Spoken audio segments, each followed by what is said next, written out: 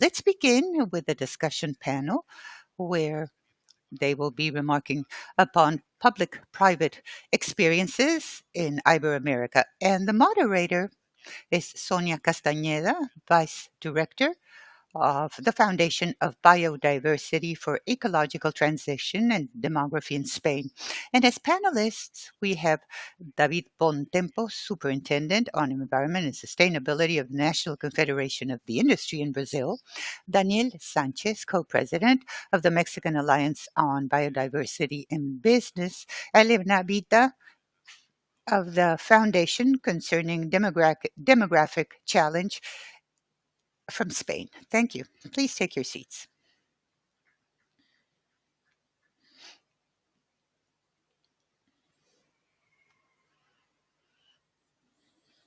Good morning to all of you and welcome to this event. Let's start immediately with the subject matter. First of all, thanking you all for being here and the speakers that are with us. We are going, or rather, we're living the implementation COP to make things and commitments to take place. It has two very defined pillars on behalf of the governments: the approval of all the strategies and biodiversity plans, with many governments that have presented their strategies and plans, and also another great pillar concerning funding and how to be able to handle this gap for the global framework on biodiversity to take place. The private sector needs, for this purpose, to be a further player and to have a favorable and proper environment to be able to be effective with regards to the private sector's participation. First of all, this question addressed to the three speakers. First, to understand your initiatives. The three of them are examples of collaboration platforms from different countries: Brazil, Mexico, and Spain, with the private sector that began based on the mandate of the biological agreement. They need to have platforms. In other words, to be able to understand these initiatives from the different countries and the role you have in the plans and national strategies on biodiversity. David, first of all, good morning. I apologize with my Portuguese Spanish. I'm here in Colombia, and it's definitely better to speak in the local language. I thank Sonia and Gaf for inviting me here and to have the chance to talk more about the role of my agency on biodiversity. All of us have a business initiative and biodiversity. From Rio Plus 20, together with the Life Institute, we're here to promote articulation with different stakeholders to be able to better understand how the private sector can contribute to avoid the loss of biodiversity. The public sector, of course, has an important role, but it's also an opportunity for the private sector to work and deal with these issues. The CNE, my agency, represents 27 industry federations in Brazil, approximately 1,300 unions, and also approximately 9,000 companies. Our scope is big to be able to handle the biodiversity agenda in the different Brazilian biomes. We have a strategy. It's a broad one that converges towards low carbon economy, and biodiversity complements things together with energy transition and also circular economies.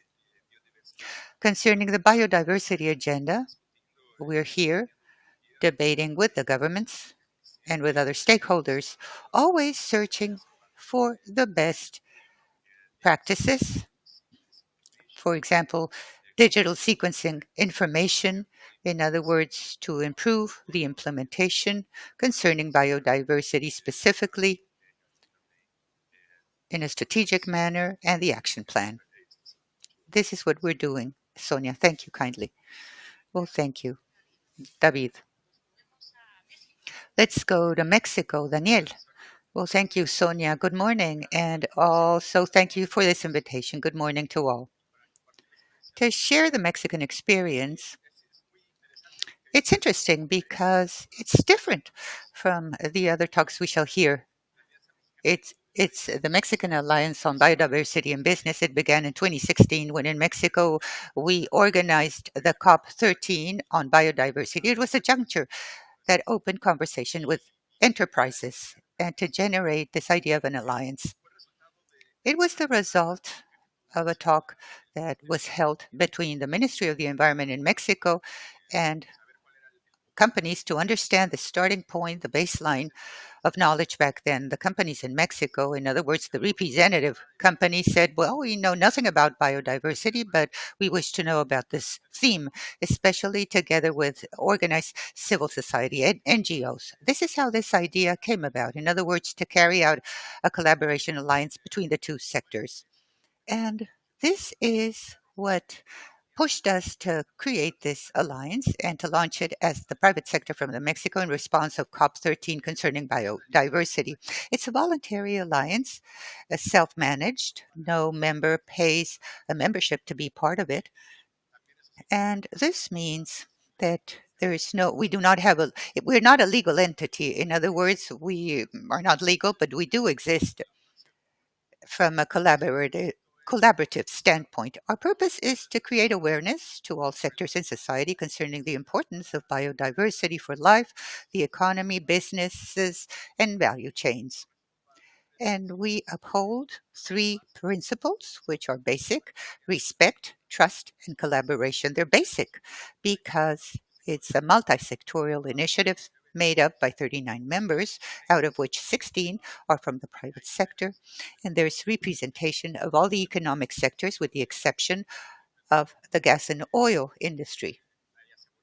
There are insurance companies, financial institutions, there are companies that are retail and services, drinks, and there are 15 other NGOs focused on environmental ones, international and national ones.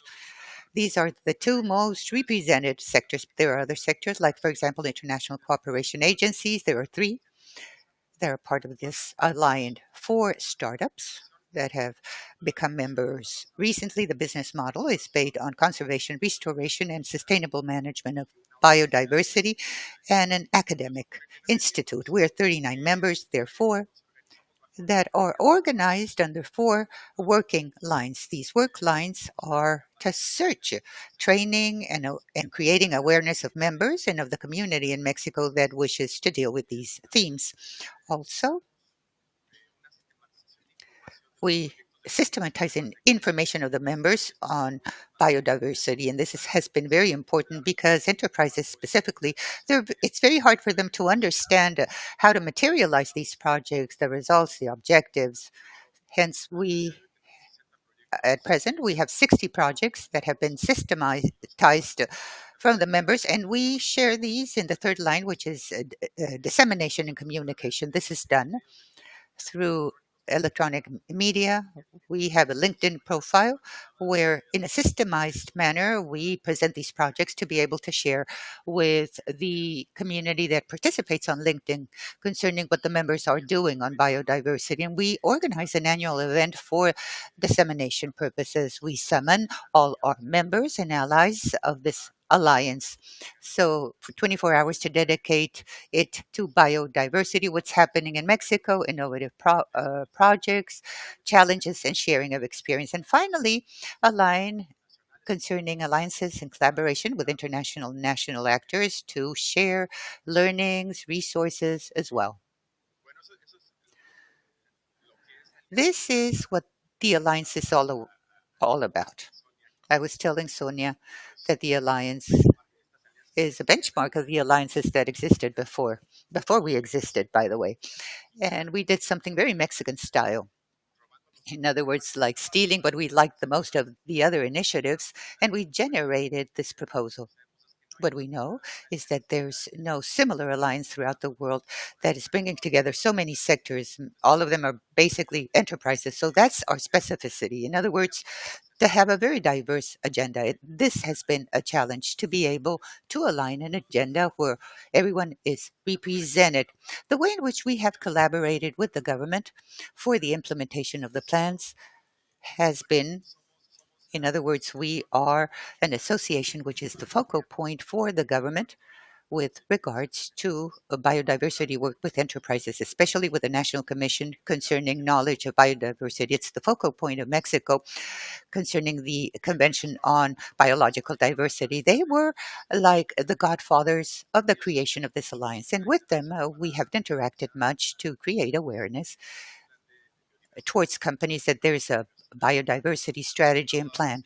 And the result has been very interesting because to bring together the public technical sector with the enterprises, it's like placing people talking in Chinese. In other words, there is no interaction with regards to technicalities, knowledge of these and acronyms, and even less so concerning language, concerning biological diversity. Hence, it's been a space to be able to understand these challenges, to reach a midpoint for understanding. And we've collaborated with the National Association of State Environmental Authorities. They do have a group on biodiversity. We see the participation of the subnational entities that have state strategies on biodiversity. We share information concerning the projects of members, and also they share their knowledge. And the results have been that there are opportunities to link more the subnational governments with the key enterprises, because sometimes they just remain at a macro level, at a federal and national level, and they stop searching for these subnational opportunities.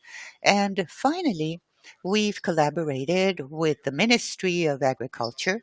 This has been through one of our members. It's an entrepreneurial chamber that brings together the enterprises. In other words, it handles the environmental agenda of the entrepreneurial coordinator chamber. So they facilitated this approach with the Ministry of the Environment. And it was an enriching session because it was out of a protocol and it was something very simple. The companies showed what they were doing in terms of agriculture. They went to the Ministry of the Agriculture. They presented what types of programs they had as well, and we identified many potential collaboration areas. So we thereafter signed a cooperation agreement to facilitate these exchanges at a more practical level rather than an institutional one. Well, this is what we've done until now concerning learnings and advancements in terms of communication and the integration of the plans of biodiversity with the private sector. Thank you. And now we're going to listen to the case of Spain. If you're saying that I was speaking Chinese when the administration were talking with the companies, well, the Biodiversity Foundation is from the public sector.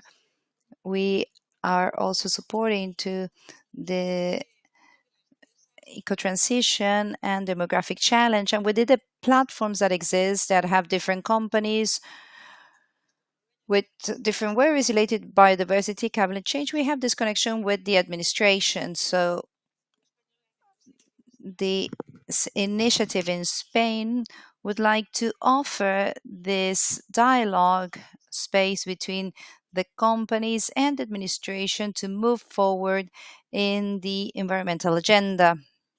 To that end, we have over 120 companies that have subscribed under three different modalities. And out of these 120 companies, there are 36 that have commitments. Let's say that they have signed a commitment, what it is to analyze their impacts and dependencies with the environment, or to establish and set up a roadmap and to have concrete actions to have a positive impact on nature. There are also companies that have join the initiative to have information and better know what we are working on the environmental agenda. It's important to analyze this, and I've heard about this a lot. We talk about business biodiversity, about finances, the idea to find a common language. In the end, that's what we are trying to do with this initiative in a general manner. And more specifically, this is translated in a practice community where we have different priorities and activities and debates about the topics that we determine each year. We make a proposals, but then with the feedback that we get from the companies, we determine our roadmap. And this leads me to the second question, trying to answer how we contribute to the national plans of biodiversity. Well, I believe that's our main mission. What we do has that objective. After so many events, we've heard so many things, but they've talked a lot saying that this is the COP of action. And I like listening that we don't just need to plan, but we need to act. And after that, we need an ambition. We're getting good results, but not at the scale and the urgency that we need to. So, with this action and ambition, we have different streams of working that we have determined with the companies in three main areas. First, negotiation. We are very happy because this COP has multiplied in general the presence of the private sector in the negotiations or the participation in the COP. And I believe that this is a good sign that all the society is, let's say, worried for this important change, and the companies are part of that.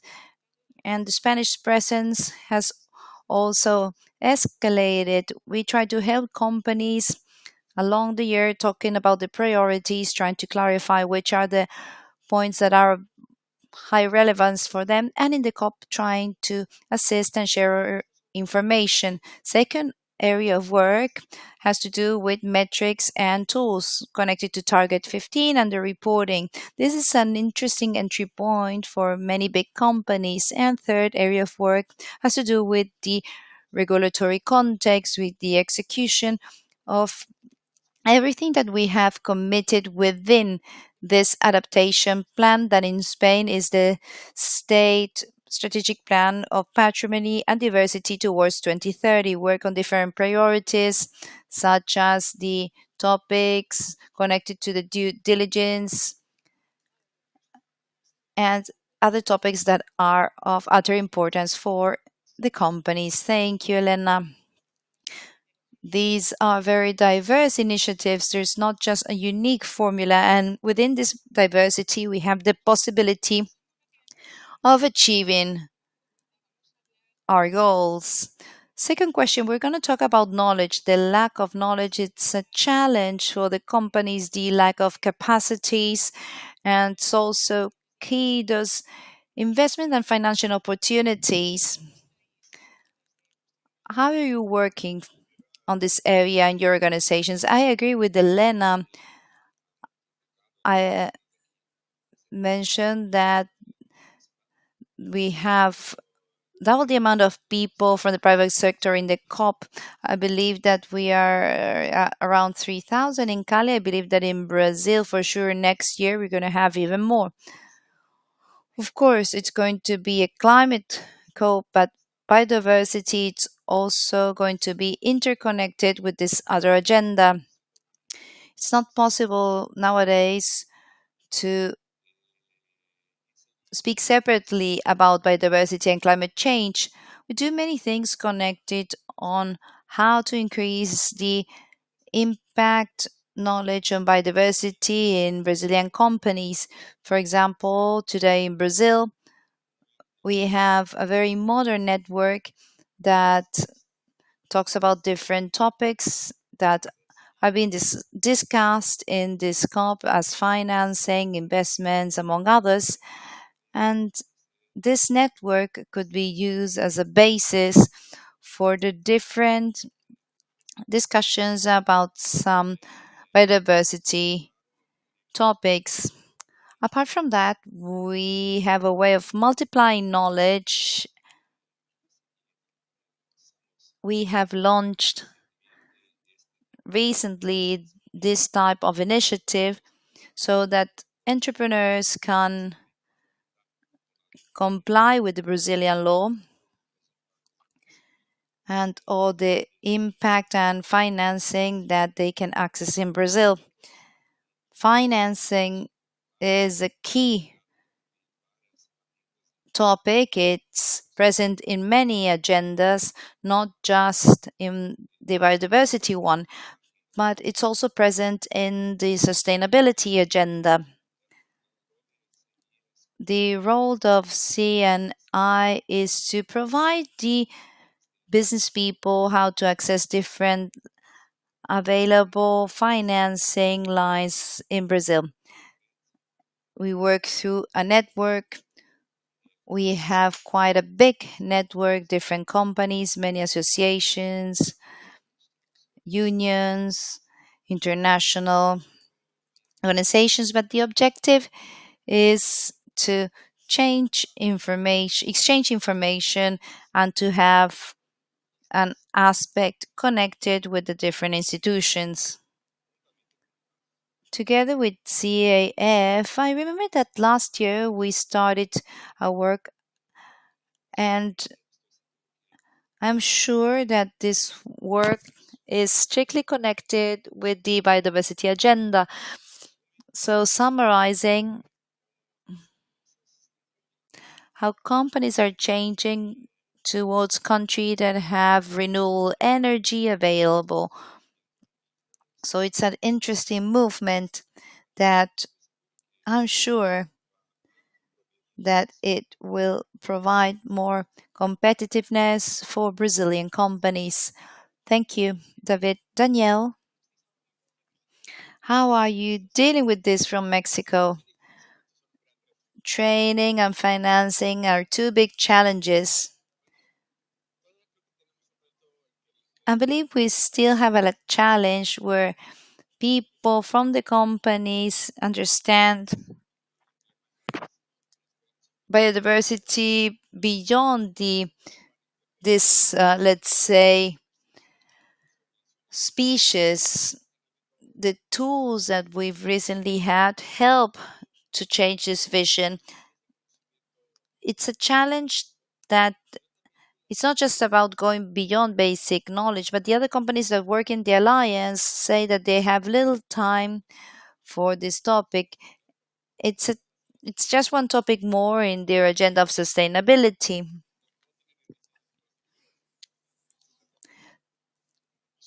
And there are other priorities in their agenda: water, waste, all the regulations.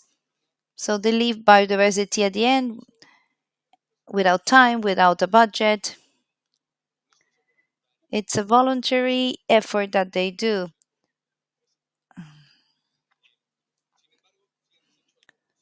We have done some advances in the alliance to be able to facilitate resources to those who are interested, receiving support from our international alliances. Capital Coalition created their first protocol of natural capital. There were five main companies that were the champions for that protocol. They committed to have a process of 1 year to know this new impact approach in their activities, and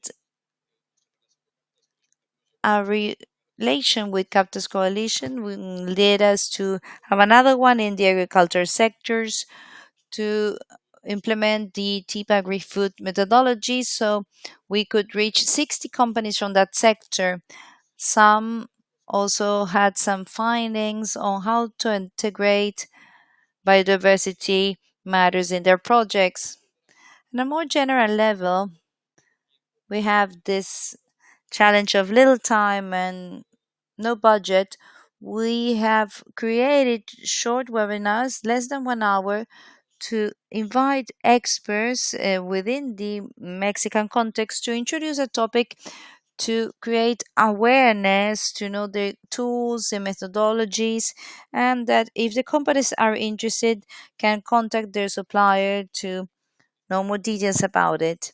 So we have focus in TNFIDE, SVTN, and the new protocol to report biodiversity. It helped the companies to identify, even if maybe they cannot develop internal capacities, they can contact their providers. We have other areas, for example, Wolverine's Alliance. We invite them to show the benchmark that they do of nature, how they identify how the world is in the business world, to report impact and dependencies. More than a training course, was a way so that the companies in Mexico feel that we are not behind of the benchmark. All the countries are facing the same challenges. So it's a way to generate trust to move forward. Sorry, one last thing regarding financing. The alliance doesn't. The alliance facilitates the place to have networking, and you find different opportunities. There are many companies that are looking to generate financing through their value chain or to achieve their climate goals. And we have also discovered that we still need to broaden the offer of scale projects. In general, they are of smaller or mid-size, more in the philanthropy aspect. But when we connect with areas that is connected to the business, where the money is not coming from the foundation of the philanthropy, that they are looking to have clear indicators, clear targets, transparent methodologies, the operation administrative costs of the project are well designed. And here, new members, such as these startups, have a better knowledge on how the private sector thinks. They are collaborating or maybe replacing what the NGOs are doing regarding biodiversity projects. But yeah, we did have some cases. There are some companies of the alliance that has commitments to do restoration projects, or they are piloting experiments to know how to generate a bigger commitment, or maybe they are learning how to generate their nature strategy to have different scale projects. Thank you. Elena, as I've checked the sign of time, let's see if I can summarize. Training and financing are two big areas of work and of opportunities, but there's still a lot to do on both areas.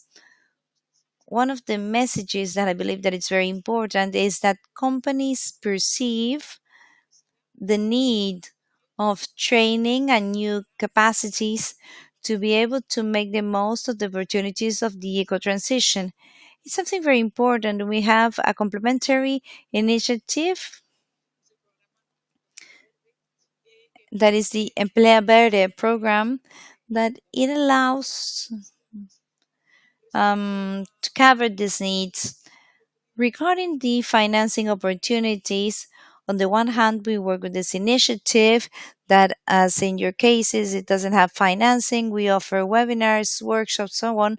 But from the foundation, we finance companies, we grant some activities that it allows the companies to contribute in this eco transition, and where we can also have some reflections. We're working on bioeconomy in the rural environment, in the agri sector. We are working on circular economy with a package of over 400 million euros, and we would have a lot to say about these experiences. But I would like to highlight a few points. First, the perception of the risks, but also of the opportunities that we can have from these experiences that are innovative. we have a type of economic business could exist. It's important to have this channel and common dialogue because there are some, let's say, meeting points of understanding and knowledge. Another thing that a colleague was saying to convert the private sector in an ally of biodiversity. Another experience to highlight is the importance of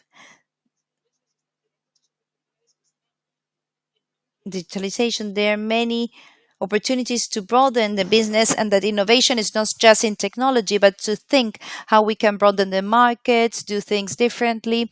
And we have experiences strictly connected to the territory that have to do with extensive farming. And maybe they are considered that they are not very profitable with working with supermarkets or different restaurants, and this could help broaden the margin and benefits of these small benefits that of course needs some help, and also the ethical part of the fair transition. This needs a reflection, and all these experiences should make us reflect. We have different examples of all these matters, but just to finish on time, I will tell you during the coffee break. So if that's okay, I will stop here. Thank you, Elena. Thank you to our three speakers. And I believe that we continue with the program. Yes. So thank you so much. Big round of applause for the speakers.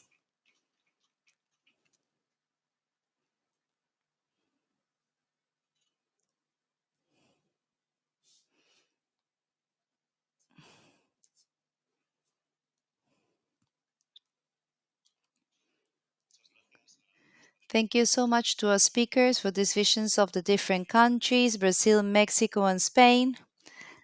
Now we're going to have a conversation between Alicia Montalvo, the manager of climate action and biodiversity positive of CAF, Maria Jesus Rodriguez de Sancho, general director of biodiversity, forest and desertification from the Ministry for Eco Transition and Demographic Challenge.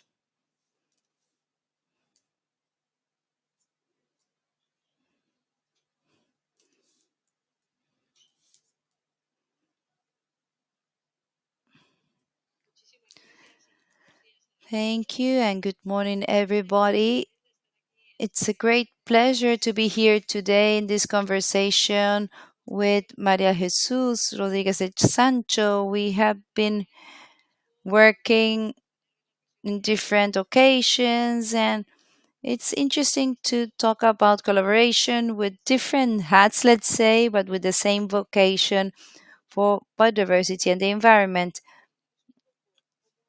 And maybe you can start telling us how you're working with the network that you've seen that it has reactivated of this about biodiversity. It's a big pleasure being here today in this CF Pavilion. As Alicia was saying, we have a common trajectory. We have worked together in many different topics. And also, it's a big pleasure being here today in Colombia and to announce, as we did on Monday, the reactivation of the RED network of directors on biodiversity. This network is a mandate of the Ibero-American summits of chiefs of states that was also ratified with the ministerial conferences of climate change, where they talked about the interest to have this collaboration among all the Ibero-American countries regarding biodiversity. This was created for different reasons. It was there, but without having activities for many years. So we believe that having the COP in Colombia, that it's a mega diverse country within the Latin American context where all the countries are super rich in biodiversity, to reach to the reestablishment of the network that expresses the will of all the countries to collaborate, to work, to have an open dialogue, and to look for joint solutions to the problems that are common for all of us.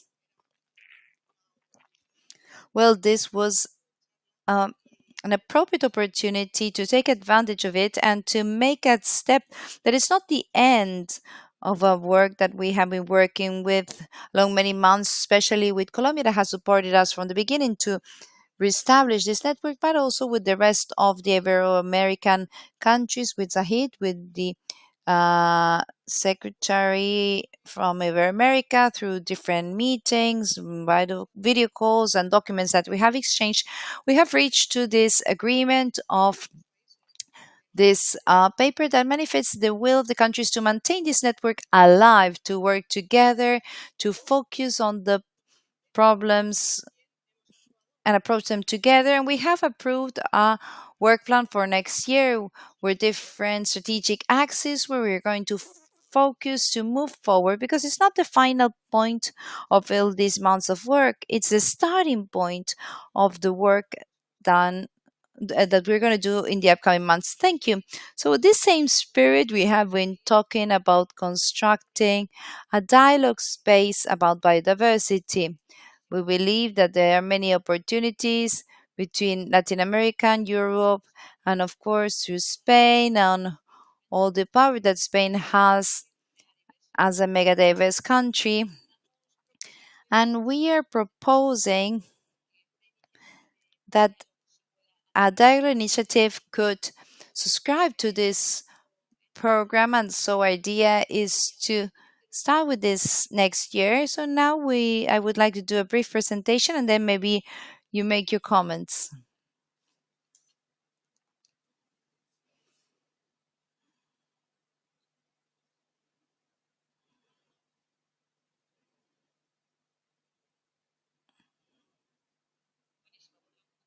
Oh, no problem. I'll do it from here.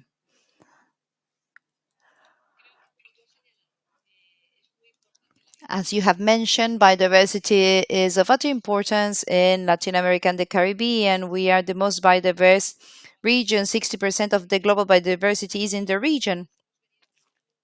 And we have been talking about the importance of seeing these resources not just for their value, but all the services that they provide for survival and the economy of the region. I'm talking about agriculture, services associated to water and sanitation, barriers to face climate change, ecotourism. We have mentioned these topics about their value and how to move forward. And of course, it's an important identity for the region. The region feels that they own and they feel empowered when talking about biodiversity. And I believe that this was well seen in this COP, which has this, let's say, flavor of Latin America and the Caribbean. We hope to start with some dialogues that could reinforce this communication between Latin America and Europe with the objective of exchanging knowledges. We believe that there's a lot to do from both sides. There's some knowledge that is from the region. We had a meeting with different scientific groups in Bogota.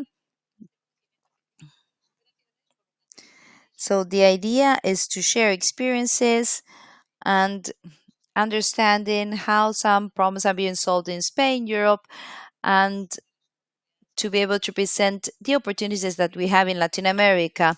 We want to promote cooperation among the regions, to facilitate joint projects.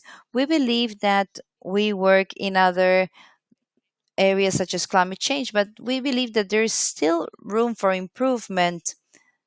As we were taking about this topic that is in the agenda of the companies, I believe that there are many opportunities for collaboration in Europe, Latin America, in the summit, and all the initiatives from the Global Gateway, that we believe that there's going to be space to have different things in biodiversity, the idea is to work together to better improve the efficacy in all the national plans that we have to initiate. And there's an initiative that we want to have with the dialogues is to mobilize resources. There's an opportunity to put on the table projects, initiatives that could be financed by the national cooperation and institutions. And we believe that it's relevant of this topic because this will allow us to have different specific projects with a study that we have done, identifying which are the 14 strategic ecosystems, the projects that will have a higher impact in cost efficiency to offer this possibility, these portfolio projects, and also to give space for this exchange. The key topics that we're going to have to do with the biodiversity agenda, conservation and preservation of this.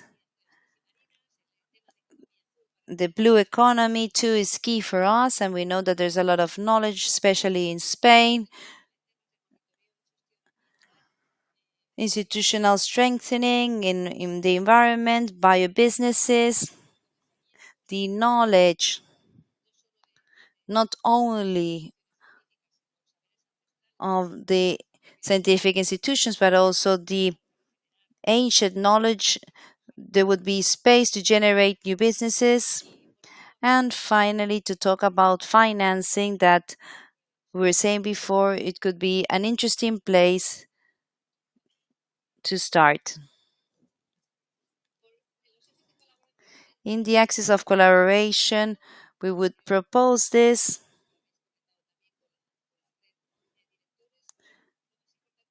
The most important thing it would be to have an annual event, to have the dialogues, to work with institutions from the region, and to take them to Europe, to have different meetings in Europe, Latin America, and the Caribbean,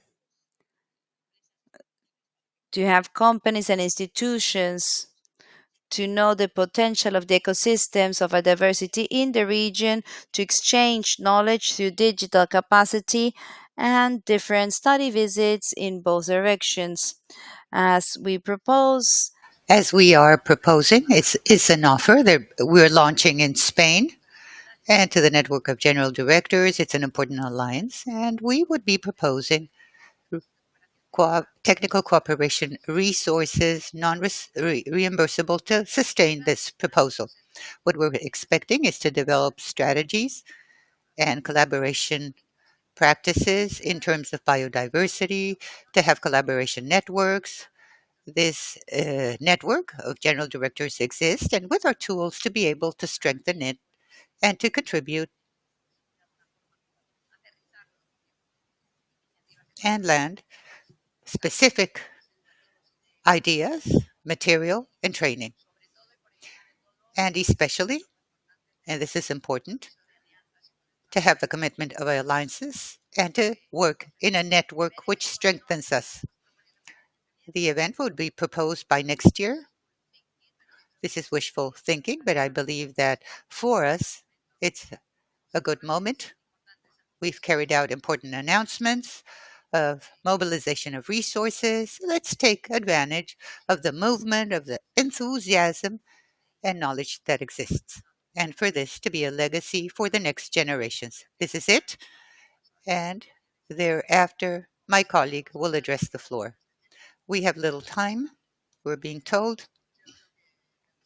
What I wish to say is the presentation, the CAP's offer is much aligned with what we have said concerning the reestablishment of directors. The search of alliances is one of the objectives, pursuing the establishment of this network, training, technical formation, learning. All of this is another topic that has been established as a priority, besides actions for the consolidation of the network. Also, mobilization of resources. We can do so through presenting integrated projects following a same statement for these to take place on the field in different countries, of course, based on the realities of these countries. And we can have an ally, definitely, which is important through CAF. Dialogues could coincide with the celebration of the meeting of the network to take advantage of the synergies that might take place. And we can hold a meeting next year, surely. We're going to do so with faith. Well, thank you. And having said this, we certify our new alliance. And thank you all. Let's give way to the closing statement. Thank you.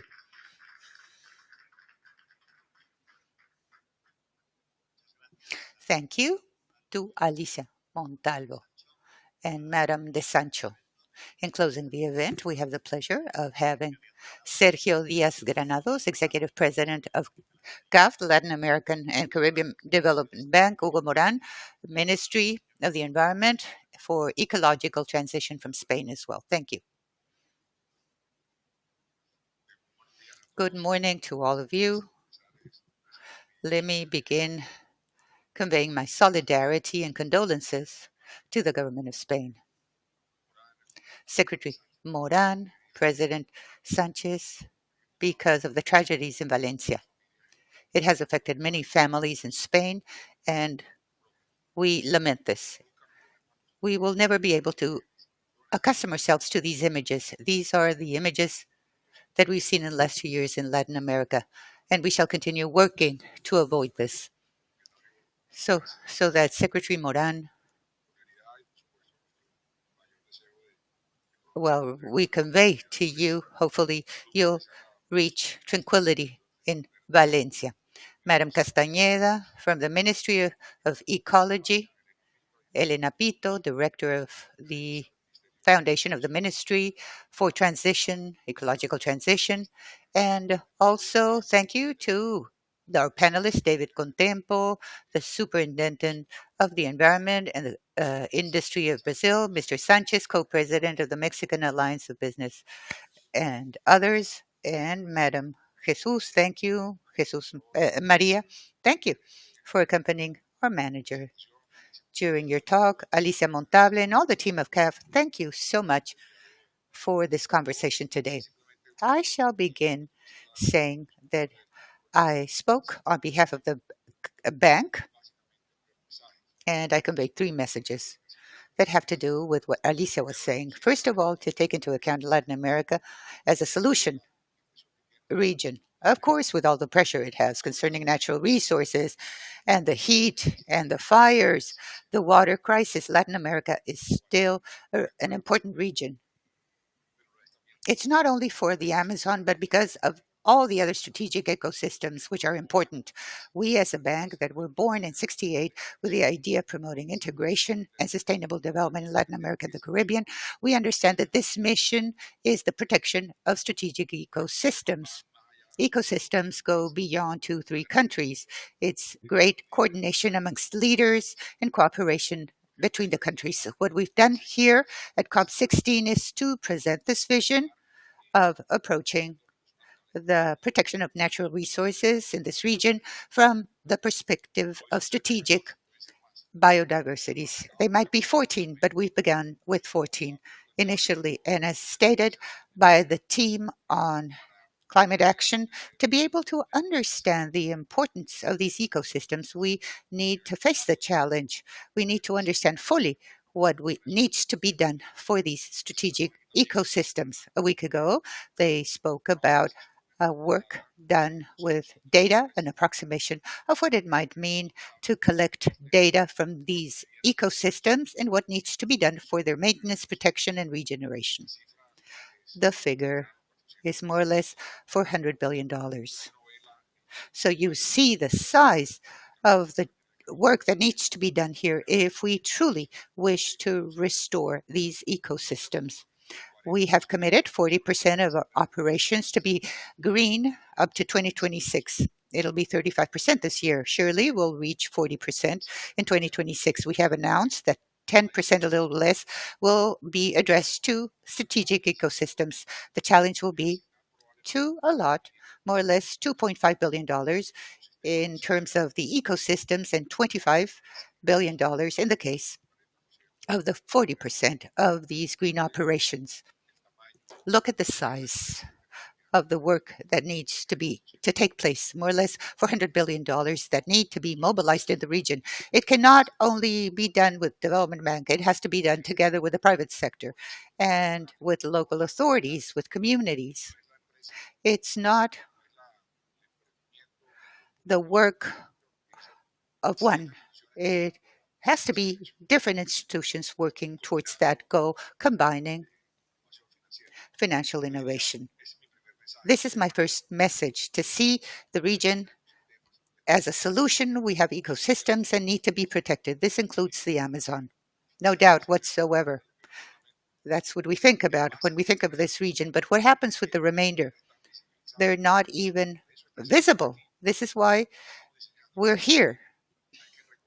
We have to remember that we have 30 million people living in the mangroves in the coast of the Caribbean. 30 million that live in those coastal regions. Hence, this is the first message. But for advancement purposes, as Alicia was saying, we need science. We summoned a development bank, to a group of scientists, and everybody arrived. The conclusion of we did with the Museum of El Chaco, with Alicia and everybody else, was that the final recommendation was to do what we can do. We still need partners. Humboldt, since she said so, the New York Botanical Garden, the Center of Biodiversity from Oxford, everybody that was present there. The first time that a development bank summoned them, they didn't even know why we were calling upon them. We said, this is what we wish to do. We want to hear from you what you're doing. And it was a simple meeting, but that was their conclusion. Also, a scientific group for our operations, always to have the filter of science along the path. And that's the first message. Looking at the needs and looking at how work needs to take place, the second message, which is financial innovation. What do we do that will scale up these capabilities? What we've done in these 3 years is to challenge even more the momentum of these institutions. Last week, the cash operation, the largest one in the world, and the first one that is done for a river, the Lerma River, which is the main body of water in Mesoamerica. We've repeated this throughout these 2 weeks. There are savings of $350 million and a vehicle that allows the communities and the Salvadorian government and the local authorities that are there on the Lerma River to have organized financial mechanisms to help out concerning the basing of Lerma. We saved, and the communities are part of this. But it's merely a piece of the debt of El Salvador. No, it's merely a piece. The rest of Latin America will be working, so we have to do much more. What we did was to contribute with collateral from the bank, and we have to acknowledge the role of other institutions, like, for example, International Cooperation of the United States, that provided a guarantee segment. At the end of the day, we have worked on this, which is to recover the river. We have to innovate more. And the goal 19, which is the goal here in the statements or declarations, it holds a practical question. How can we close the gap on biodiversity and others? So if you keep these two questions simple and open at all times and sit inside the organizations, you're going to start seeing answers like this one concerning nature cash flows, and we can do more. The $300 million are for the strategic ecosystems in the region as well. That there will be an EMBO And how can this be executed for the strategic ecosystems in the region? And this brings me to the next step. To activate this, we will need much understanding, knowledge, exchange, dialogue. We cannot do so alone, neither combine things with many more. We have activated a governors and mayors network. All the ministers of the environment of the northern part of Argentina were present. The governor of El Valle was present. And when you talk with the mayors and governors that are near their communities and near these natural disasters and near conservation, well, where they need the commitment level to be able to do things. If there's no will, nothing happens. Hence, we have to be with these networks. So we started with this idea, and we have 185 cities committed in these networks. Large cities, Bogota, Cali, Barranquilla, Medellin, merely to mention the Colombian ones, but many others in Ecuador, Paraguay, Chile, and Argentina. We need to activate more, and it's an excellent guide, the team of Alicia, in other words, to take advantage the promotion of this network, the network of directors on biodiversity. This project to hold these dialogues together with the network makes sense because we will get there, as Alicia was saying, with these central items concerning funding, knowledge, exchange of policies, and to achieve this to take place. I told Alicia personally, she knows that I have a picture of mutis that travels with me. They should be called Celestino mutis because mutis was for all Colombians a central piece in understanding the importance of the legacy that we have in this country. Mutis was the one that valued the use of quinine to combat malaria. He understood plants as a solution. And that way of thinking is valid as never before, but with the difference that we're depleting the reserves that nature gave us. So I said to Alicia, okay, this is it, it should be called Celestino Mutis to understand the spirit of conservation and the scientific use of these plants, flora, and fauna that nature has given us. With this, we wish to ratify the commitment with the network that you have reshifted again to tell you that dialogue can help us much to bring together the local authorities, private sector, Afro descendants, local communities. They know about their ecosystems and to promote these cooperations amongst partners. And on our behalf, this is the closing, but simply ratifying the commitment. Hugo will continue on behalf of CAF. So, Hugo will definitely give closing words again. Thank you, Maria, for being here with us today and to begin with dialogues as never before. Thank you.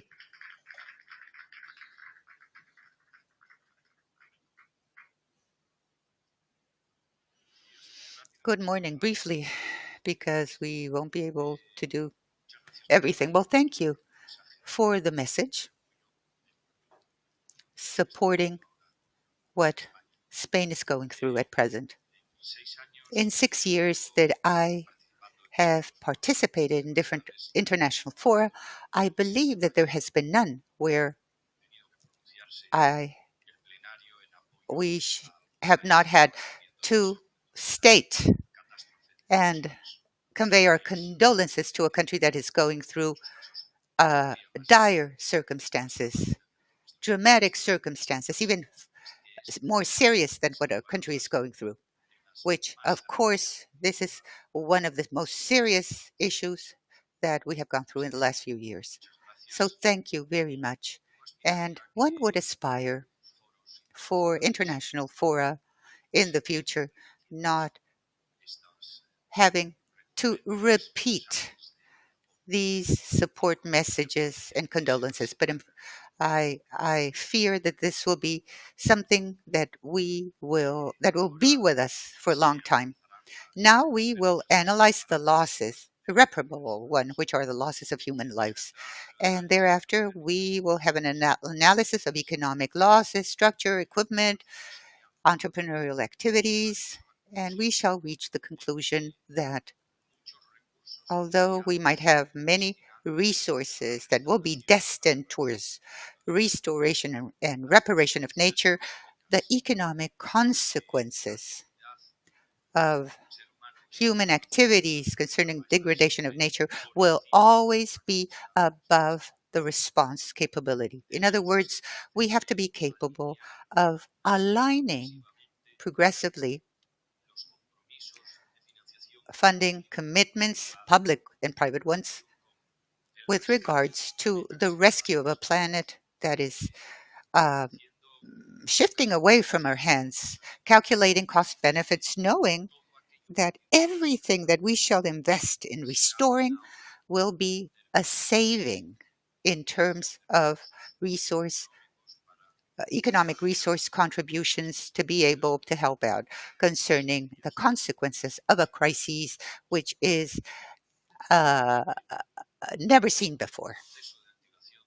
An activation process of these effects where nobody is exempt. No corner of the world, no human being is exempt from this planet, is free of these consequences.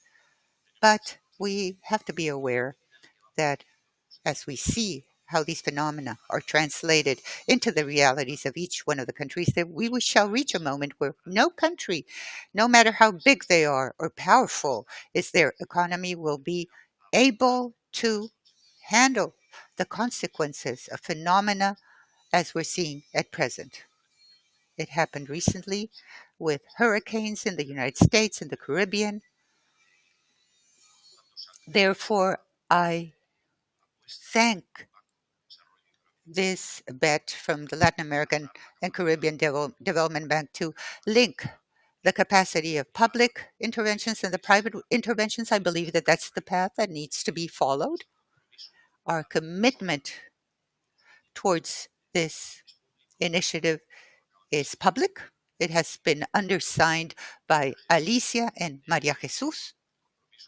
The commitment to be able to activate this process during the next meeting next year and thereafter, hopefully, we shall all be capable to be convinced and to convince that this is the only possible path because the other will take us to an abyss. So, thank you. Let's move ahead.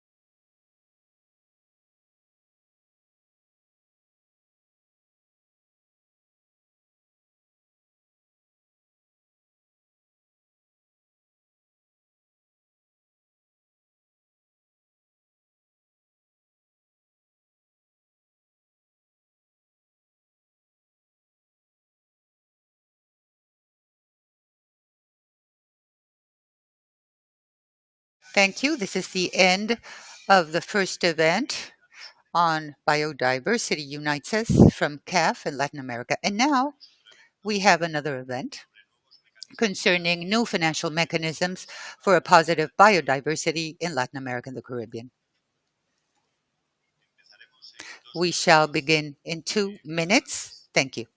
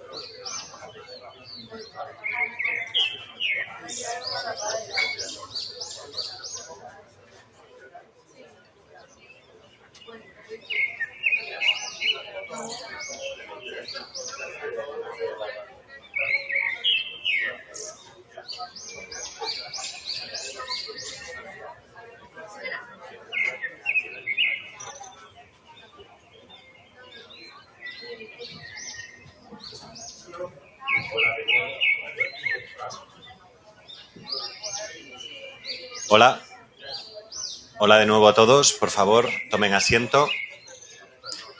Hello again. Please have a seat. Continuing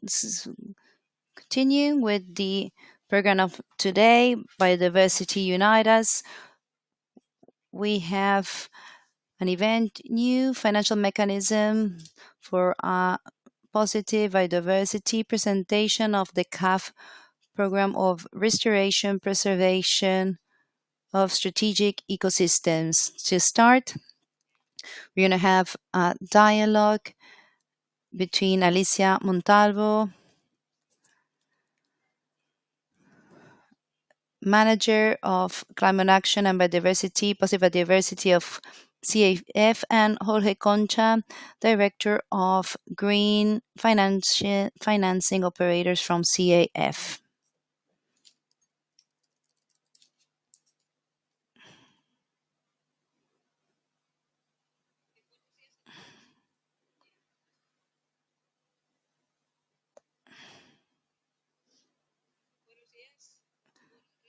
Good morning. In this pavilion, we have different events, but it's a continuity in the end because we understand that we cannot separate talking about the private sector, talking about intercontinental dialogues, and talking about financing. I don't know if it's our favorite topic. We prefer talking about ecosystems, but of course, about a responsibility. We wanted to have a presentation.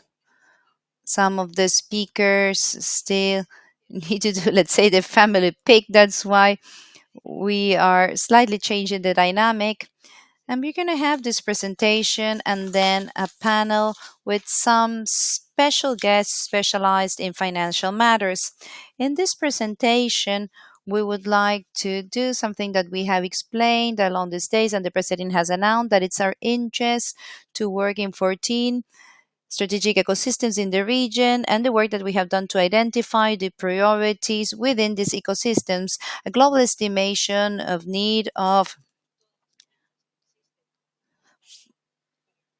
400,000 million dollars to restore and maintain these ecosystems.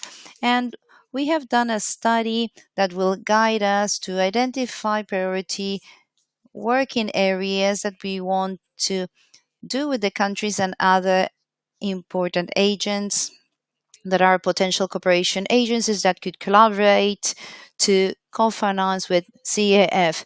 The objective of this work is, of course, having a solid basic. If we talk about ecosystems and actions, even though we have taxonomies, but it's very difficult to start a structured dialogue to see where to start. There's so much to do.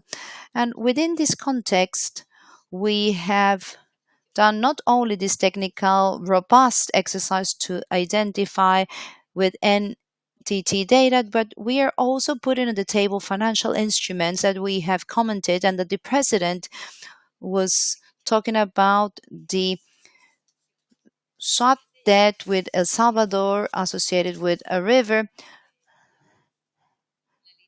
but we also talked about the credit line that we could happily announce with BBVA from Colombia, that then they're going to talk about it with their CEO. So the objective is to know further details about this 300 million that the president has announced and that we have set aside to have for the strategic ecosystems of the region. We will try to identify priority actions and to use our different instruments to facilitate not just a work on offer, but that we can make the demand more dynamic with different friendly financing instruments.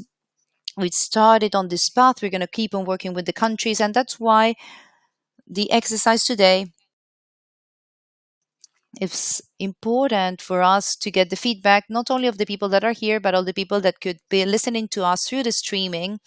We have a roadmap to set this up in the upcoming months. So the more feedback that we have, the better. That's why we have here Jorge Concha, that is the director of green financing within the management, and he would tell us more details how we're going to work and the type of projects that we're going to prioritize. Thank you, Jorge. Thank you, Alicia, and thank you everybody for being here today. The program that we are presenting today and that last week the executive president of CAF has also presented is part of a support package that CAF has structured in the last 2 years from the commitment of being the green bank of Latin America and the Caribbean. We have constructed different tools for technical assistance, financing, partnerships, of mobilizing resources, of also defense, to look for a better diversity in biodiversity and to reach the goals of the region. So to that end, maybe the first question that you might ask yourselves in such an event where we every day announce and we receive different initiatives, why CAF is introducing this regional program of financing for investment. So I would like to stress the need that we have in Latin America and the Caribbean of regional integration. We have already mentioned many times the relevance of this ecosystemic approach that poses an approach that considers the administrative limits of the countries but goes beyond. It's necessary to have this approach through the integration and through the ecosystem to be able to cover these needs. And this regional program is here because Latin America and the Caribbean needs to escalate financing for their goals, but we cannot achieve the objectives of financing and restoration that we have as a country at a global level without the investment in Latin America. It's not possible for developed countries to achieve their targets to support financing in biodiversity without financing this region. So this financing program, as Alicia was saying, is we have to close the gap between the diagnosis and the action.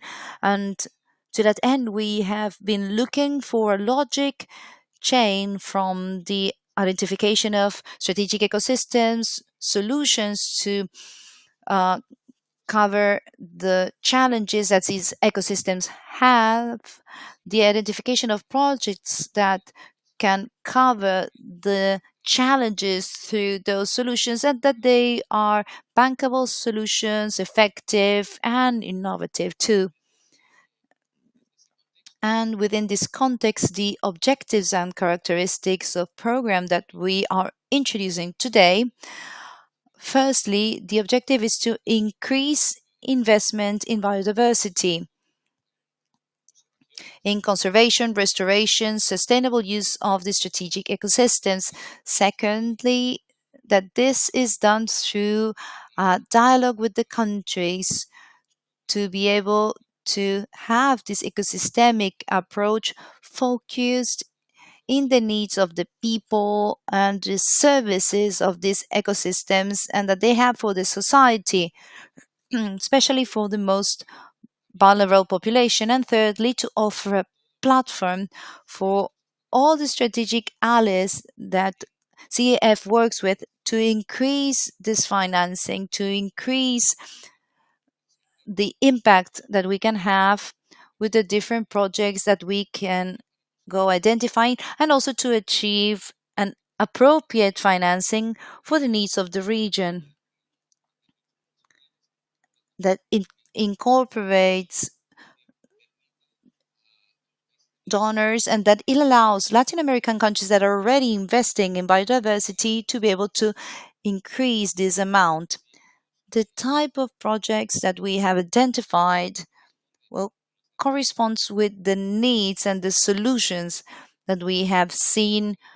For example, restoration in degraded areas, the preservation of protected areas, biocommerce, biobusinesses, ecotourism, investment in infrastructure for innovation and for research in biodiversity in strategic ecosystems governance solutions from the organization and strengthening the technical support. And regarding the operation of the program, and I believe it's relevant from the CAF to start and to create synergies, the different instruments that they have been developed. The identification is the starting point, this portfolio of solutions with the work that we have been doing with NTT data. We have detected the financing gap for the region, but we have also identified what the necessary problems are to be able to achieve the goals and which are the solutions to solve these problems. We have a registry of over 80 solutions to be able to address the biodiversity loss and solutions for those solved in nature, in infrastructure, and also those both based in governance. With this registry of solutions, we're starting a portfolio specific projects per country. We have started with resources from CAF, identifying specific projects in some pilot areas. So we can start generating scenarios of prioritization, of effectiveness, until we have a portfolio of projects that identify, that are bankable, that are attractive to solve the challenges in the identified ecosystems. And to that end, once we have that portfolio of projects that we have started to identify and that we've started the dialogue with the countries, we can also offer resources to develop the pre-investment in those studies that are needed to lead those projects towards bankable initiatives. CAF is offering the Green Action, that is a technical assistance that was created last year. The two phases have already been committed, and we are already working on a third one that will support the completion of the projects within this program. But apart from that, we have other resources, other allies, as the bilateral fund from Spain for the Green Action, other resources from donors and strategic partners with whom we are working to identify projects. And once we can identify the pre-investment, we can enter into the investment phase. We would like to offer all the tools and modalities from CAF, from the public and private sector. And the credit element from CAF in this investment is going to be this program of 300 million euros, where we would like to have a um, broad scope of options to impact the public and the private sector. So from CAF, we are foreseeing improved financial conditions as from the development that was done in compensatory financing from the resources from the institutions to offer financial conditions with better terms for the countries. But apart from having this CAF resources, we are seeing through our partnerships and our strategic allies, for every $4 from CAF, we can achieve one of our allies that can make financing more accessible for the diversity in our countries. We have pre-identified an ecosystem in over 200 actors that could be interest and that they're already working in these ecosystems. This would be within the networks that from CAF we already supporting as the Green Coalition in the Amazon region, as well as the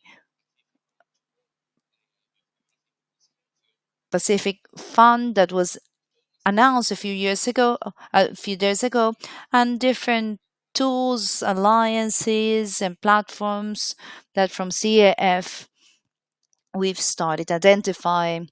And lastly,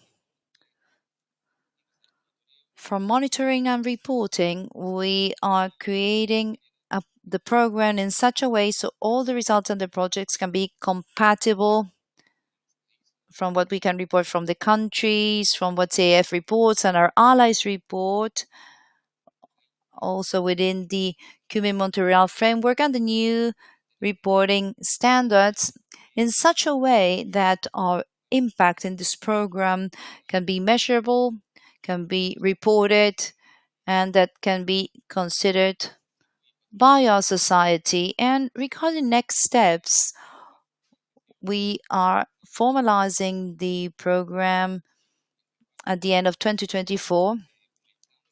We've started the phase of socialization with the countries and with our allies, and through the identification of projects, from the investment projects, starting to construct these portfolio projects that at the end of next year we start to structure specific projects within the framework of this program that will develop in the upcoming 5 years. Thank you very much.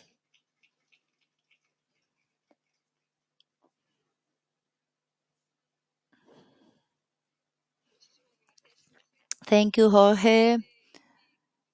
As Jorge was saying, and also in the introduction, we are starting with this program that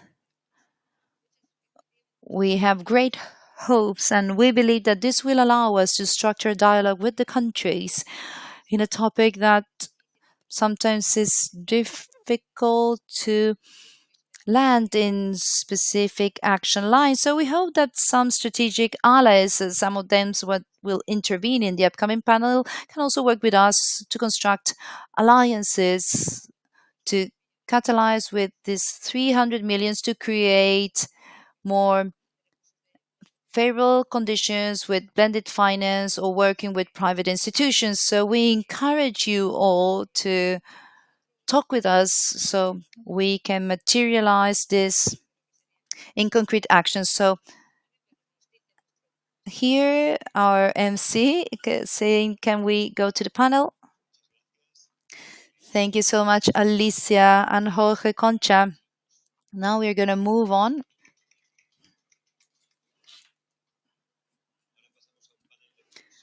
to a panel discussion about innovative financial mechanisms.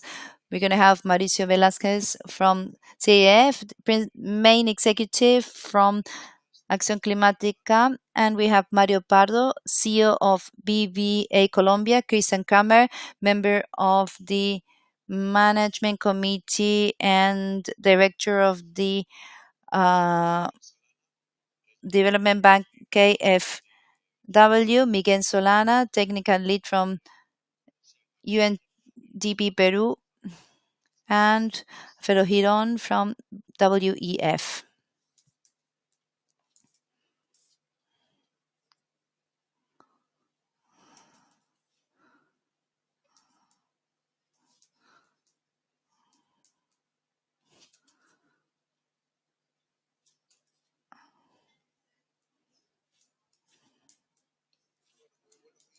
Good morning, everybody, and thank you so much, Martin, Alicia, for those kind words. Jorge, too, we are super excited about this program. We have a panel with different distinguished guests with different expertise areas. We're going to start with Mario Pardo. Mario works in the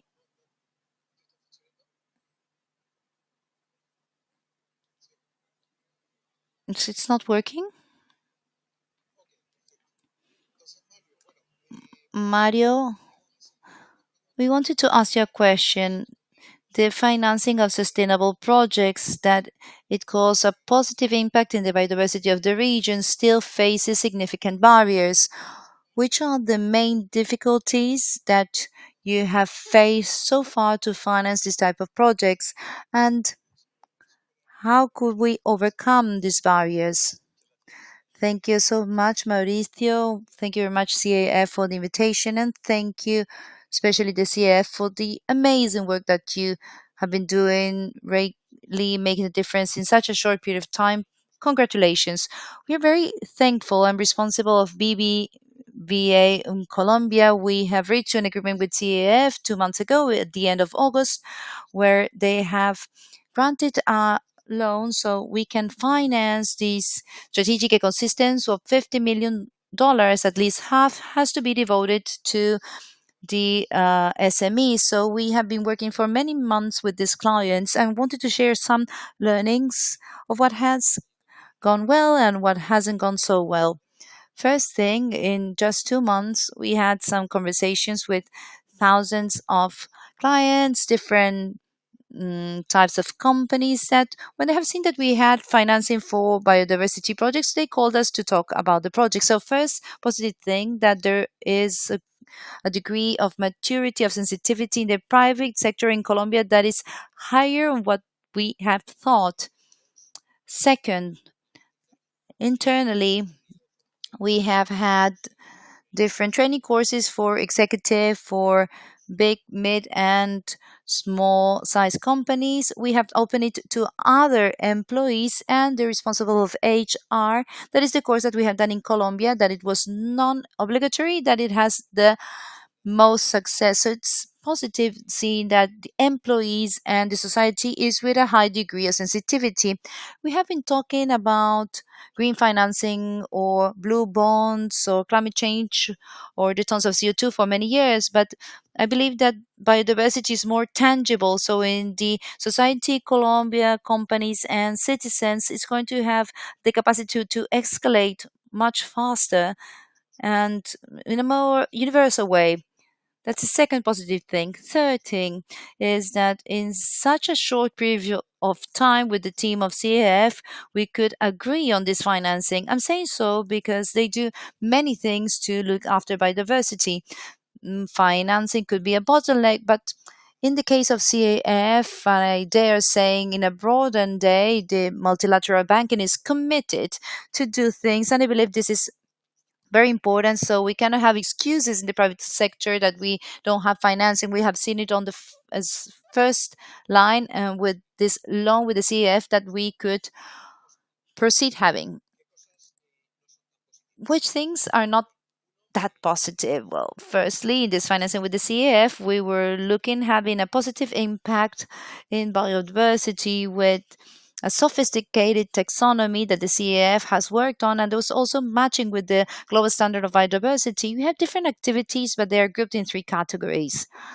Activities that have a positive indirect impact in biodiversity to make it more tangible. For example, a farming project that doesn't use chemical fertilizers. It has an indirect positive impact on biodiversity. Second, direct impact to recover degraded areas, for example. And third category, nature-based solutions. Most of the projects are within the first category. We have seen different companies that have projects that were on the good path or close to be so. On most of the cases, we see that they're doing things right, but without um, measuring them. The idea is to be able to measure that to be able to show the positive impact on biodiversity. So, agriculture, tourism, circular economy, some industrial sectors connected to plastic polymers, but they want they want to use recycled plastics. Direct impact in biodiversity, lower demand, and nature-based solutions also lower. So in the private sector, we're going to have a great capacity to move forward in a good pace in the first one, but we're going to work more maybe in the other areas with the public sector to have the ideal preconditions to move forward with the financing. Second, learning that was not that positive. We have seen awareness, a level of knowledge, and interest of tangible projects much higher in mid and bigger compared to small or very small companies. So here, there's something that's understandable, but we have to keep on seeing how we can move forward. And we want to do these things, but better than doing them is doing them well. So maybe a small company doesn't have the tools to measure the impacts. We are not going to have a headline to have this positive impact. So we have to see how we address this challenge. And thirdly,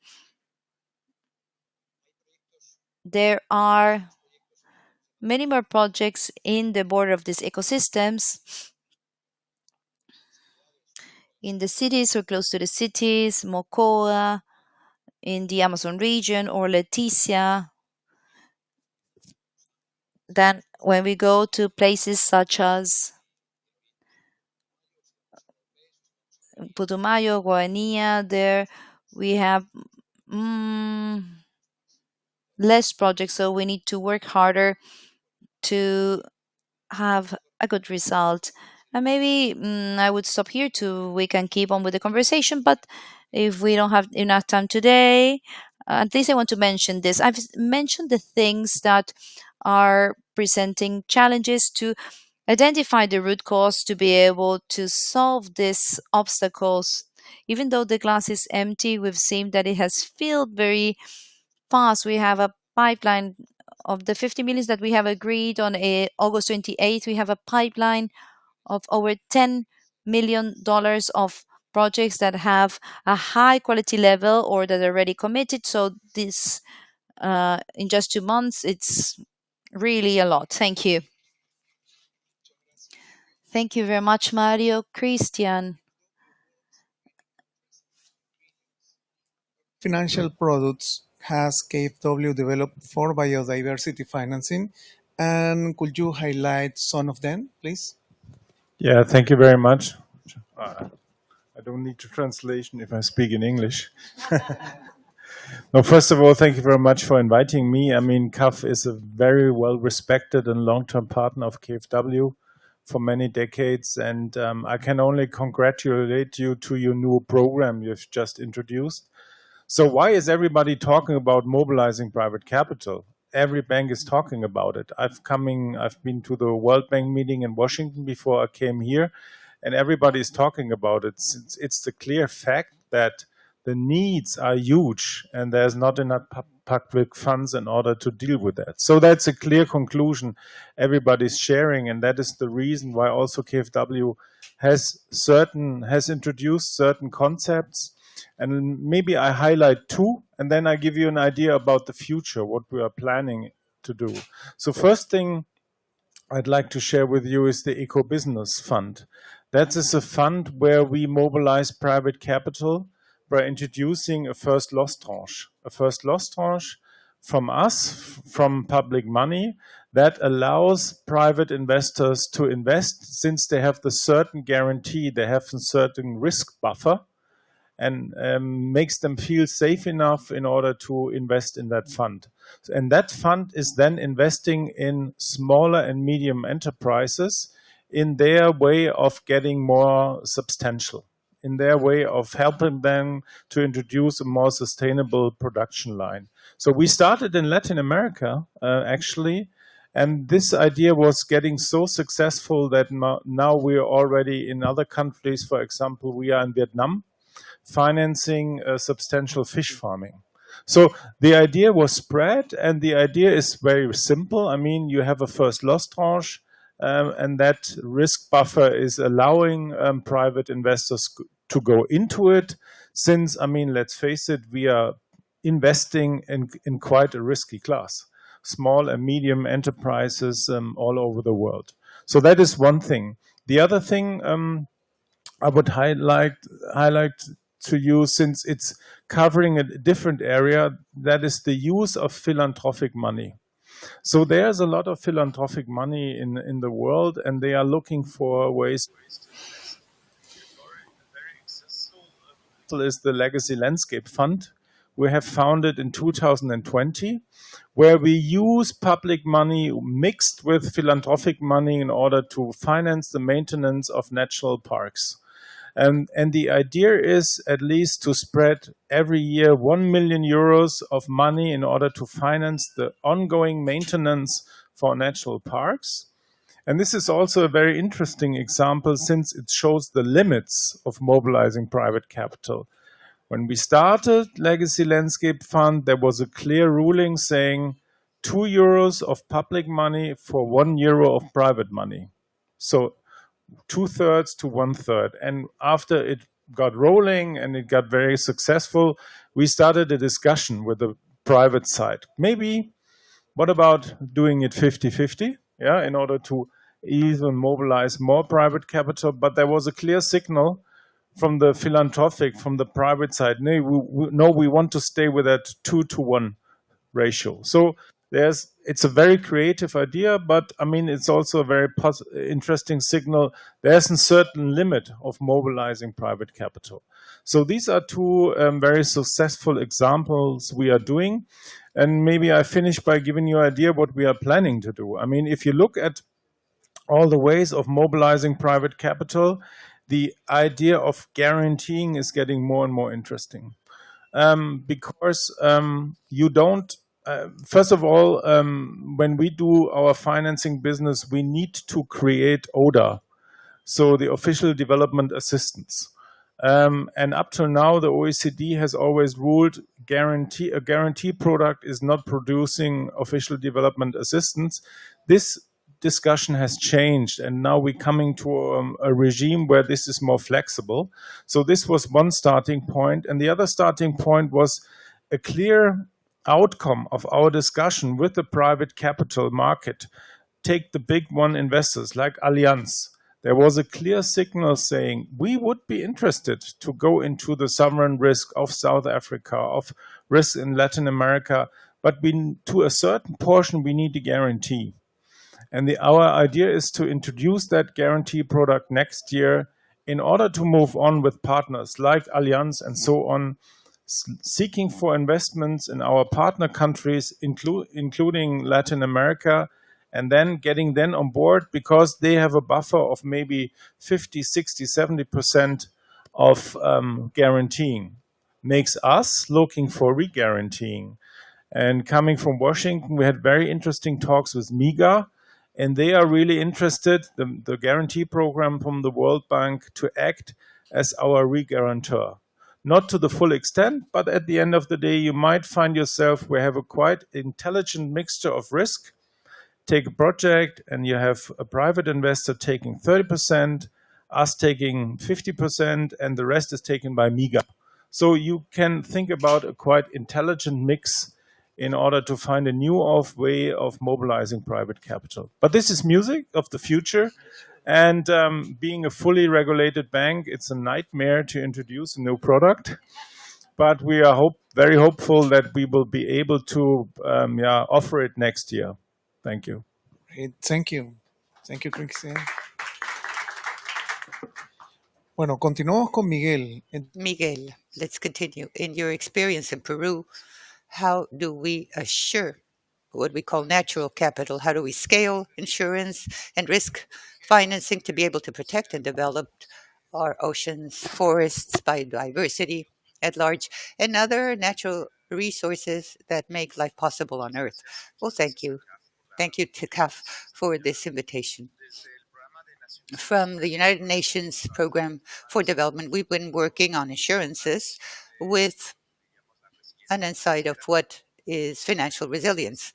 And concerning the link between financial resilience and nature, I believe that there are different things. Well, the first item for me, and maybe talking about financing a little bit more, is the certainty that investments need that will be addressed to these projects, to these financing systems. You place money today, and concerning our vision on catastrophes, climate ones, you will place resources in a project, in an initiative that everything can be lost. Carbon banks, for example, we need to make sure or ensure these forests that can be a carbon bank to have the resources for replanting and continuing. That's sustainability. That would be the feasibility of many projects. We can think about this creativity that we need to make sure where our investments will be placed. If we don't ask that question, are we open to lose these resources? And then we have another element where we see the capacity of this insurance like a risk transfer tool where we can see how can we insure nature. And we have examples, the traditional ones, for example, the mangroves, the coral reefs. In other words, you see these externalities and where we use them to be able to create an insurance mechanism. Why? Because on the one hand side, we need to have the resources to pay the premium. Thereafter, we need the capacity to be able to manage the product, and thereafter to think about of applying the resources. When you have the payment of a benefit concerning this insurance, how will this be executed? Hence, we have this capacity. And finally, offset mechanisms. Maybe this is a theme that we do not address much, which is wildlife, but the insurance can be an offset mechanism with regards to losses between the conflict between humans and wildlife. So we're launching in Argentina an insurance for the jaguar. What we do is, for example, to facilitate this offset mechanism with regards to the losses of farmers because of the livestock killed by jaguars. Hence, the insurance fulfills a mechanism which helps us to have more information concerning the jaguars' attacks because they're not perceived by authorities, and also these attacks made hunting to take place, retaliation on behalf of the farmers. So these are the three items. I believe that a good part of this year we've been thinking and improving how to improve the work concerning insurances. And hopefully we're going to launch one. We mapped all the initiatives that exist in terms of linkage between insurance and nature, which might help us for inspiration purposes or as an element. And this is done in coordination with our colleagues from the UNDP program. And secondly, we're creating a methodological guide where we try to approach the development of these programs. So if we're talking about scaling, we talk about the need to identify the risks and ecosystems and or projects that are working on these themes so as to be able to have clarity, especially concerning the risks and the transfer. And thereafter, there will be regulatory treatment. We have to update the regulatory mechanisms, mainly in terms of insurance, parametric insurance, and offset mechanisms, but also public policies, which will help us to integrate the insurance as one of the solutions as a financial product that might be used by the governments, by the private sector under certain circumstances. And thereof, we go on to building the capacity of the different stakeholders to identify the key stakeholders that are identified in these projects. Based on the conversation since this morning, sometimes there's an interaction between the private and private sectors, the social economy. Hence, how can we articulate these three actors or stakeholders that have these externalities? Of course, we can talk about the fishery, and the tourist sectors when we're talking about mangrove resilience in the coastlines, and how can this include the communities to create these governance and for them to have the capability to understand these new solutions. This is a new topic, hence there's a need of informing about the experiences throughout the world for them to integrate them. And then we go on to creating the governance mechanisms, which will truly allow the integration of the operation of the insurance. And why do we talk about this? Well, there are different actors that are interacting. It might be a project, an investment, or this tourist sector. It might be this economic sector, a productive one, and the communities where this is integrated, and how to articulate them and create the entities that would manage these products. And also, the importance the insurance will facilitate resources, but thereafter, there's an execution when these details come along, which will allow the channeling money to the conservation communities and the productive sector. And finally, that's where we have advanced the most and much frustration is something about the products. Okay, we have tools in the insurance industry which will allow us to have solutions. Yes, we in these days, we've seen this. It shows us that there's the capacity of designing products, but you need an infrastructure and a process for these products to be executed and truly create this impact and the benefits that we're searching for. Thus, it's these five elements that we see as something necessary for scaling, for an appropriation of these types of products in the financing mechanisms, in the compensation initiatives, and in the protection initiatives. Excellent. Thank you. Also, Alfredo Giron from the World Economic Forum. Alfredo, talk to us about the role of these financial mechanisms in oceans, of course, based on your experience heading the agenda concerning these insurances. Well, thank you so much for inviting me to CAF. Let me start by saying that I'm the least expert on finances in comparison to all of you, and I've learned much from all of you. So thank you for this. Something else before commencing is that part of the organizing committee, steering committee of the Blue Economy and Finance Forum that will take place in June in Monaco, we have been thinking much about this. And with the aid of members of the executive committee, like CAF, for example, we have tried to identify what is the role of these regional institutions so as to be able to provide real examples to Monaco and to be able to say, it's not only a mere conversation of what I call money sinks. No, it's not a philanthropic conversation, placing money permanently into these conservation and restoration activities. No, we're moving into a space where we can have productive activities, sustainable mechanisms, which will help us to achieve all these goals. I believe that there are three ways of seeing this. One is all the work that needs to be done directly for conservation restoration. And we've learned much with you we have the bonds, for example. We have the guarantee mechanisms, which are another important part. We have the insurance companies and all the role that they can play, especially with insurance, parametric insurance. In Latin America, we have examples with mangroves and other things, and that GAV has participated. Now, the second category that I always consider small and medium-sized enterprises on innovation, these solutions. Solutions maybe they're not mature enough, but we do know that we need. And I believe that when we think a little bit about those that will be providing money, that will be profitable, well, we're always talking about handling data, analysis in real time, decision making, risk management, and also there's a tendency in these days that I enjoy that says, how do you see the new blue economy? And Richard Skinrat, he's the director of the National Oceanographic, the Atmospheric Agency from the US.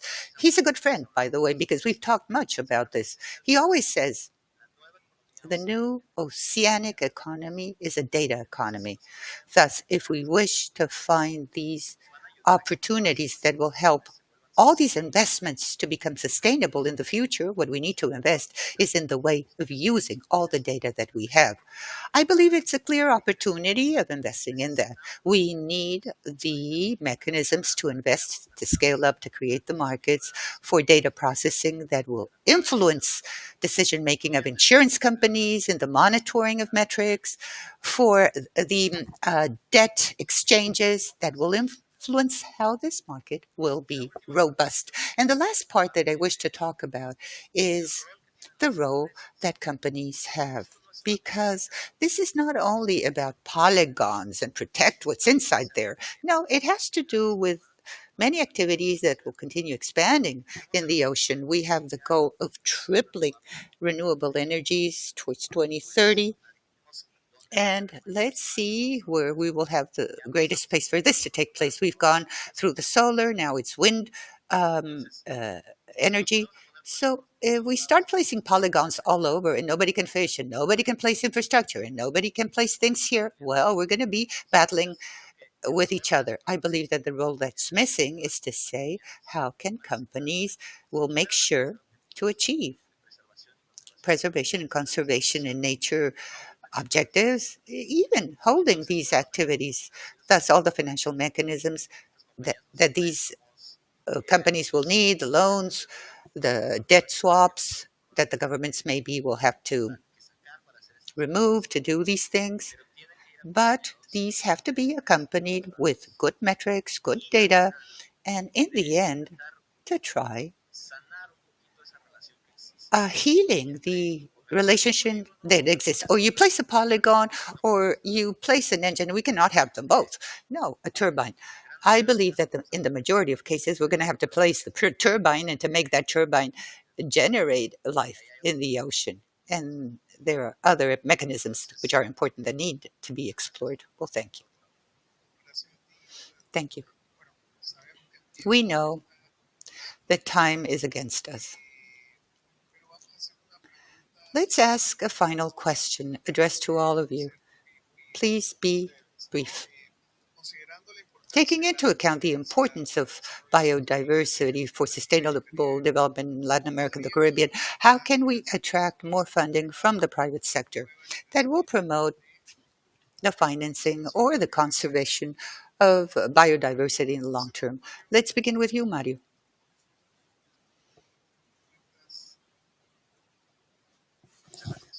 Thank you. I'm going to give a heading of what we need to work on and another heading on how to work on it. My knowledge is from Colombia. I cannot talk about other countries, but something that we need to keep in mind in Colombia, a different one, is that basically Colombia has been giving its back to its important strategic ecosystems. Let's merely look at the frontier with Colombia and Brazil. You know, the Amazon was an expansion area for Brazil, and it wasn't taken care of by Colombia, and it's a historic perspective. Fortunately, it's not so at present, but that's a starting point for good and bad. For evil or for bad, there's nothing there. There are regions where there's no security, there's no source of renewable energy, sewage systems, no human residue plant, nothing whatsoever. Now, the good part is that there's nothing. And it's good because it's easier to work. The challenges are minor, a small population. In the Amazon, it's 80,000 person. In Choco, we have 90,000 people. Hence, the challenges and the impact of human life in the biodiversity, I believe it can be overcome in Colombia with lower amounts of investments. The what? Well, we have to work on the necessary preconditions for private investments. I don't think there's nothing difficult. There are things when we talk about industries and the green gas house of gases and complicated things which are not economic. I believe that the themes here are not so complicated. It's a matter of willingness, preconditions, things that we know very well. I'm a Spaniard, as you can see by my accent. In Europe, well, we've been trying for a long period of time to develop the islands, developments in the island, in the Azores, the Canary Islands, in a country like Colombia. The islands are these departments and the municipalities within the departments, hence to provide development that we wish based on nature and communities. Well, there are fiscal issues and security, as I said before. In Colombia, we have an interesting figure, which is works based on taxes and based on bioeconomy in that region would be interesting. Payments for environmental services, which are still incipient, but we could also channel these towards these regions, and definitely preconditions to be able to attract private investments. And the how, I believe it won't surprise you, but the two ingredients are innovation and partnerships. If we continue doing things at the pace we're doing so, we know the challenge is big and urgent, hence we need to innovate and we have to all be flexible. We saw this at the bank with this partnership with CAF. And we had to be flexible in CAF too. So I would say that's it, to create the preconditions for private investment to get there based on bioeconomy and the local communities, and the how for all of us to be more flexible than what we are, so as to be able to implement innovation together with these partnerships. Perfect. Thank you. Alfredo, could you, I know you have to leave to another event, could you give us your answer to my question? Please remind me of the question. How can we attract more funding from the private sector for these issues concerning conservation of biodiversity, sustainable usage? Okay, yes. Let's go back to the blue economy and I think it's in financing. The objective of this event, and hopefully these organizations will take this into account, how do we place new money on the table? We've been thinking about this for a long period of time, and that's where the idea that I propose comes from. In other words, what we need to focus on for the large amounts of money to truly flow, it's how can we make the operations of the maritime sectors, which are very large infrastructure, energy, tourism, food, transportation, might contribute to the regeneration of nature. Hence, if we can develop these business models, if we can include risk metrics, if we can include elements of climate change and the loss of biodiversity in those business models, well, to me, there is no largest way, neither nor an effective manner to be able to invest in nature. And there are other things that we have been debating about, but this is what will unblock the greatest amount of money. Excellent. Thank you. And I apologize. I have to leave. I'm going to go see the Mexican government. Okay, so this is being streamed, so you can hear the conclusions thereafter. Christian, please, if you could answer. Yeah, thank you.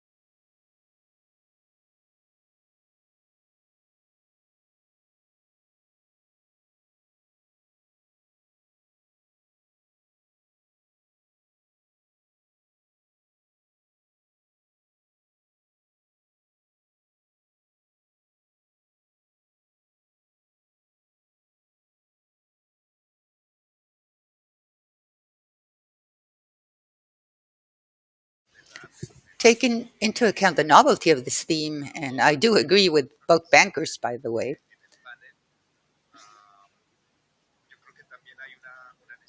there's also the need to create examples that might guide the way concerning this capital. It needs a return on investment. It requires a certain level of certainty from the vision of those of us that work in the insurance world. In other words, how to create tools or solutions which will allow us to create the certainty. And finally, I would say that there is an articulation between the different sectors. There's a private sector, but also there is a conservation sector, a development one, that are definitely more active creating these solutions. And there's a need to start understanding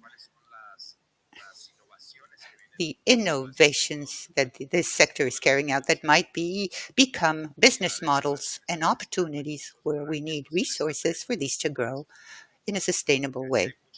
There's much interaction, yes, amongst the different segments and worlds that are not the traditional ones concerning investments from the private sector. So the private sector sometimes has a very clear focus of generating, and here we're generating new ideas that are coming from other social sectors, from other economic ones, but that might need these resources to be scaled up to be able to improve these solutions where we need to create this ingrain that will allow this private sector to understand where these solutions are found, to get to know them, to see them, to identify them, because historically speaking, there's no bridging amongst them. So it's the moment of creating these bridges between this world and solutions that can be applied in other elements of the private sector that maybe we do not know about. Well, thank you, Miguel.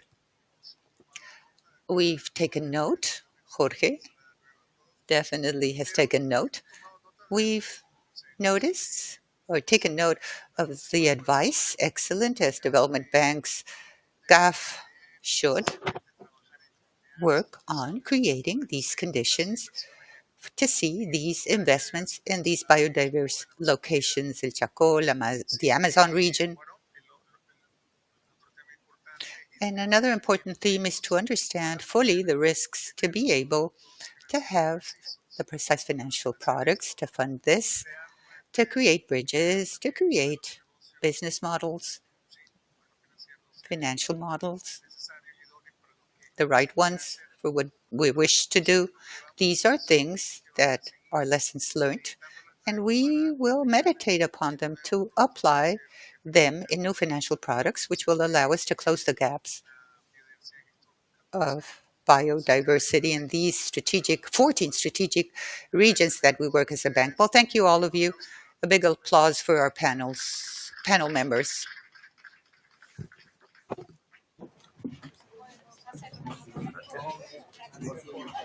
Muchas gracias a todos por asistir al. Thank you all for being present at this event. In ending, a few words from Alicia Montalvo. No, she will not be addressing the floor. Well, thank you. Thank you to the speakers.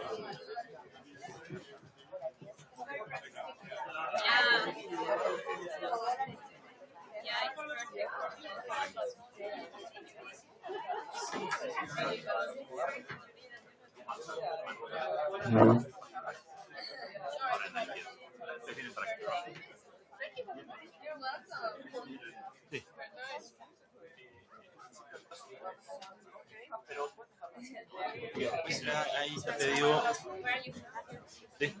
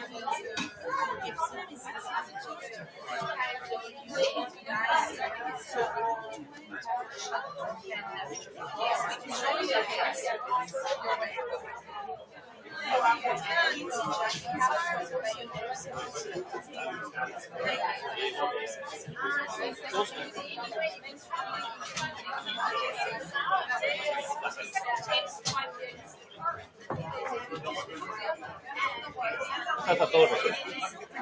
No me puedo muy bien la reunión. Muy bien, los dos de bien.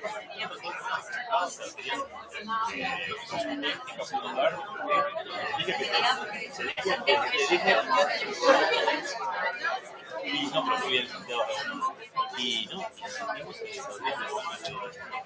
bien. Claro, mirá. ¿Cómo están, queridos?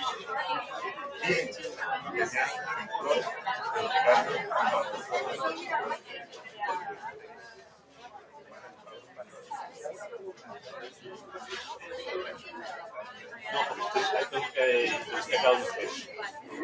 Sí, puede que me tengan que meter el presidente con un tema de diversidad, pero estoy a la orden.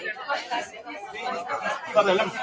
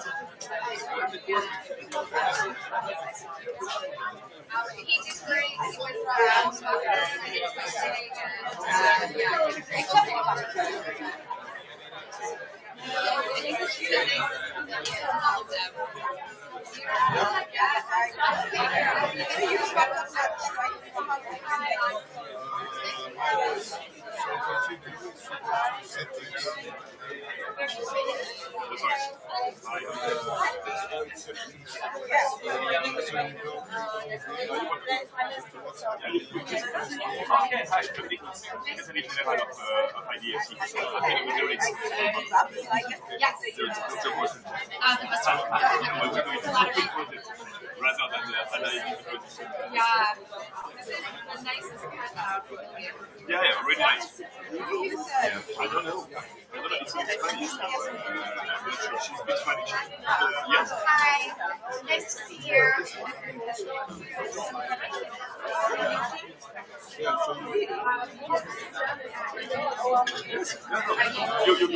Yes.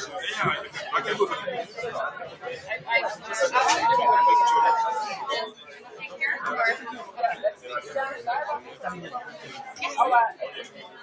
Great.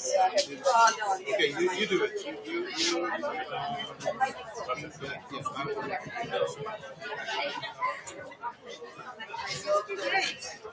Hey, oh, you're on this one as well. We were just next to each other. I didn't.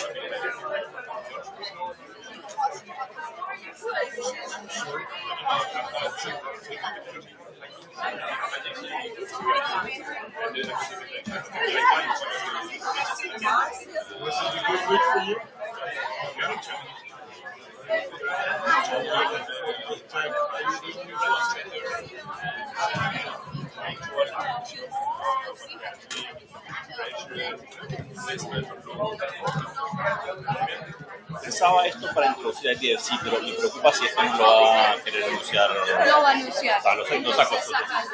¿Cómo puedo decir?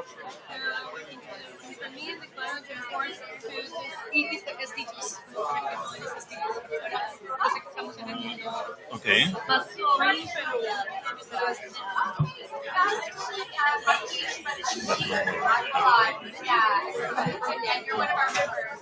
Queda nomás aquí.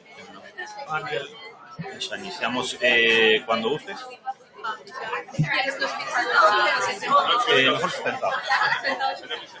Más arriba.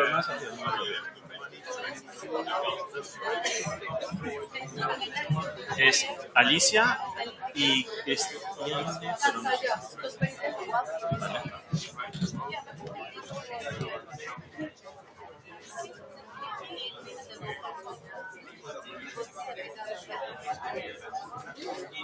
Good morning. We are about to start. Speakers are welcome to use both English or Spanish. Translation devices can be requested outside of the pavilion by the door. Sí, les invitamos a Javier, Alicia, Cristian, si quieren. We'd like to welcome Javier, Miss Christian.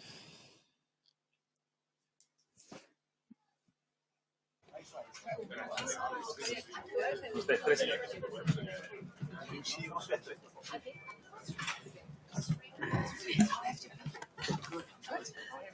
Welcome to the CAF Pavilion, Biodiversity. Bienvenidos al pabellón de CAF, la biodiversidad nos une. CAF, el Banco de Desarrollo de Latinoamérica y Caribe. A new strategic ecosystem approach and committed several new instruments and initiatives on biodiversity finance. We are very, very glad to host this event called How Public Development Banks Can Align with the Cumin Montreal Global Biodiversity Framework.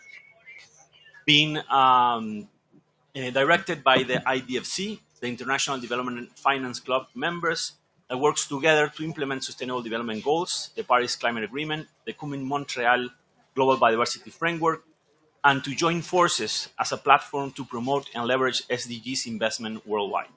Comprised of 26 development financial institutions worldwide and mobilizing relevant finance in green and biodiversity, I believe we will be hearing amazing numbers in this morning. I now welcome, and please feel free to use the podium or be seated, the CEO of Bancoldes, Javier Díaz Fajardo, and also co-chair of the IDBC, Javier, the floor is yours.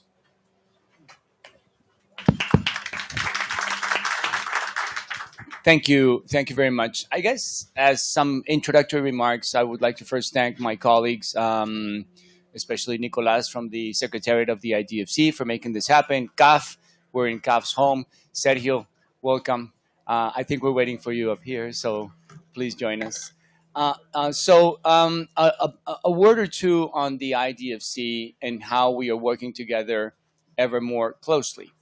So, the International Development Finance Club is an association of 27 public development banks from around the world.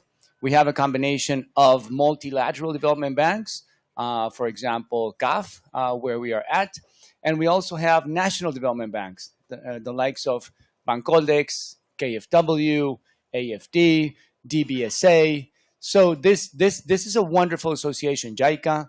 We have a wonderful association of like-minded members who are working together on a number of issues, which I will now mention.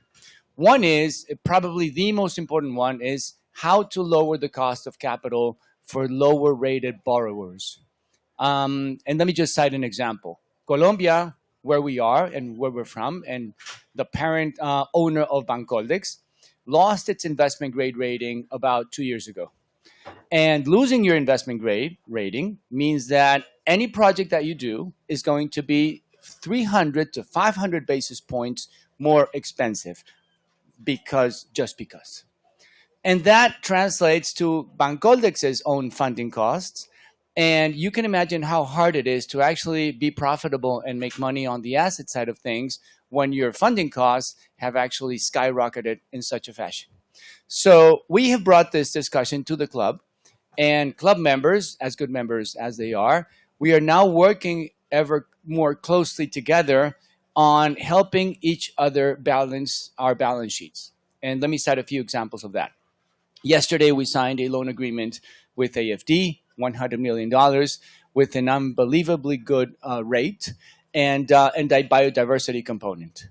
Next year, and my colleague and friend Christian Kramer is around here, KFW will be launching a guarantee program, and we expect Christian to be the first beneficiary of that guarantee. So this is to show you examples of how we're working together on actually leveraging each other and helping each other, because as many economists have said, including Mr. Jeffrey Sachs, where the money is needed the most, it's where it's more expensive. And that's the capital markets. What can you do? But on the other hand, we do need the public development banks helping each other to make these things possible. We also constantly get funding from CAF, and I know that CAF has a guarantee program on the works. So I know you have a document. I know you have the initiative. So let's make the guarantees work, because guarantees cut out some of the middlemen. Guarantees actually make the magic happen, which is you don't have to lend and on lend. Typically, the World Bank, just to cite an example, will go out to the capital markets. They will lend to us. We will lend to a private bank, and the private bank will lend to a client. That's the way the world works, but it's very inefficient, and it only adds on to the cost of capital. So in a very polite way, I guess what I'm trying to say is we need to cut out on the middlemen. We need to work together more closely between the development banks of the world. And the whole purpose of this is to lower the cost of capital. And that brings me to another point of the IDFC, which is actually tapping on the relevance of public development banks. It used to be that we were around to cover for market failures. I'm not sure that's the case anymore. I think private banks, and I see a few friendly faces here, do quite a bit of that. So it's, again, a question of not filling in the gaps that others are leaving behind. I think we need to work together more closely. We also have a climate facility, which is wonderful. We had a training this year in Colombia, and the climate facility is there to help us all get ready for different purposes. Like, for example, in Mancoldex's case, it helps us get ready for GCF accreditation. And thank you again for that. And finally, we have working groups on gender, SDG alignment, and so forth. So I will probably round my initial words in saying that the IDSC is a tremendous association. And it does the beauty of bringing together the KFWs of the world, the DBSAs, the Bancoldexes, the CAFs, and actually working together for better rates and better solutions. Thank you. Muchas gracias, Javier, and congratulations for all the work in IDFC moving forward the biodiversity and ecosystem agenda. Now I will be giving the floor to Mrs. Christian Leibach, member of the executive board of KfW Group, presenting the vision towards a new biodiversity strategy. Welcome.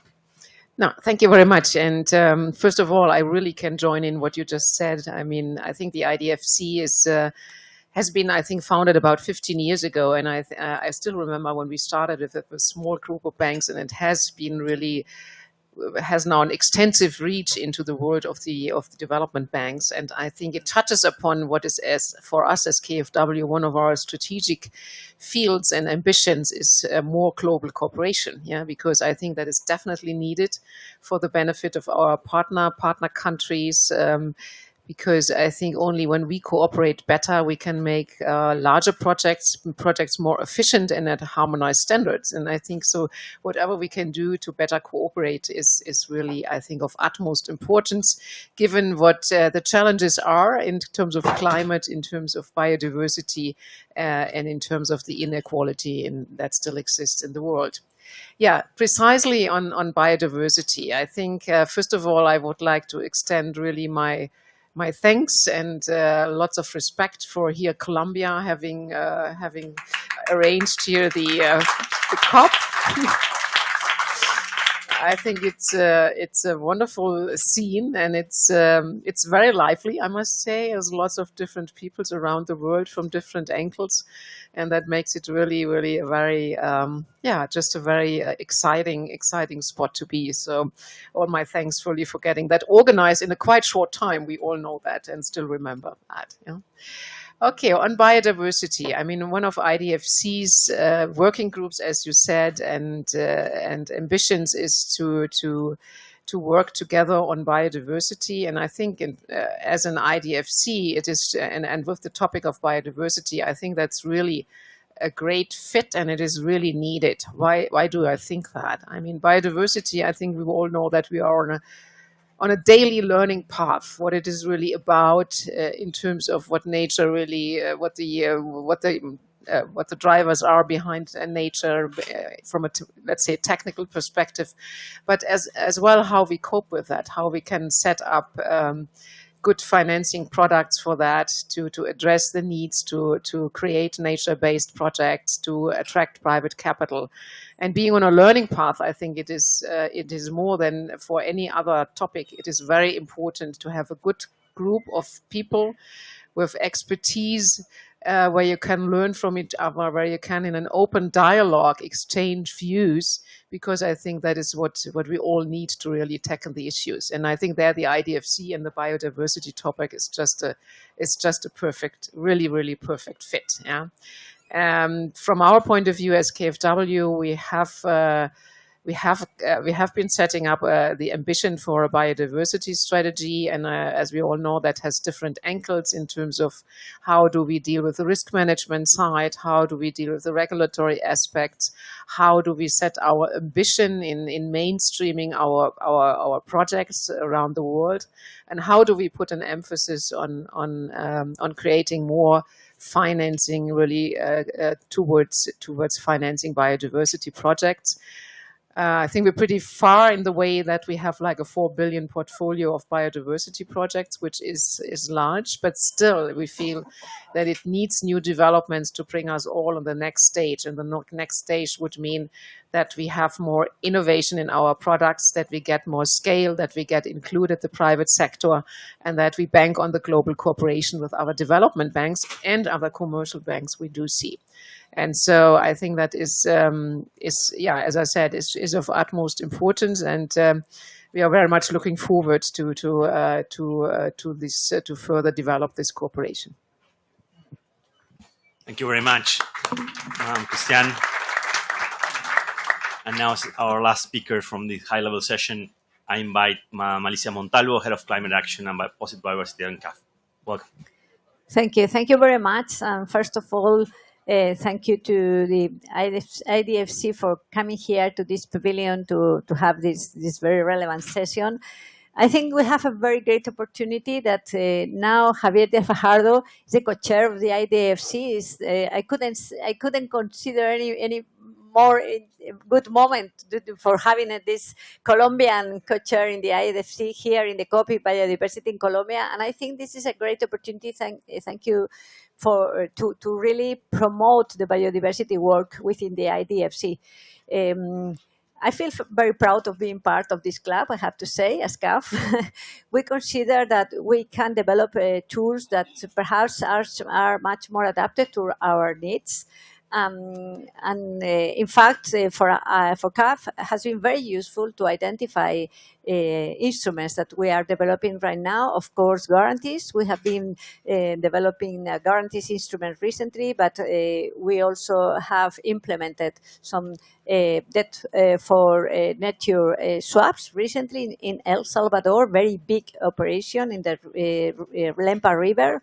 And we consider that the exchange of views within the IDFC provides us a space for reflecting on potential instruments that the public development banks can use in biodiversity. Because it's true that biodiversity perhaps is lacking behind a little bit, referring to climate change. And we have the opportunity right now.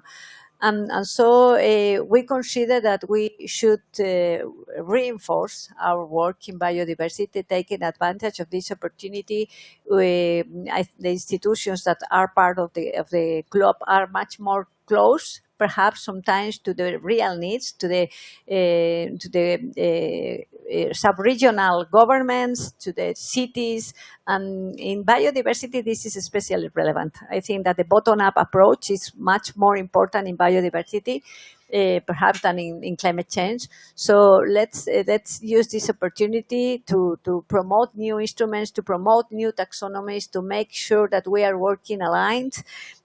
So now I would like to mention that in this COP we are announcing very important instruments, not only the debt for swap, debt for nature swap that I just mentioned, but also last Sunday we have announced a fund that we are supporting the Colombian government to create one fund devoted to the Chocó biogeographic region.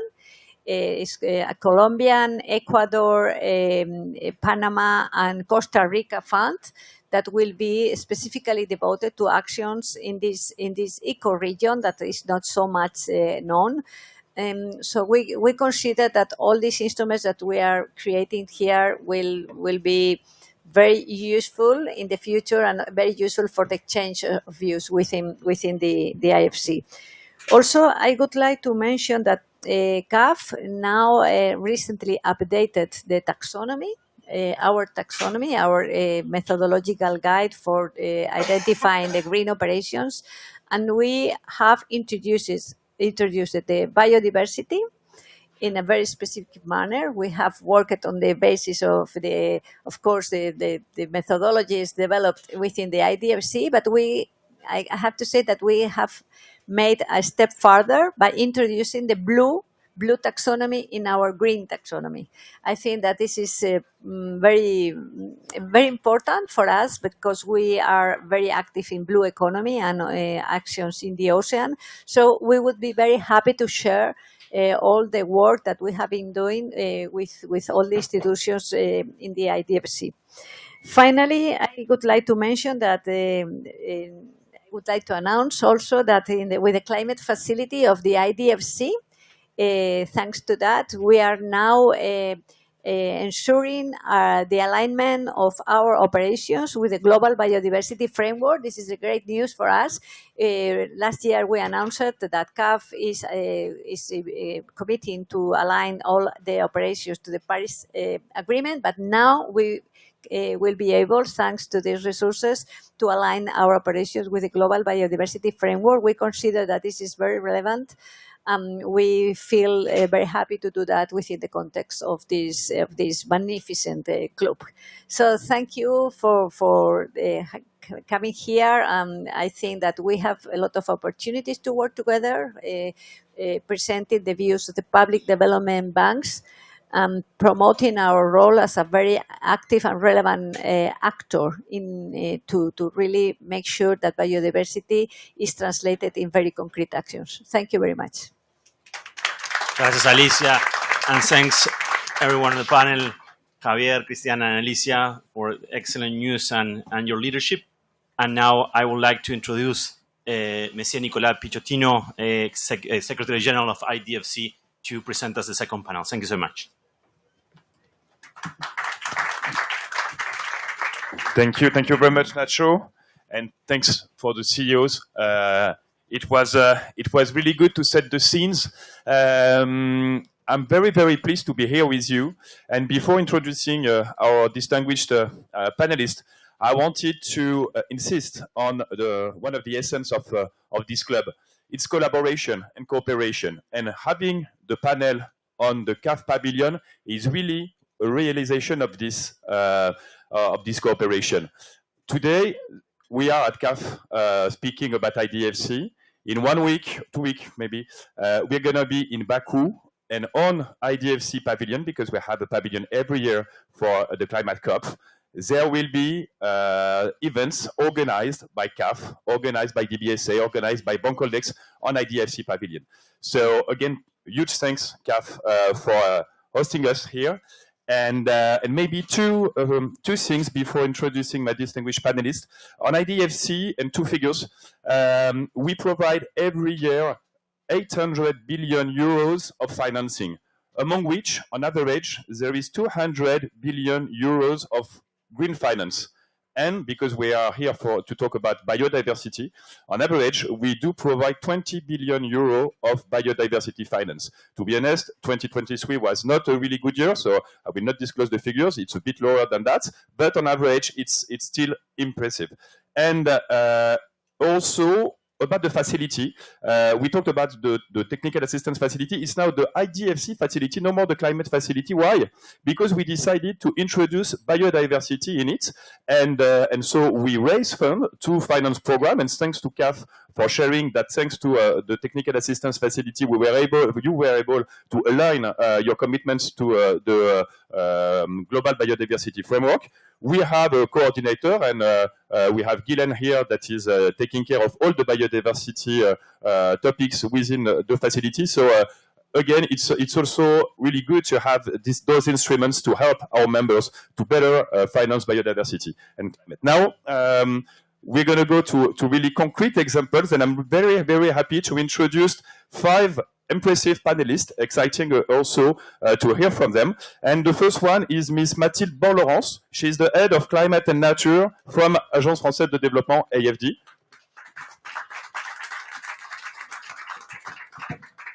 The second one is Ms. Julie Clark, environmental analyst from the DBSA from South Africa. Welcome. So happy. The third distinguished panelist is Ms. Misa Kemiya, Director General for Sustainability Management from JICA, the Japan International Cooperation Agency.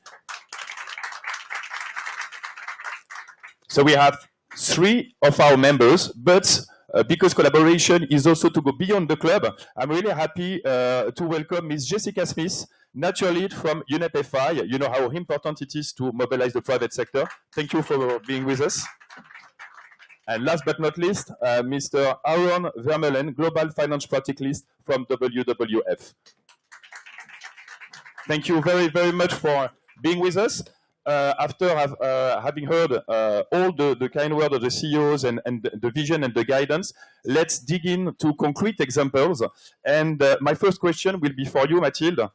Could you elaborate about the main drivers of the Planet Roadmap that was launched by AFD to commit to align with the Global Biodiversity Framework? Thank you, Nicolas. And first, let me say thank you to CAF for the invitation and the organization, and acknowledge this full house.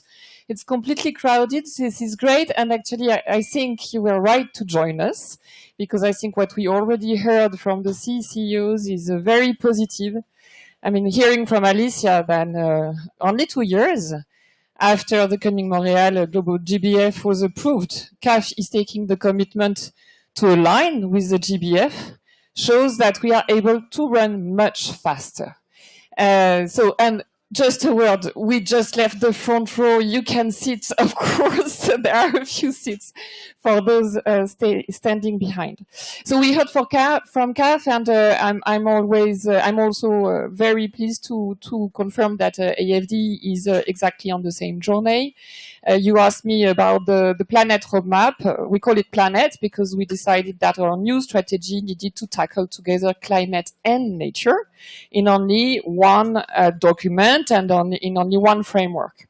And of course, based on this, we said we need to have the same type of ambition on nature and climate as we are aligned with the Paris Agreement. We have to be aligned with the GBF. And from 2025, AFD takes the commitment to start this process. This is a process, and this is what I will share here, maybe a few points on key messages on how we address this. So indeed, alignment is a process. From 2025, we have the ability and we have the tools to say when a project is not aligned, notably based on its negative impacts.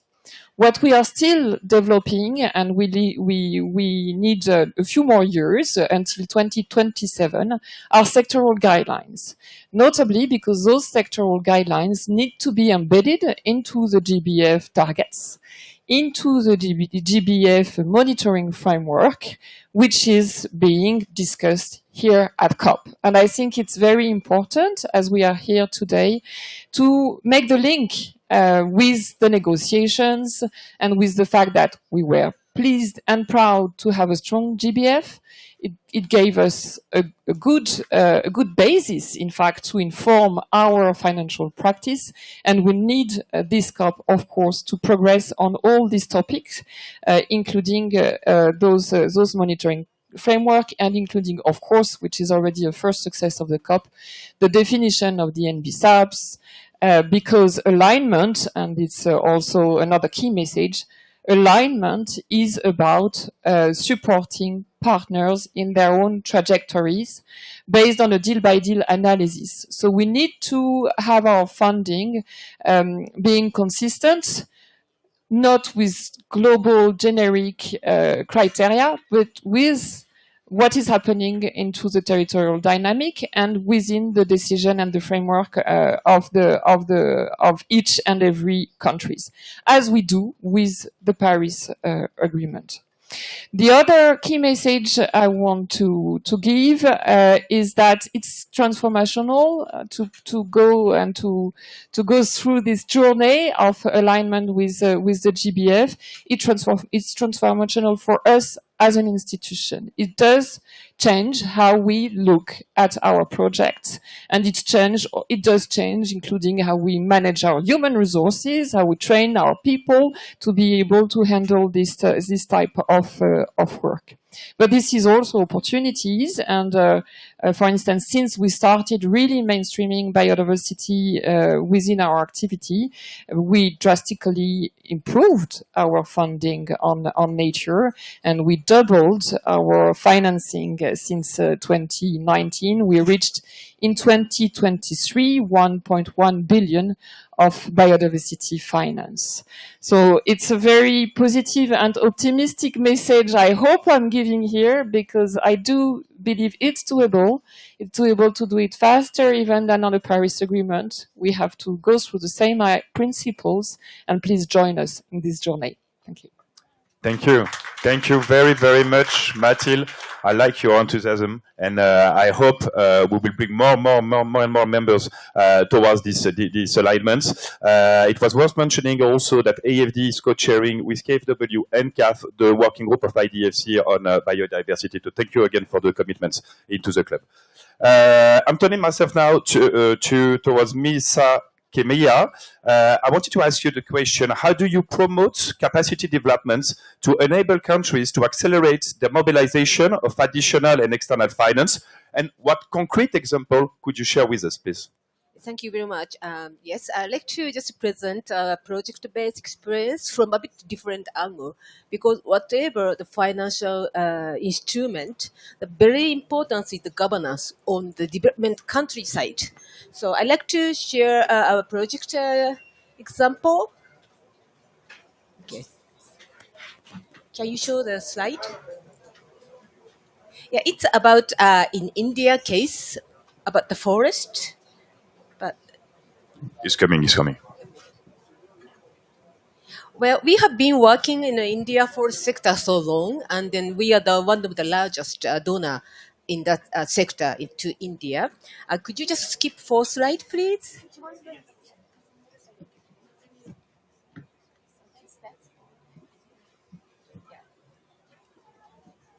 Okay, let's see. This is our history about forest. It's quite long, and this is what I wanted to show our experience on data. Because in order to make sure their governance, transparency, the most important thing is to measure and make it visual and hopefully it to be open to the public. So this is our journey still, ongoing project on the ground, but what we try to do is really compile all data from many sources and then to really get integrated and then to share with the government to use it fast. So this is kind of we call forest health monitoring system.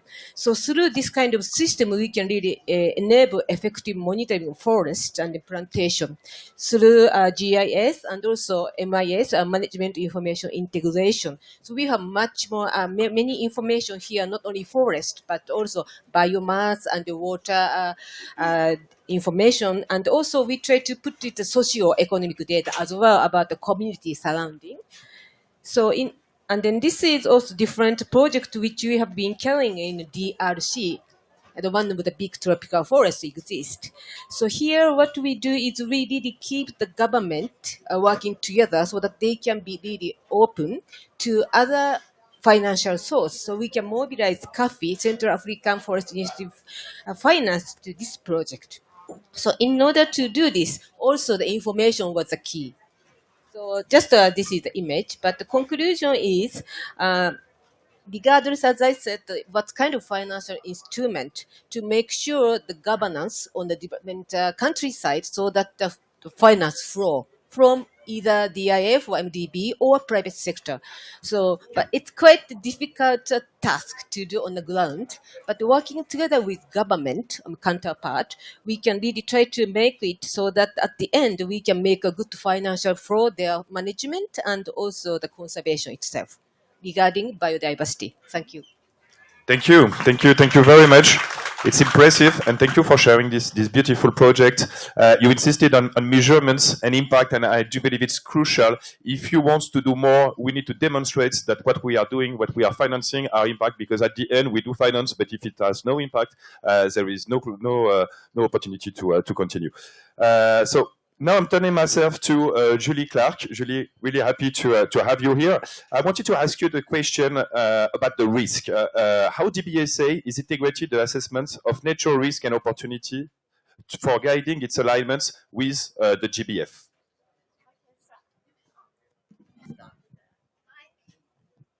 Yep.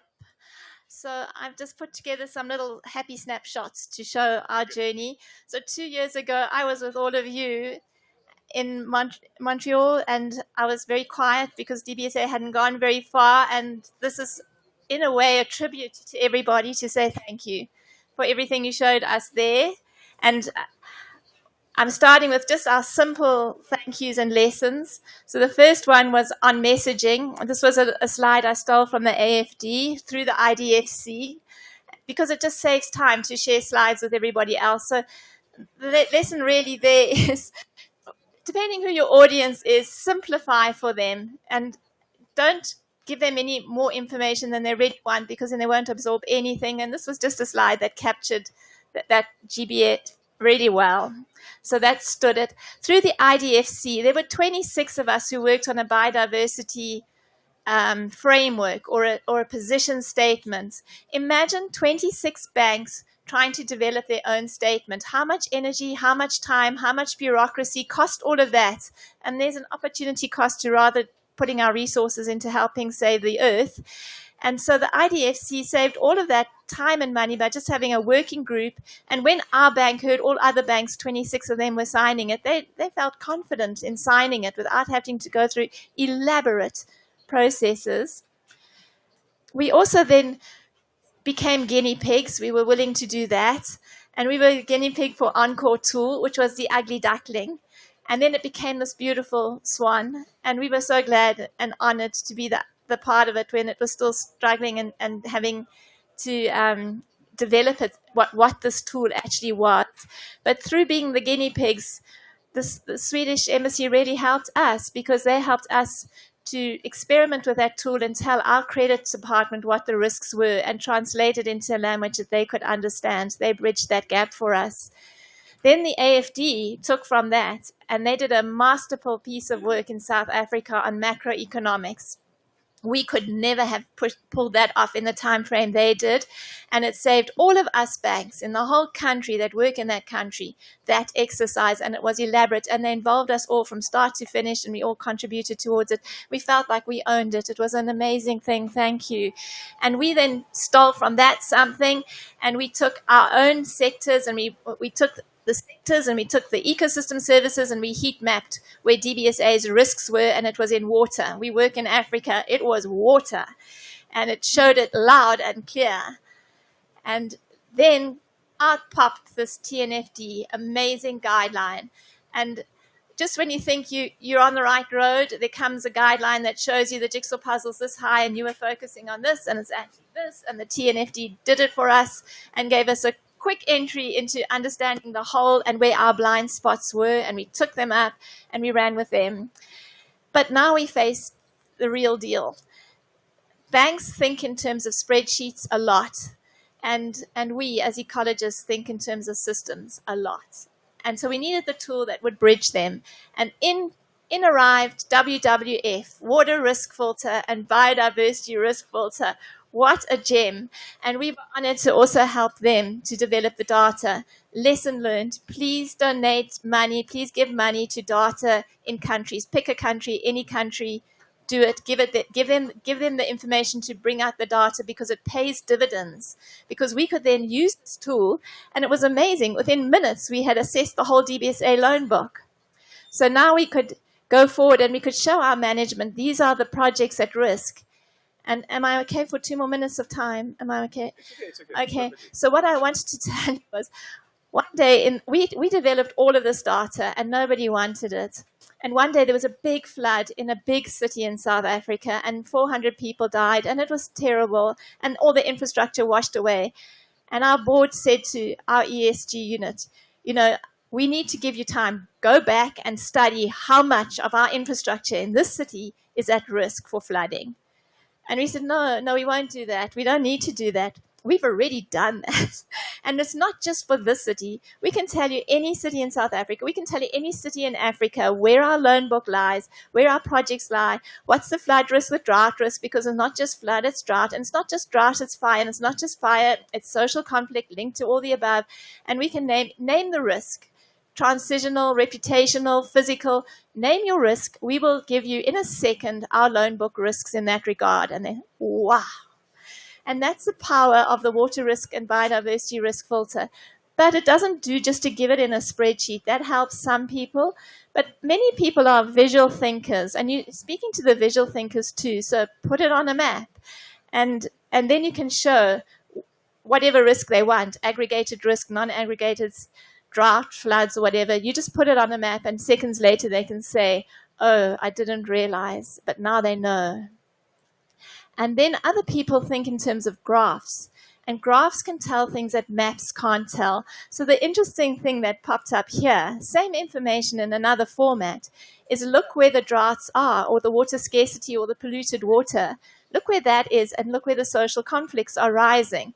And then look what that does to reputational risk. Don't go into those areas unless you're going in there with solutions. Don't go in there and aggravate the problems. And that's a really nice way for an analyst like me to say why this project isn't suitable for DBSA and why this one really is. Because I'm talking finance, and I'm talking that I'm not thumb-sucking it. It's not my opinion versus my colleague's opinion. This is science. And science-based information sharing really matters when you're talking risk. So that's the big one. So we could show it for biodiversity too.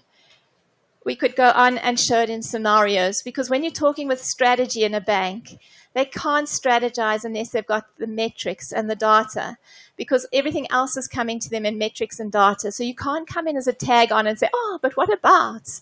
It just, you can't model a verbal what about from some, I don't know, arbitrary person in the bank, or some section in the bank, or some sector in the bank. You have to argue it apples with apples and put it into the model. And this is what we were able to do. We had at the beginning high risk, current trend, and pessimistic, but I know that the optimistic one is long gone, and we are dealing with only very high risk scenarios now. There's nothing left. We have to not bend the curve of history. We have to radically, immediately bend that curve of history. It's too easy and light a language to say bend the curve of history anymore. So how do we do this? Now we're all on the same playing field. It's not ESG talking. It's all of us talking, because we all understand from all of these ways of communicating that we have got high-risk clients.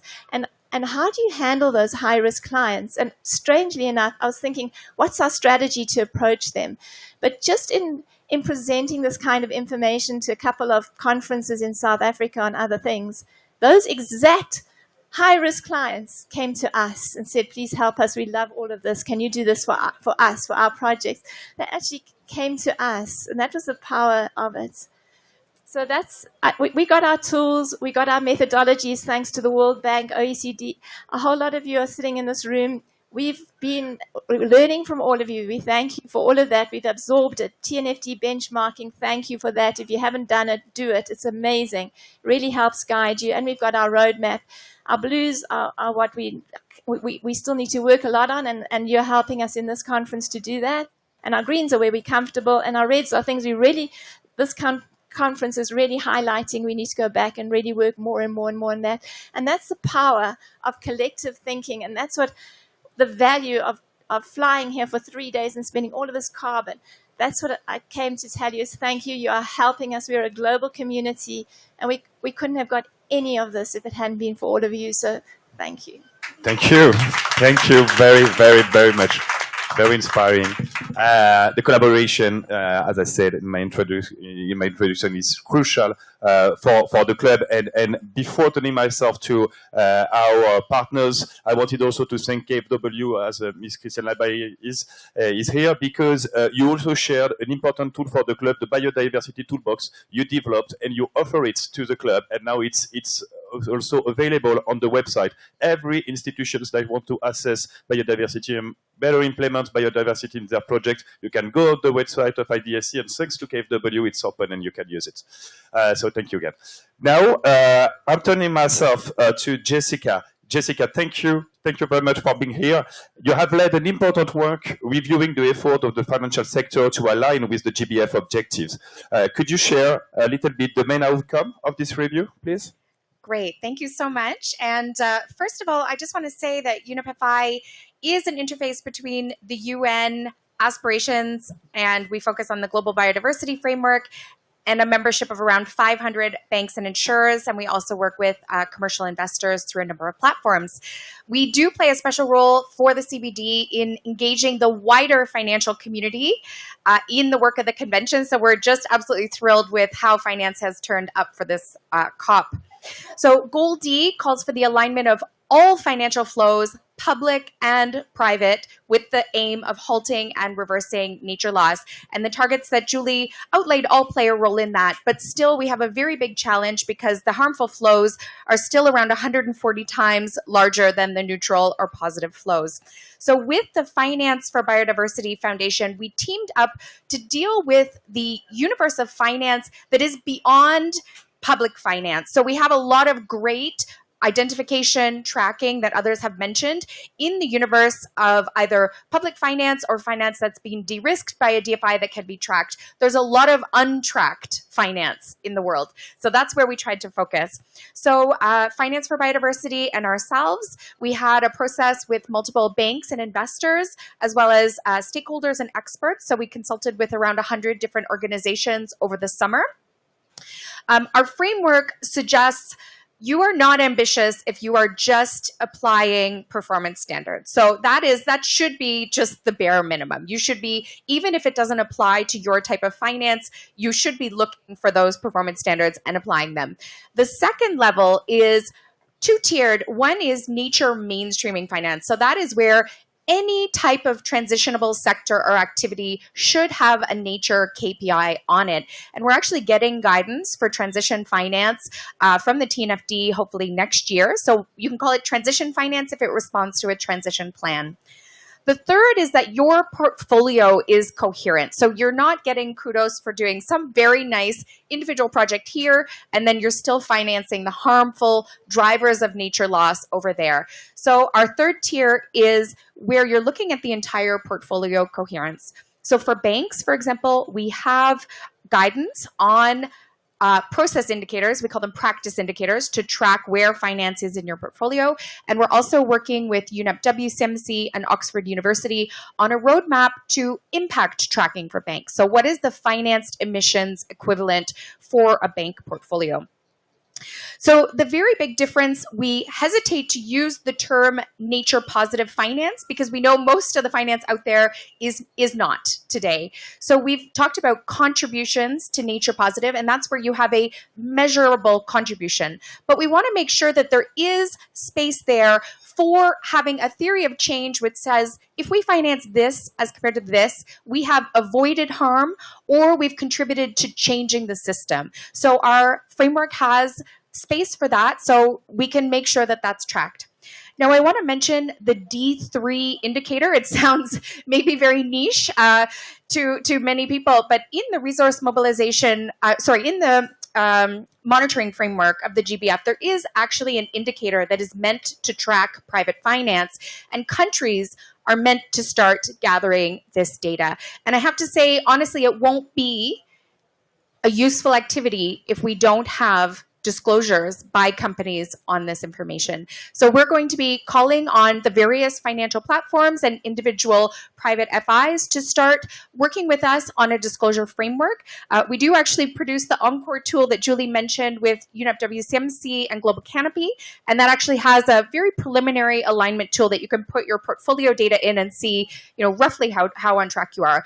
We need better information, something like the EU green asset ratio, but to know as a bank particularly, how much of my finance is going towards activities that need to be phased out, that are under engagement, that are transitioning, and that are contributing to the positive outcomes. So we have a lot of work to do, but I think there's a lot of great financial institutions that are within our membership, and we're confident that you see the business case, or they see the business case for acting on nature to be a financial institution that exists in the future. So we're confident that they're acting at pace. Thank you. Thank you so much, Jessica. And now I'm turning myself towards Aaron Vermeulen. You did publish at WWF an amazing paper on banking on nature positive. I'm sure everyone has read it. If not, do on the website, download it and read it. It's really, really great. Could you elaborate about the commitments and the findings of your work? Yeah, sure. Thanks, Nicola. And by the way, this paper was written with the support of the IDFC, so we made sure this was not like an NGO perspective of what commercial and development banks need to be doing, but also, getting some feedback from commercial and development banks. And it's actually a 5-point action plan for development finance institutions and commercial bank, how to start working on nature positive. And I mean, the overall narrative is really work together, cooperate together, so bridge the gap between the public space and the private space. I know you're doing that, but maybe not yet enough on finance.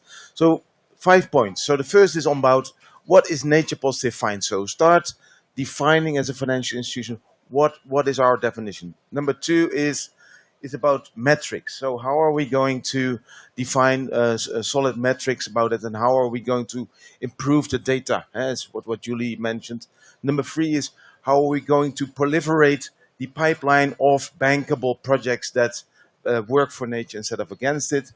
Number 4 is about how can you then also catalyze collective action, because nature is a very contextual issues. So generally, you can't solve it in a linear fashion, bank client, but you need to engage more.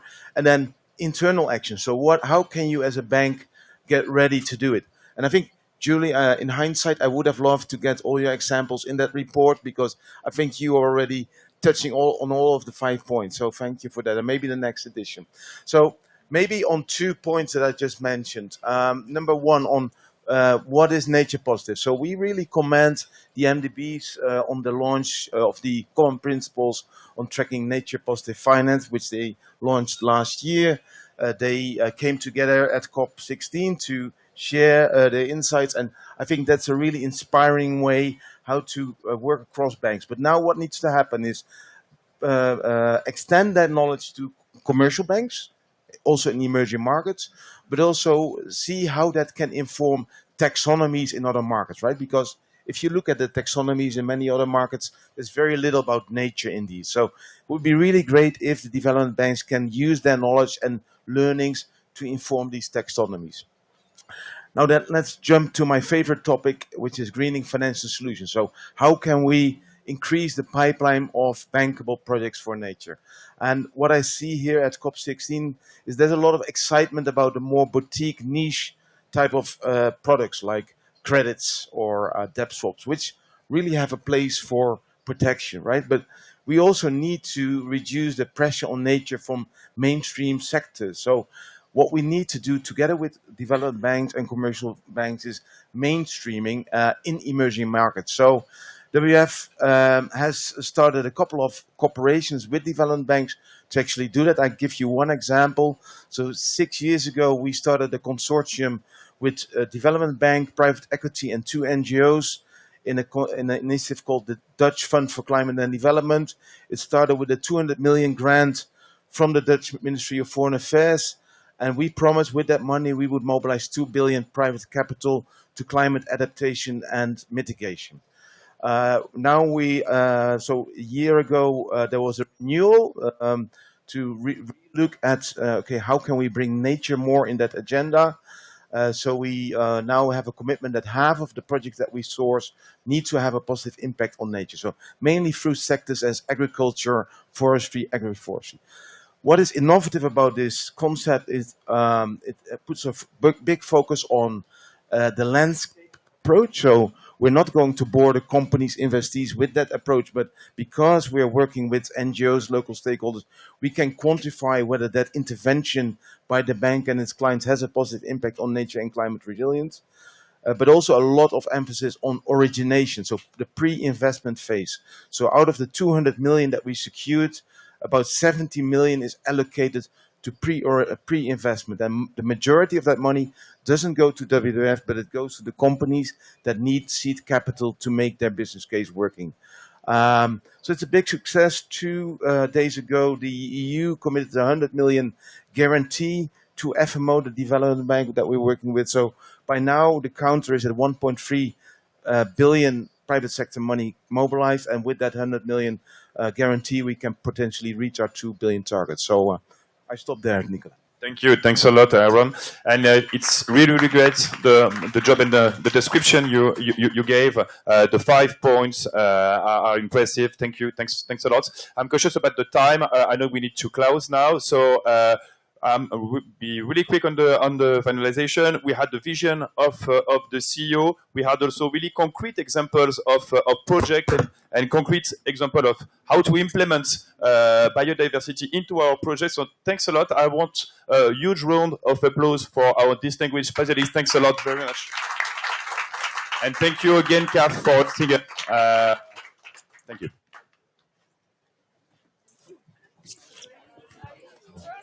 Yeah, thank you. Thank you very much. Okay. Mathilde.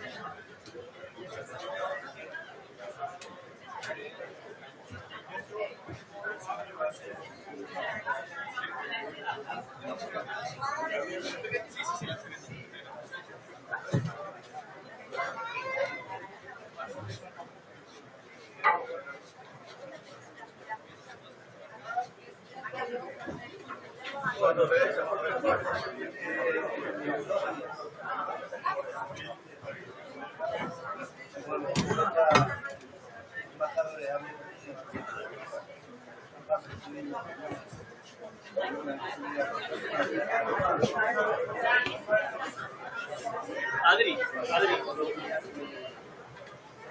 No va a ser más fácil. Todo lo ven. No va a ser más fácil.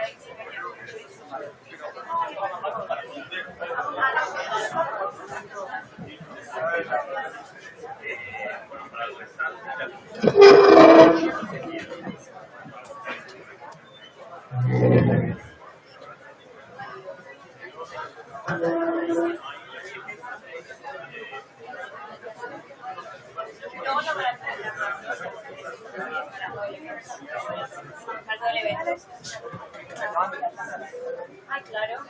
La verde igual.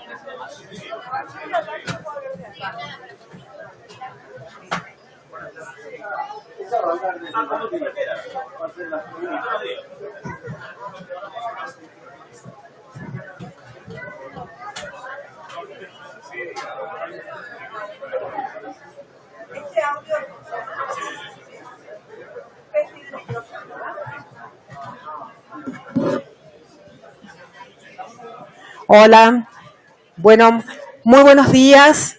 Good morning. We're going to start within the framework of COP16 here in Cali and in the CAF stand, an event organized by the Climate Change, Environment, and Energy. It's a foundation from Argentina that works in environment, biodiversity, and climate change.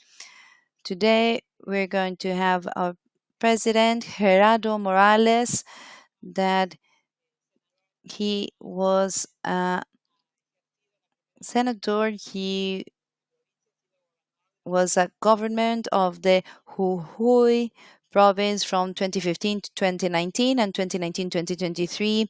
He has implemented a big transformation in environmental and sustainable matters, and he's currently the president of Climate Change, Environment, and Energy Foundation.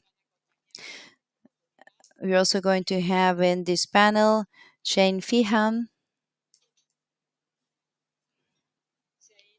Shane is doctor, environmental counselor, senior in the European Bank of Investment, that is the development bank of the EU.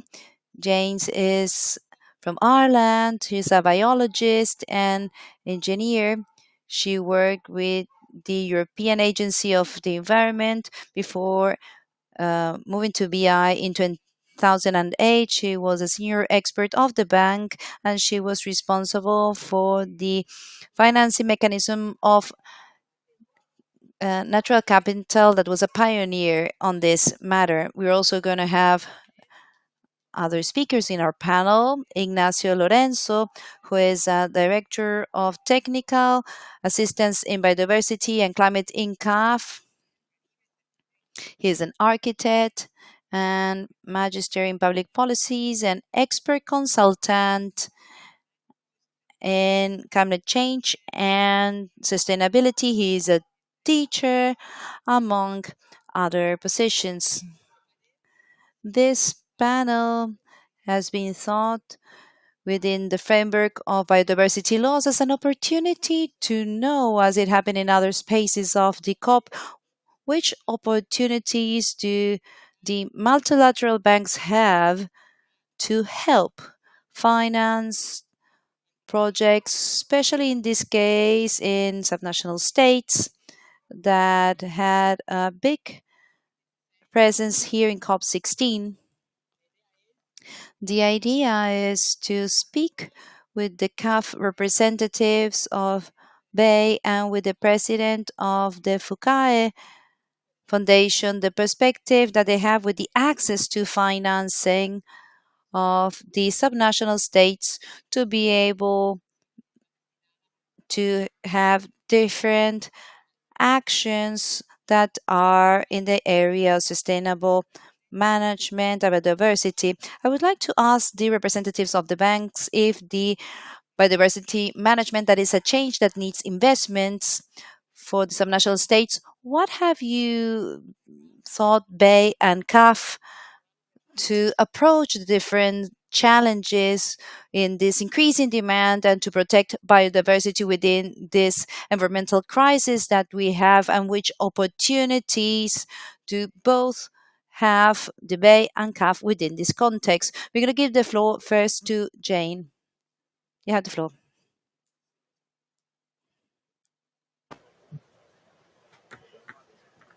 Buenos días a todo. In English, and I apologize in advance for that, but I count on our colleagues to help interpret for those who need that. So my name is Jane Feehan. Thank you very much for the introduction, and warm thanks to the Fundación for the invitation to contribute today.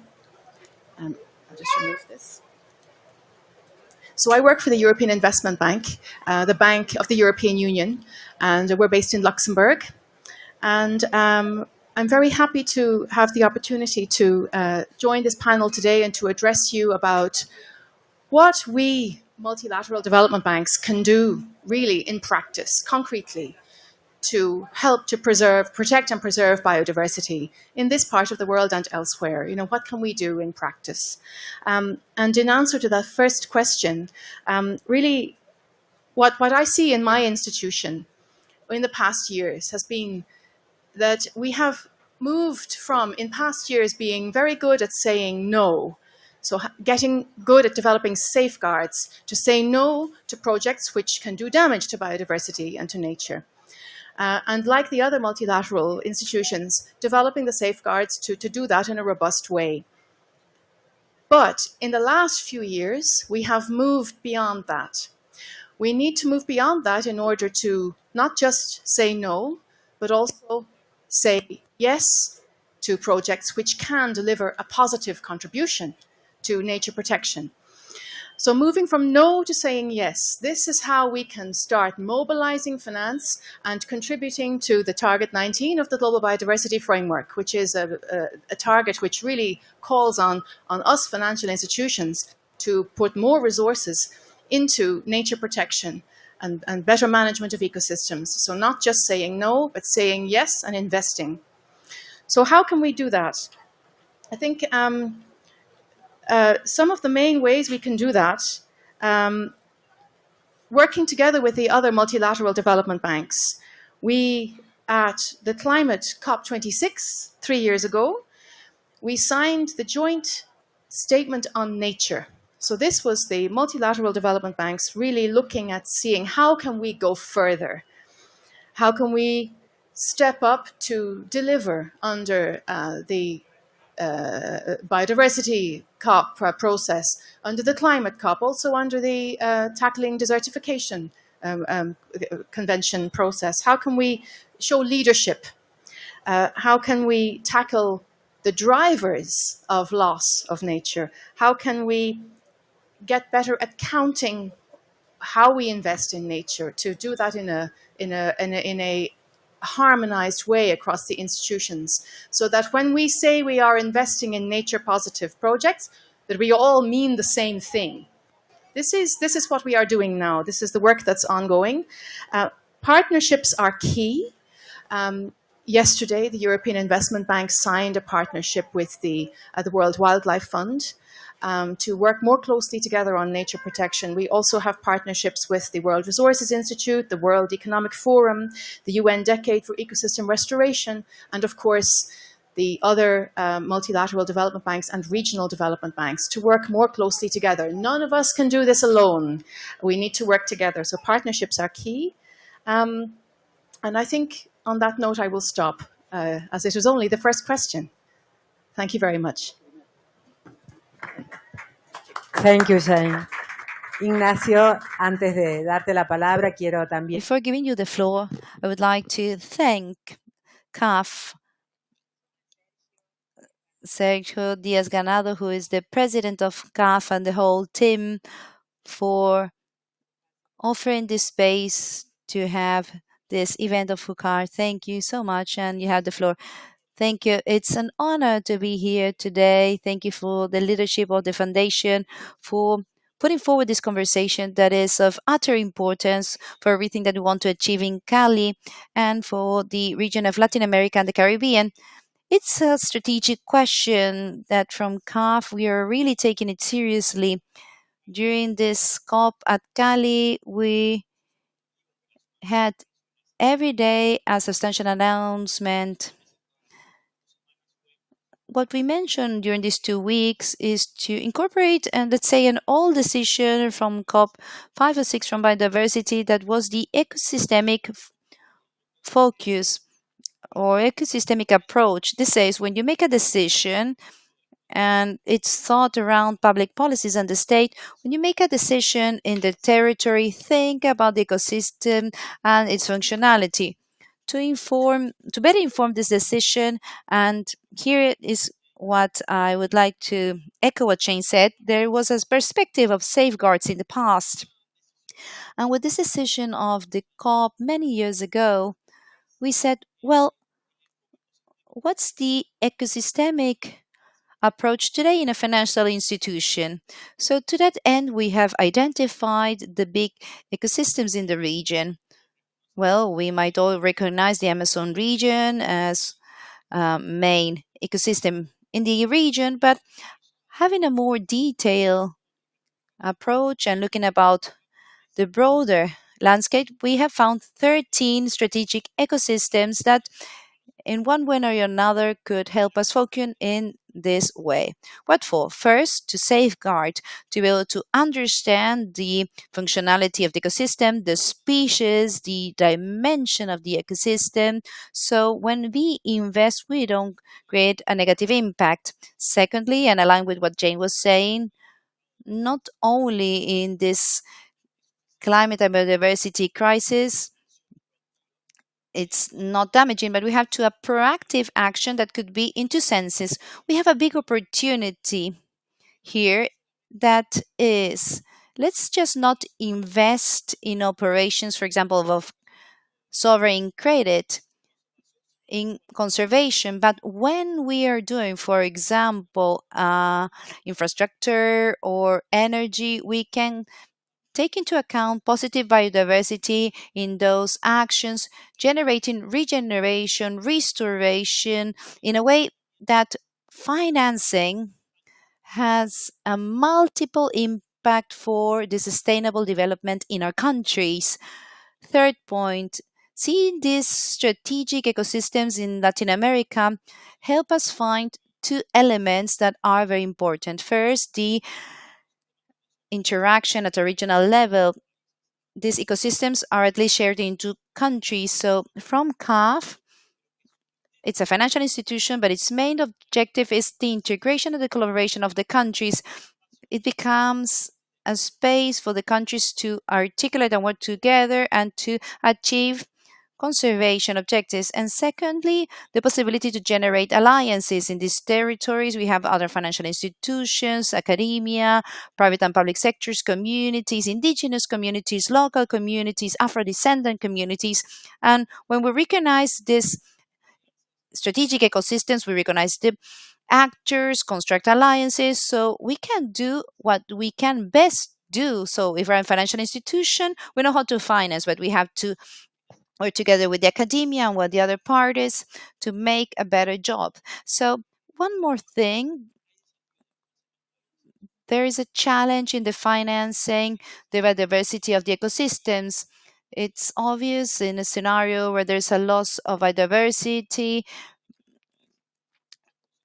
we have to provide food, we have to provide energy, water, but the market case, it's still not mature enough. So we need to generate financial innovative instruments that can allow us to articulate that rationality that, apart from being economic and human, there's a very clear ethic perspective so that financing is effective within that context. And we have also launched different financial instruments that we believe that it's a contribution where Latin America, being the most biodiverse continent of the world, could incorporate new financing and new solutions.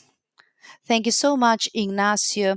So I would like to ask you both which diversity and climate change projects, because we also understand that it's necessary how to mainstream the approach of ecosystemic. We have to mainstream this climate approach to boost them and to approach the crisis for the greenhouse gas emissions and to reduce the impact in the local territory. So, to that end, I would like to ask you which biodiversity and climate change projects are you financing nowadays from CAF and from the EIB, from the different institutions? Jane?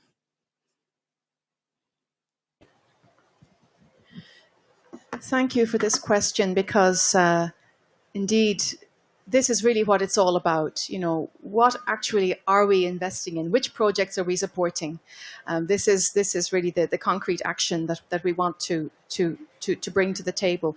So, in the European Investment Bank, in order to better support nature protection, we are looking to scale up our financing in those sectors which can deliver the biggest impacts. So, sustainable forestry, sustainable agriculture, aquaculture, certified fishing, parts of the water sector as well. So these are the fields where we see there are the greatest gains to be made on management of nature and on safeguarding nature. Let me give just a few examples to bring that to life. So one example that I can share is a fund called the Arbaro Fund, which we are investing in. This is a sustainable forestry fund which invests in projects across Latin America, including here in Colombia, also in Peru, Guatemala, and in Paraguay. Where I had the pleasure to travel with the fund to visit some of the locations where they're investing. And this fund is looking to scale up sustainable agroforestry projects and sustainable tree plantations, also with some investments in the value chain, so the primary processing of those products. And what the fund aims to do is to invest together with local companies. In some cases, they are coming in and working together with local companies. In other cases, they are coming in together with international partners. It's a mix, working with the local community.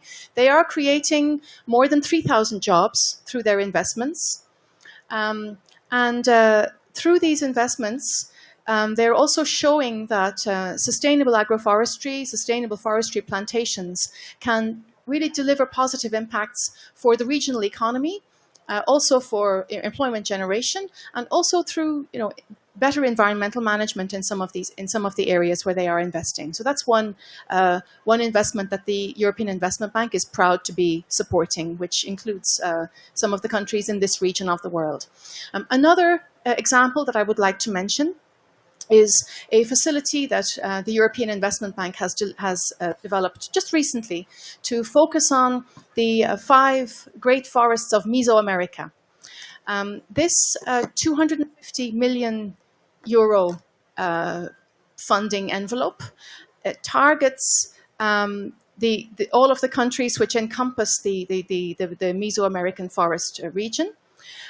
We want to work together with the European Union delegations in those countries and with other partners to channel financing towards not just sustainable management of forests in the area, but other economic activities which help to improve livelihoods and to develop the economies in areas where many people may not have many economic options, and this can result in additional pressure on the precious forest resources. So we're looking to contribute to providing better services for people, contribute to providing alternative livelihoods for people, and generally to contribute to sustainable economic growth in the area of these precious forests. So that's another example that I want to mention, which is relevant to this region of the world. Thank you. Over to you, colleagues. Muchas gracias.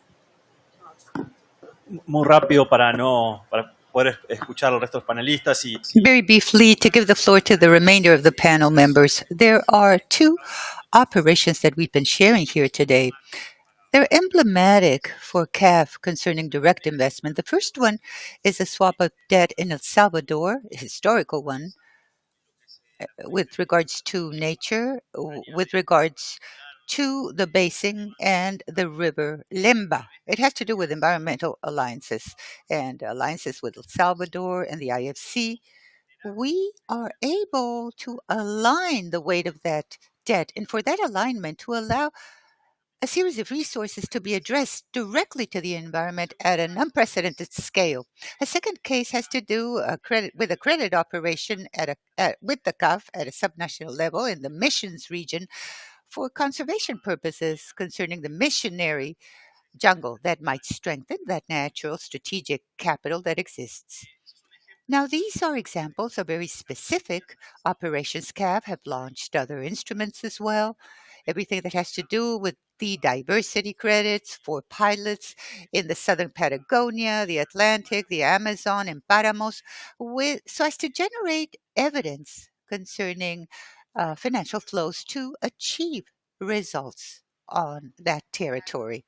Gerardo, I wish to ask you how the foundation sees funding to the subnational states, which are the conditions that these subnational states need to fulfill, and how to lower the risk circumstances that many times the multilateral banks see and observe. And why is it important for funding to reach directly the subnational governments, like, for example, the provinces, municipalities, the mayor's office?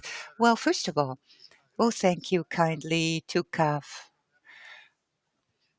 for allowing us to hold this dialogue and to be able to exchange ideas. Thanks to to the European Investment Bank for being here. And also thank you for the participation of all of you, no, with CAF in Argentina. We're working on an educational credit or loan for the building of schools. With all schools with solar panels. Thus, it's been an ecosystem project within the definition that CAF has had to be able to fund a very important project, and particularly in the different communities. With the European Investment Bank, thank you very much, because we are working on a credit for the integral management of urban solid waste. Specifically in the Cucuy region, Marines is the Minister of the Environment and Climate Change. We have closed open sky areas for these wastes. So, with the European Investment Bank, we are truly having a great experience. And also through the Investment European Bank and the European Union, we were able to obtain a subsidy of 11 million euros to be able to strengthen the circular procedures in our economy. So, thank you very much. I'm very glad that all multilateral agencies are guided to establish specific mechanisms to be able to solve, protect, and preserve biodiversity. As you were saying, Latin America contributes 40% of biodiversity of the planet. Hence, we are sustaining the planet basically, or holding it in our hands. Now, with regards to what's happening in Argentina, but it also happens in other countries in the region. Eh, as you know, because all credits that are provided by credit multilateral agencies, they require sovereign guarantees. The case that we have in Argentina is that it's very difficult to be able to achieve these sovereign guarantees at present.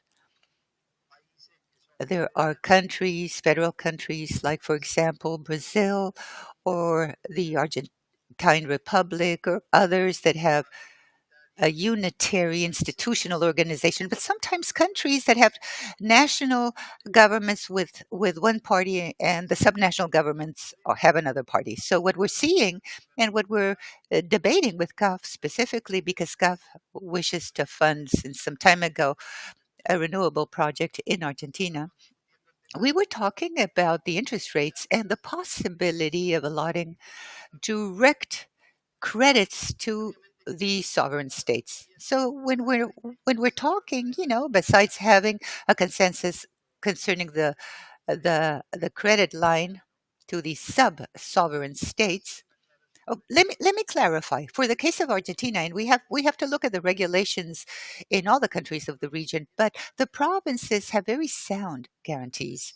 Why? Because of 100% of the tax collection of national resources, there is a legislation that establishes that 48.5% of these resources correspond and have to be in the hands of the provinces. In the provinces, we're receiving 32% of every 100 pesos that are being collected. But there's a daily line of resources that concerning all the national resources, 32% belong to the provinces. As a matter of fact, with regards to certain credits, in the case of CAF and of the European Investment Bank, when the national government provides the sovereign guarantees, it looks around and says, province, you have to counter guarantee with that 32% that you're entitled to. You know, the last thing, the credit that we have with GAF and the investment of the EU, they're guaranteed with the funds of the province. This is a very sound guarantee. So what do I believe that we need in the region? Well, on the other hand, in Argentina, because of the reform of the constitution back in 94, under Article 194, it establishes that the provinces are the heads, the owners of the national resources. Therefore, we have the primary responsibility of taking care and preserving our biodiversity and of our natural resources. Thus, the debate that is being generated with all the multilateral agencies is the possibility to directly go with direct credits at the subnational states with the proper guarantee. When there's sovereign guarantee, the interest rate is of a 2%. And in the case, that's it. And in the case of the Investment European Bank, the same thing. And we talk about credits for the sub-sovereign, the rate grows to a 7 or 8% because of the risks. So what we're requesting, all the regions and all the provinces, is the possibility of a same treatment. In other words, to lower the interest rate, obviously continue with this line that is not that does not have to be returned, hopefully, and as decisions are being made here in Colombia at the COP16, which is very important, and to be able to constitute a fund for biodiversity of a more or less $200 billion, I believe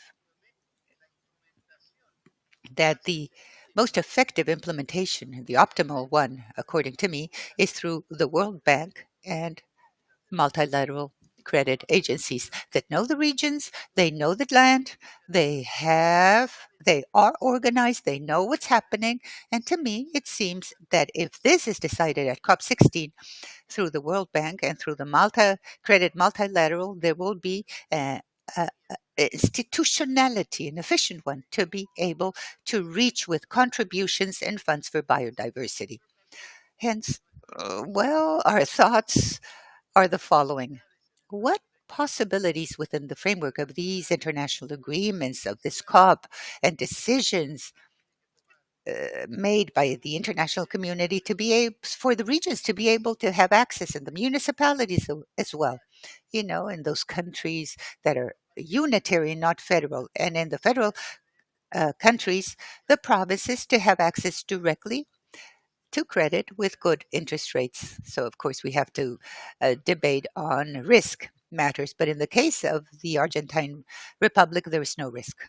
In other words, the same funds that are guaranteed by the state with sovereign resources are the resources with which the states guarantee with their sovereign guarantees, the provinces, in other words. Okay, so these are my thoughts. And congratulate CAF and the Investment European Bank and to all the multilateral agencies that have made the decision to go through this support pathway with concrete lines, credit lines, concrete subsidies for biodiversity. Well, thank you very much to our speakers. Thank you to the president of the CAI Foundation, Ignacio Lorenzo of CAF, Madam Viham from the European Investment Bank for having participated here. And in closing, 1 minute of your thoughts to both of you, because we have to continue with our agenda. Let's begin with Ignacio. Well, thank you. In a single statement, CAF has the objective of mobilizing 30% to subnational governments. And as a matter of fact, it's building an alliance network through the governors and cities so that at a subnational level, financing that is needed have green components and searching for alternatives to this issue of sovereign guarantee. We have examples without sovereign guarantee directly to the sub-national level, and we're going to increase this agenda because there is a clear leadership and policies. There is a mission and a specific reality that climate impacts and opportunities of conservation are in the territories near to those administrations. So we have to advance with the green agenda and the subnational agenda hand in hand.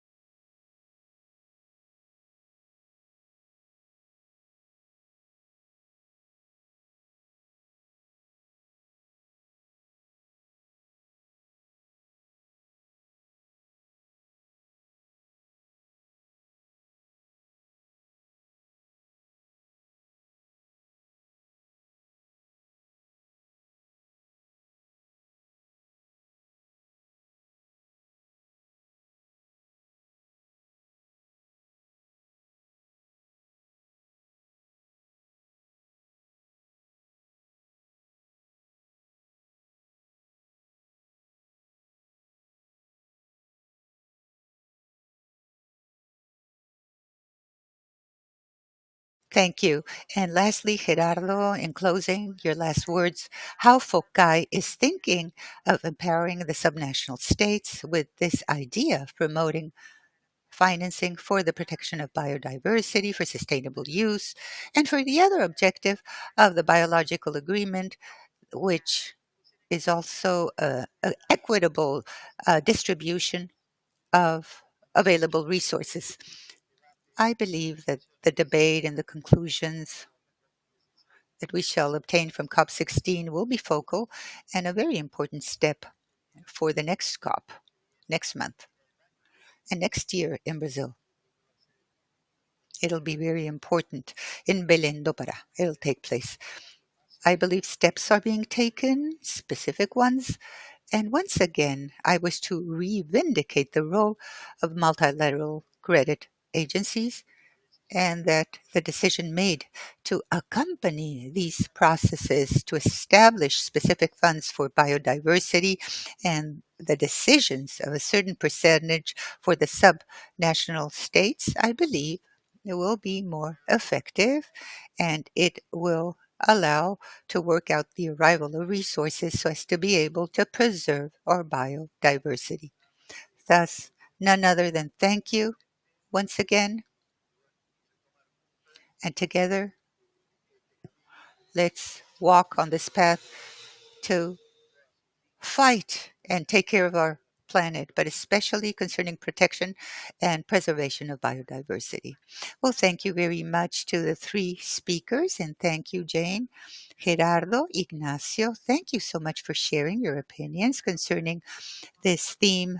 And thank you to all the attendees and representatives from the different Argentine provinces that are here and from different locations around the world, NGOs, indigenous peoples, local communities. And thank you to Bogota for having received us so cordially. We have felt very well received in this country. Therefore, thank you to the Colombian government for having guaranteed this COP. Let's see the results that we shall hear on November the 1st when this COP concludes, and particularly which are the positions that the states will reach with regards to this topic of financing concerning the role of subnational governments. Like, as we know, they've never been very powerful concerning the Convention of the Parties.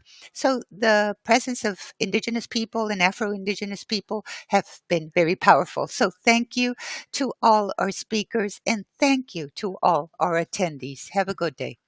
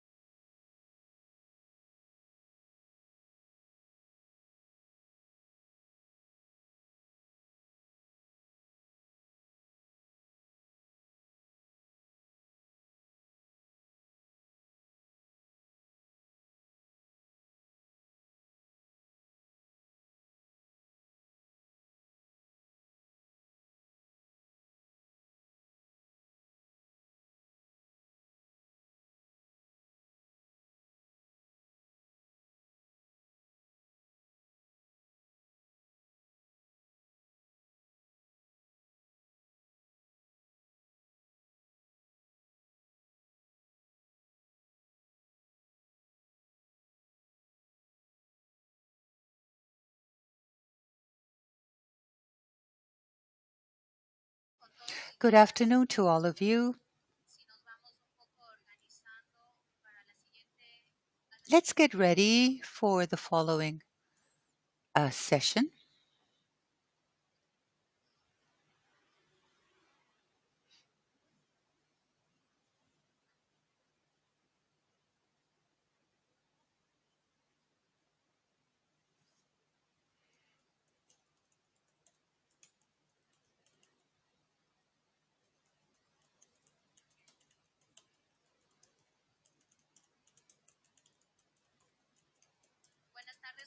Good afternoon to all of you. Thank you so much for being here.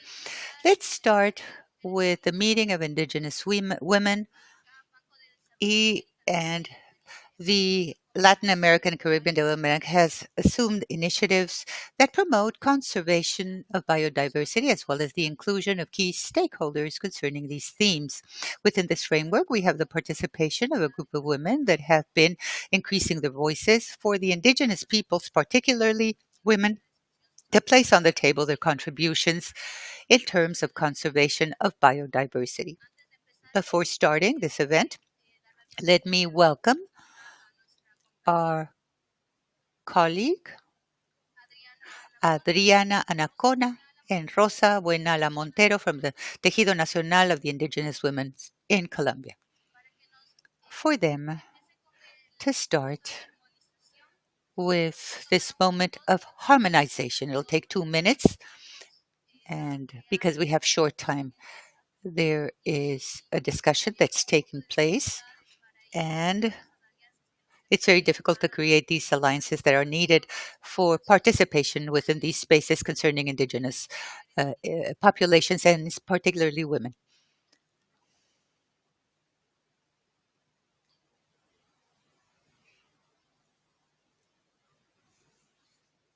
Igualmente.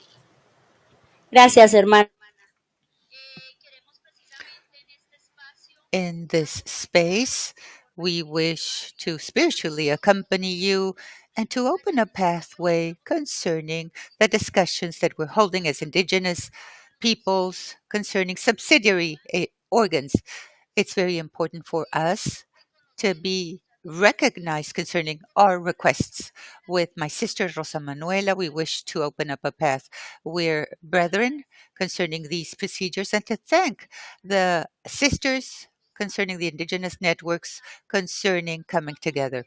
So Rosa Manuela will open up the pathway and I will give you a little bit of coke and oil and irradiate peace of mind and strength as brethren, so that what is discussed in the Sierra Nevada space take place. Thank you. Good afternoon. Greetings, especially so to all our sisters and brothers and people from other locations. On behalf of El Tejido Nacional of Indigenous Women, we want that the spiritual fathers, the Mother Moon, and Father Sun, all our ancestry, to convey good energy for things to flow harmoniously.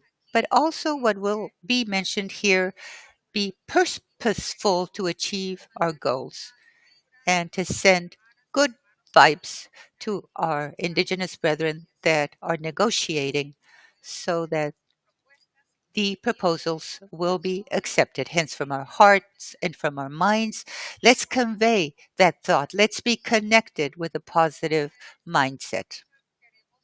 This is what we wish on behalf of El Tejido Nacional of Indigenous Women.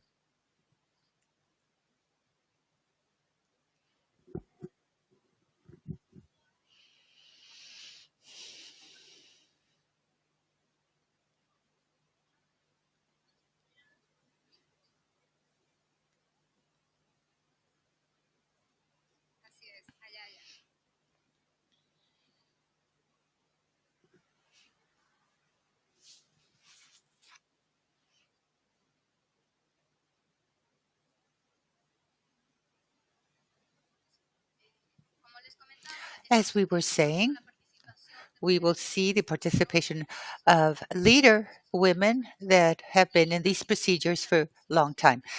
Their participation is possible because they have struggled and they are there, self assured, increasing the sound of their voices. And hopefully, this will not only be a minimum percentage of women, but more voices of Indigenous women in these spaces.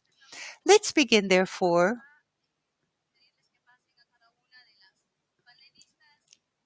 to ask them to step to the podium.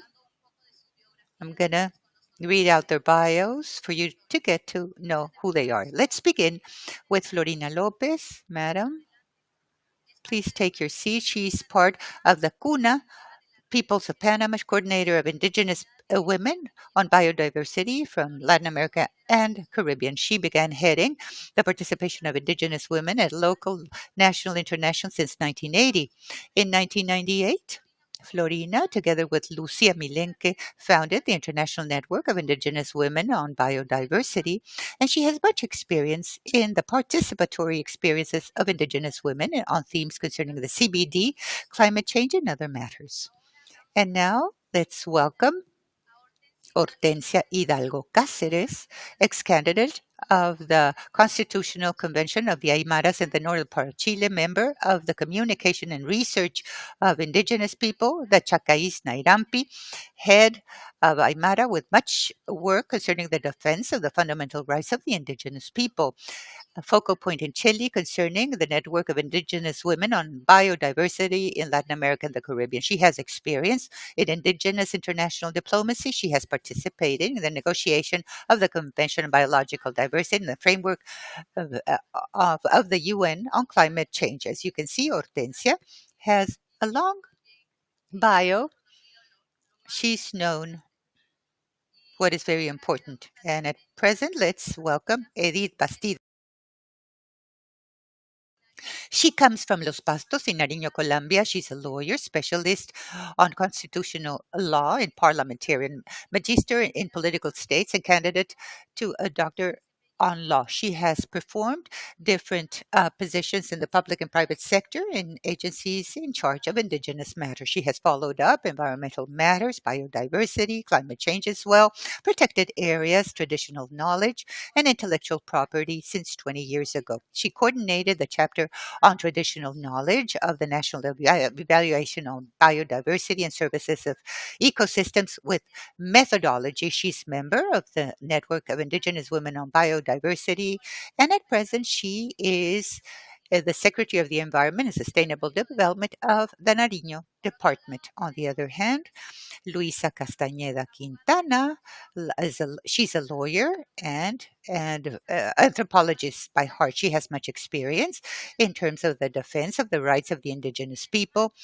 It's been over a decade of experience working with indigenous people, NGOs, UN, FAO, and with the special rapporteur of the United Nations concerning the right to drinking water and with the indigenous people of the Nevada Mountain. She was advisor of the president of the Permanent Forum concerning indigenous matters of the UN in the last period. She has a master's concerning law from the University of Columbia and compared law and economy from the Turin University.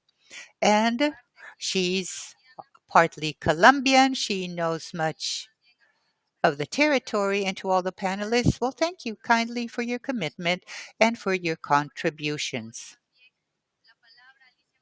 I'm going to give the floor to Alicia Montalvo that she will give some opening remarks. Thank you, Veronica. Good afternoon, everybody. It's a pleasure for CAF to host this event with these wonderful women that just looking at them walk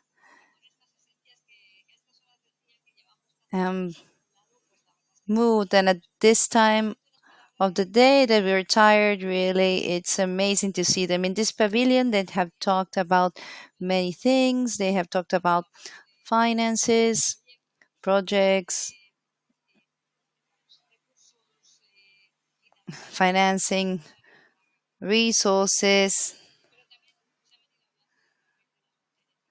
And we have been talking about the role of women. And with this panel, CAF wants to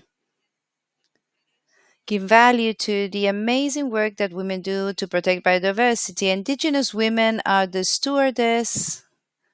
I love this title, the stewardess, because a high proportion of biodiversity is in indigenous territories, but the role of women within these communities is essential. We've had different initiatives connected to the role of women. We have launched the Piangueras Women Network to reinforce the role of the Afro-descendant communities, and we have worked with the indigenous communities to understand the Aruaca community, how they're doing that. Knowledge is transferred through women to the community and children. But this event is of utmost importance to understand what happens and what we should do for this to happen and to make it happen. It's an honor. Thank you, Veronica. I want to listen to these women and to facilitate our instruments from CAF for them. Thank you. Licia, we invite you to be part of the panelists. You'd like to sit over there because this dialogue is important because we have seen the commitment from CAP and it's important to highlight that. And we would also like to mention the process of the indigenous women participation has been a challenge.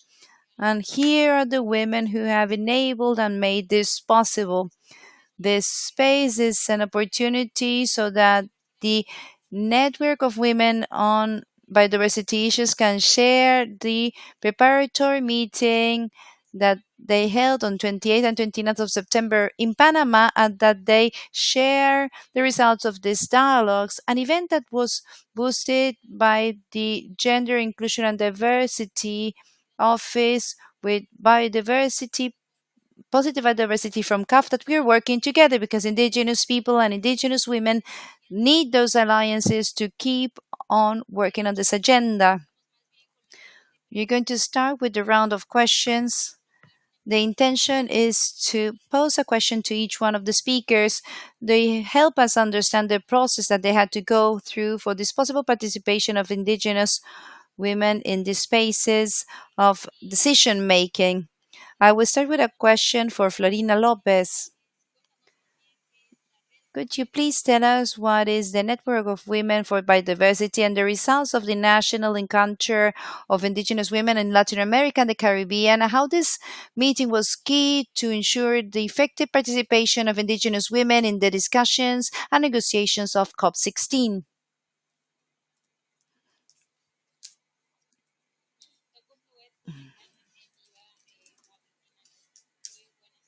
Good afternoon, dear brothers and sisters. First of all, I would like to help and greet my colleagues in this battle process and all those who are here today with indigenous women. I'm Florina Lopez. I'm from the Kuna community. And this network of indigenous women on biodiversity at a global level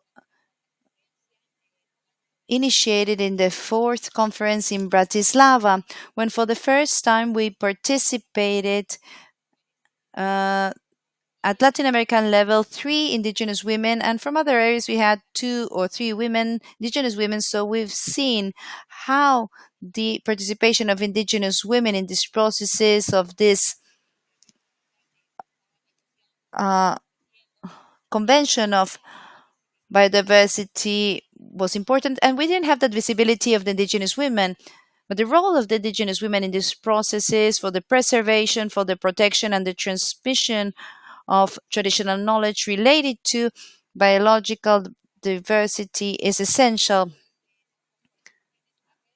So we have set up this network, and in 2007 in Latin America, we strengthened this network with a first assembly in Cunayala, in my beautiful land within Panama, and we got together from Argentina, Venezuela, Ecuador, Guatemala, Bolivia, Paraguay, Chile, also at Central American level, Guatemala, Costa Rica, Panama, Honduras, and Mexico. We are part of this process. And Colombia, so sorry. Colombia. Well, we have been working along these years in the negotiations in this complex and difficult space. Even for those who are not indigenous people, but from our territories, we have been fighting to defend our life, that is biodiversity, our resources, our Mother Earth. We have learned along the way what is to negotiate with the states, with big international organizations, to create alliances in these processes. And with these women, who are strong women, I admire them every day more and more with this energy that they have in these negotiations. We have a sister from Argentina, Viviana Figueroa, negotiating with another sister from Asia for this subsidiary body. They are leading this negotiation, are part of this process. I believe that the network has been growing every day more and more and weaving networks and alliances. I would like to thank CAF that in the last meeting that we held to organize and plan the participation for this COP16, CAF helped us with this important meeting where we came up with a declaration of our network about biodiversity, basing ourselves in the metrics of the global Kunming Montreal framework. We have prioritized 8 targets out of the 23 that are very important for indigenous people, especially 23 and 3. There are many targets. There are practically 9 targets for us, but we are talking about 8 targets for indigenous people. So, how to advocate in this encounter? We analyzed, we debated as indigenous women what were our priorities as peoples and indigenous women, understanding that we have our specificities. To that end, we have recommended to support the creation of subsidiary body that today we are seeing how the states can have this opening because there are some states that are opposing to that mechanism. For the new program of the 8J, we want a new program to continue the Article 8 and Part J is the spirit of the convention. If we forget about that and we include in other bodies, it's like forget about the spirit of this convention that talks about our ways and the innovations of our knowledge as indigenous people and local communities. We are fighting for that, and we hope that the hearts of the states who are opposing could understand the importance for us because it's not just for the indigenous people but for mankind to protect the biodiversity and to share a knowledge connected to this. So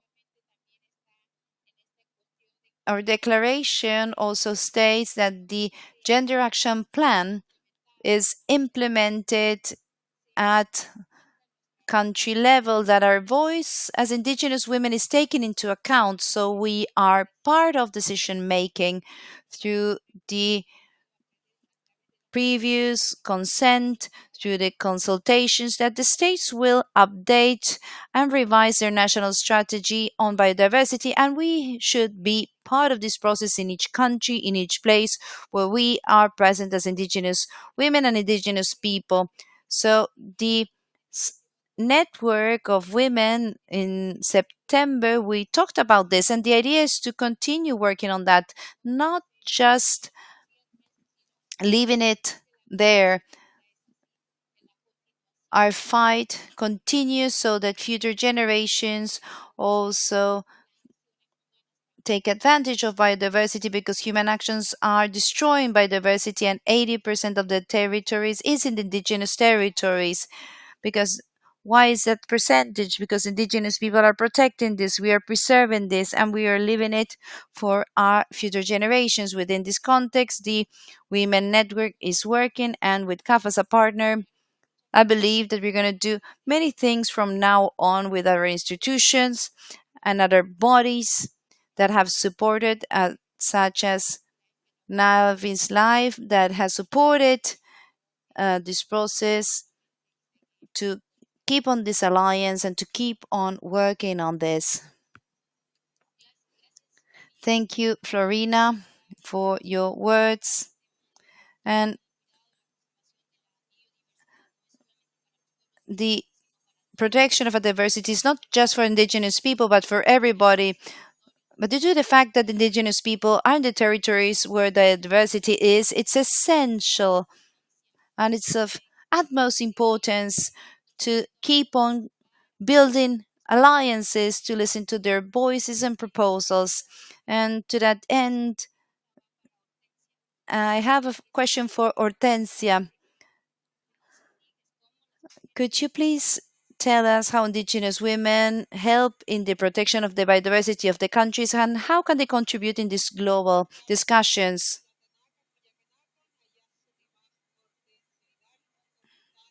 How are you, my dear brothers and sisters? I'm Hortensia Hidalgo Cáceres. I live in the north of Chile, and I have family in the part of Bolivia and Chile. Answering your question, how do indigenous women contribute? Well, we are connected with what you're discussing here. So, Article 8J is talking about something that is essential for indigenous people, that is a subsidiary body that should be approved. Why? Because it's the heart of the CBD, because it has to do with the indigenous knowledge, all the resources, the genetic resources of the biodiversity comes in connection with our indigenous knowledge. And it's us, women, within our communities that are the stewardess, the protectors, the defenders, the ones who transmit and transfer this indigenous knowledge. I would like to show you one example. Our indigenous knowledge help us to mitigate the effects of climate change. Nowadays, indigenous women, indigenous people are the ones that are mostly affected to the effects of climate change. We have solutions based on our traditional knowledge. And here I would like to show you this. This is called papachuño. It's a potato that we grow because apart from being specialists in biodiversity matters, we work on agriculture and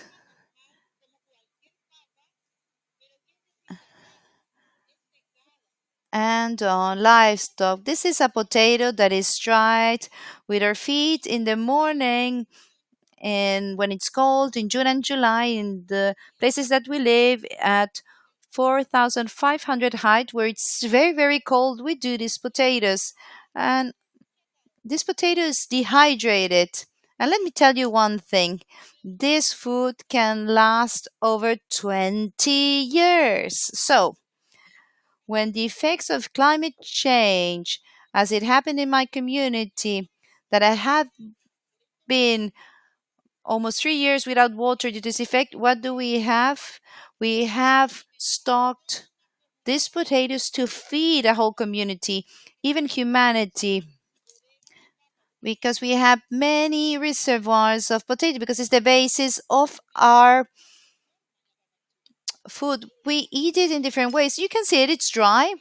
It looks like a stone, but when you cook them, they transform and they become a food that is soft. A normal potato that can be mixed with meat, with vegetables, with eggs, with whatever you want. I don't have a fork, but I will pass it around so you can taste it. Take one and taste it. So, in practice and something that is tangible, I'm working just one of our traditional knowledge that has been transferred from generation to generation, that have been there for thousands of years. My colleague Viviana from Argentina, that she's negotiating there, is negotiating due to that reason, because we cannot lose that knowledge. And Adriana, thank you for these harmonizations that the heart of representatives from the India maybe get soft and things that is as important what we're talking about traditional knowledge and to preserve biodiversity, because when we talk about the 23 targets and we talk about the first one, this is what we're talking about. Ladies and gentlemen, this is what we're talking about indigenous knowledge. Another example, this scarf is done from the wool of our animals, from alpaca, from vicuña. So to be able to face the cold weather, we need to preserve biodiversity. So those animals that we look after, we do it with a lot of love. We want to protect them. That's why we're here. Thank you so much. Thank you, Hortensia. Adding to what you're saying, it's just one of the examples of how indigenous people contribute to protect biodiversity, because there are some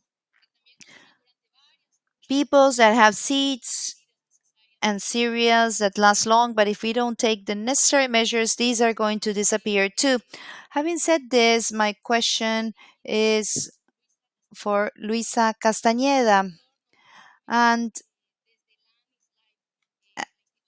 is for Land is Life, a coalition of indigenous people that focus their work with indigenous women. And to that end, I would like to ask you, which are these experiences that confirm what is crucial, working directly with indigenous women in their efforts to protect biodiversity? How can this reinforce this continuous work for the local and global strategies? Thank you, Veronica. After the presentations of the colleagues, and thank you for sharing your knowledge that reinforce our work with indigenous women. Good afternoon. Let me tell you a little bit about Land is Life. It's a coalition of indigenous people that was created 32 years ago in the Summit of the Earth in Rio de Janeiro. And as from there, the mandate that we have and the mission of the organization is to promote dialogue spaces and key strategies and actions to advance in the free determination of indigenous people and to defend collective and individual rights.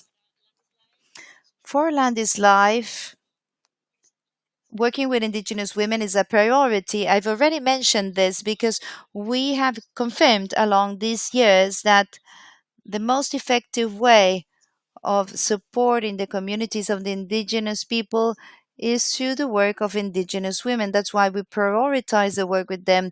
And one example is along these years how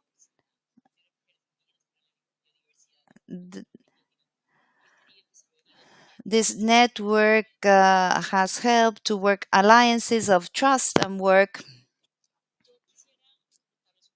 I would like to tell you a bit about the program of indigenous women that we work on, because along these 32 years we have very important experiences that could help us move forward in defense of the territories, and the program that is focused to advance in the indigenous women rights have different areas of work that are very specific, and one of them is technical and financial assistance for indigenous women. Second, to promote the participation and broadening the voice of indigenous women in decision-making spaces at the national and international level. And third point are the leadership processes.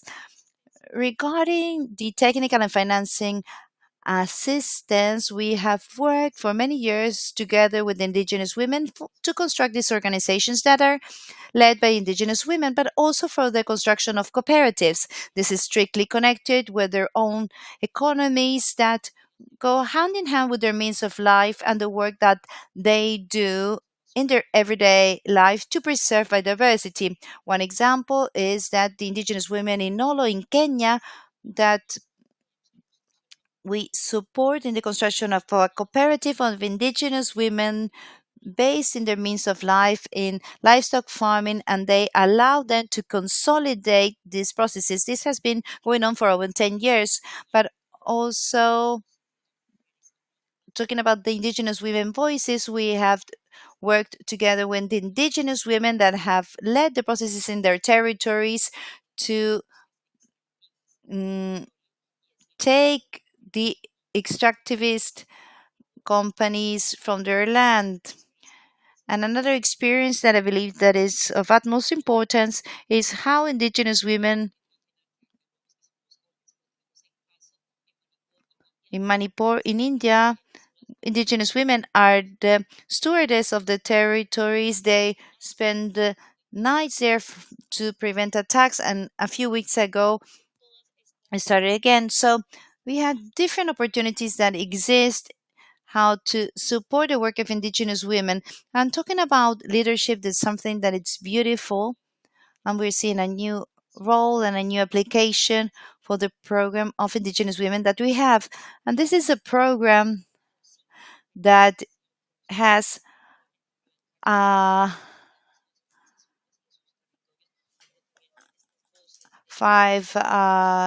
fellows. I would like to take women to the spaces, and this COP we have the presence of these interns, and how this strategic alliance can have a key instrument to move forward. That's why the strategy with CAF that you have really supported, and this international women in this international meeting of the network of women. I think that before COVID you couldn't meet in person, so this helped us to come stronger, and this year we can have the Indigenous Women Meeting of Land is Life in the territory of Florina, where we can get to know more about the Kuna community and also to bring women from other regions. These exchanges are very important to move forward for the Indigenous women's rights. Thank you, Luisa. And yes, indeed, the safeguarding of Indigenous women in Latin America, we have good experiences of have women have strengthened thanks to these alliances.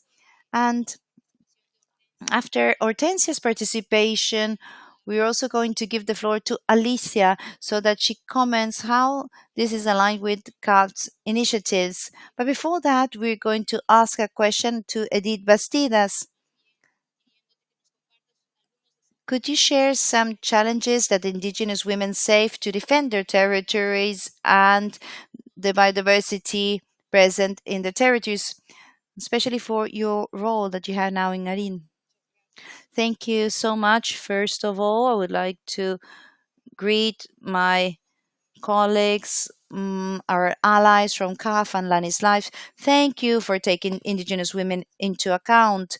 It's a very important topic. I would like to greet the auditory and to thank you for being here today. Why are we here? Why are Indigenous women here? We are here to advocate for our rights, but not just for women, but for the rights of our territories, for land tenure, for previous free and informed consent, and for the participation in this path that Florina has already mentioned. And with all this knowledge that Hortensia also expressed, we have found different allies that have helped us to keep on participating in these spaces to bring the voice not just of the women but of our peoples in the negotiations of the CBD. But it's also important to mention that this has strengthened our work, our base work. This has been a virtuous cycle where we strengthen the advocation in these international spaces, but at the same time, we strengthen the leadership at a local, regional, national level. In this process, it's very difficult at the beginning for many women, but it's even more difficult for Indigenous women. Not only are we facing chauvinist situation, but also class and race situation. And all this together pose an even bigger challenge for indigenous women. So to overcome these challenges with these great allies, we keep on working in different environments. As I was saying, the network of indigenous women on biodiversity has allowed us not only to participate in the scenarios of the CBD, but we also have the opportunity to participate in other international scenarios such as the Permanent Forum, the OMPI, or Spaces of Climate Change, where we are raising our voice, but this has had an echo in our territory. There have been very valuable experiences that prove that when we invest in indigenous women, this is a seed that gives good things to recover the culture, the knowledge that Hortensia shows us, and this has been of great value. At the same time, this process has allowed the different sisters to come together in different processes, as Florina was mentioning. In the World Bank, Hortensia was in FILAC in the women program. Other colleagues also been in other areas, and I'm now in the role of a subnational government. That it's a challenge. I'm the first women secretary of environment in this position, and this is due to the empowerment that we have acquired with training, because these scenarios are not just of participation, these are from training and empowering, and this is important. Participating in this space to approve as a statutory body, because we have been working with the task force. Now we know that we have a challenge not just for the women but for the peoples. We have programmed a silent march of the indigenous people, because most of the countries are aligned in the negotiation, and there's a state that is still not yet aligned. So we would like to have an endorsement space, a support space of all those who are here, so we can talk to the parties, to the government, and to convey all this need of creating this uh, task force to benefit the knowledge of the peoples. What for? To serve for humanity, because if we preserve biodiversity, if we have different actions of adaptation and mitigation for climate change from our knowledge, it's not just for us, it's a benefit for all mankind. And at the same time, another important challenge is to put forward the gender action plan from the CVD, but from our perspective, because even in these spaces, indigenous women face big challenges. First of all, because at a general level, indigenous people, we talk about peoples, and maybe it's left aside talking about indigenous women. Same in the spaces of women, we talk about in general of women, but maybe we leave aside the specific talk about indigenous women. So we need to keep on moving forward to see how we implement this gender action plan from our perspective, with this ethnic and gender perspective too. Thank you. Thank you, Hortensia. I fully agree that it's necessary within those spaces of women to underscore them and not to postpone this issue of Indigenous women, because it's true. We have to continue working to articulate all the actions on these themes.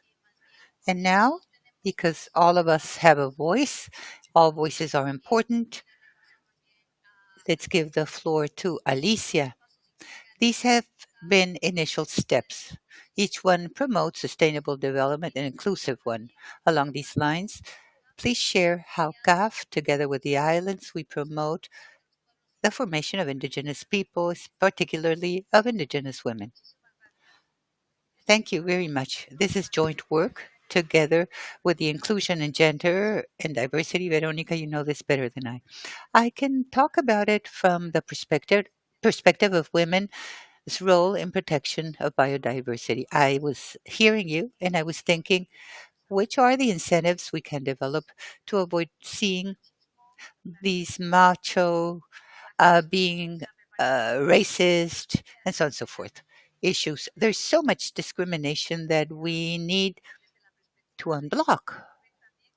Also, from the role that you carry out concerning the conservation of traditions that, in the end, protect the environment daily in the work you do. And we have to rethink about our instruments as well, because what we're doing, it seems that you have said so, it's so important to generate those training spaces,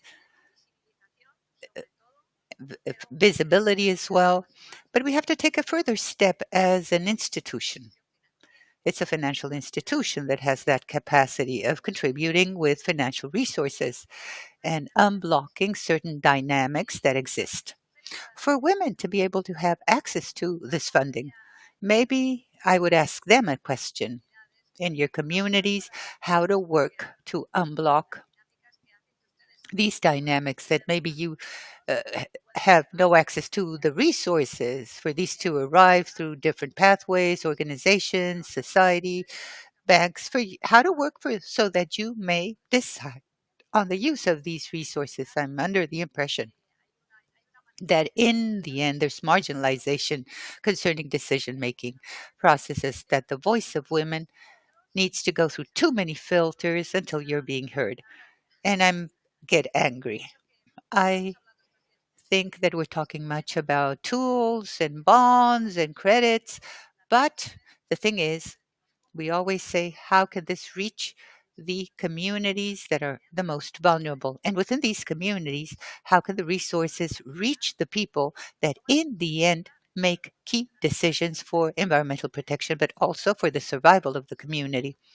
So the question back to you from the perspective of the management that can provide resources to help in conserving certain traditions, the potato that you were talking about. So, such beautiful stories that we've heard, that these are daily stories, but at the same time, they allow the maintenance of ecosystems. We were talking about the piangua, but there are so many stories that seem small, but they're enormous. So, how can this be part of decision making from a financial perspective? It's important.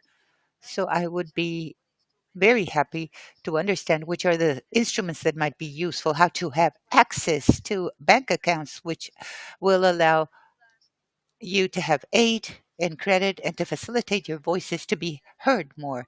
Each community is a world, each country as well, each circumstance is different, but surely there are similar characteristics that we've gone through on discrimination issues that we have to do away with.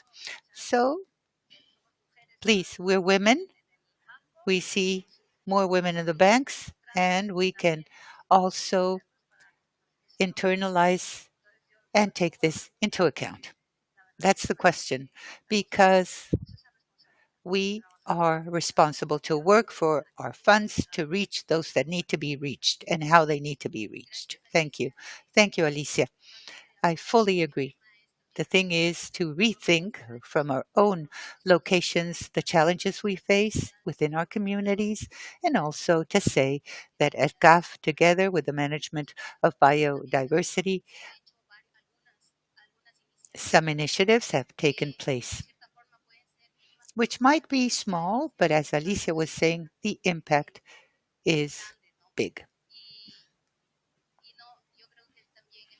Also, to contribute towards formation that both managements carried out.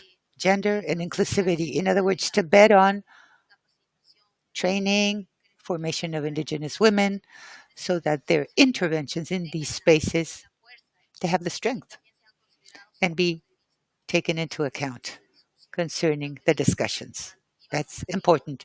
And that's what we're doing. So, generating these initiatives that we obtain allies, and it will not only be CAF, but with other external allies to hear these voices, not only in these spaces, but in throughout all spaces that have to do with protection, the environment, nature, to look into climate change, women, everything is related.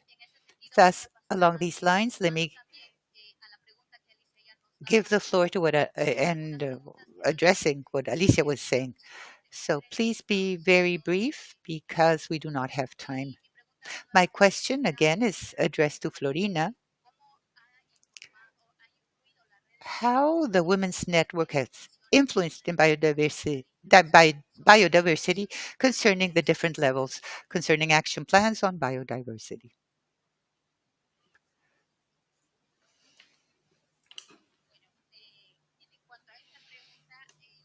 Concerning your question, the network of women on biodiversity, as said before,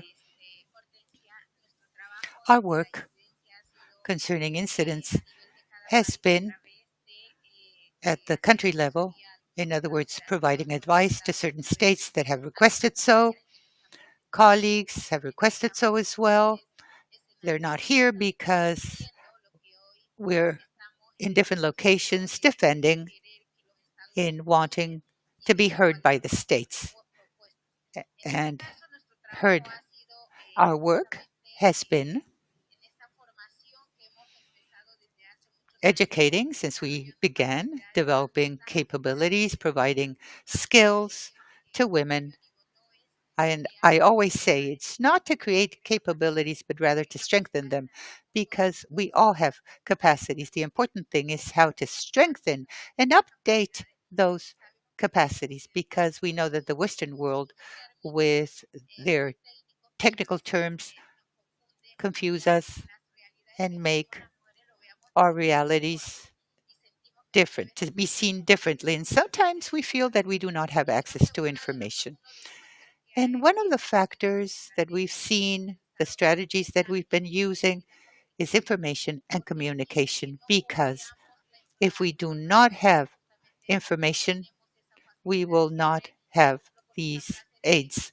So I always say, who has information has the power. And it's the power that Indigenous women have thanks to information. And one of the biggest challenges that we face is made by the question by Alicia is that within what we're talking about, the mobilization of resources, one of the biggest challenges of Indigenous women and that the network of women has seen is access to these resources to be able to strengthen the different communities because in our lands there are many communities and they cannot reach everyone.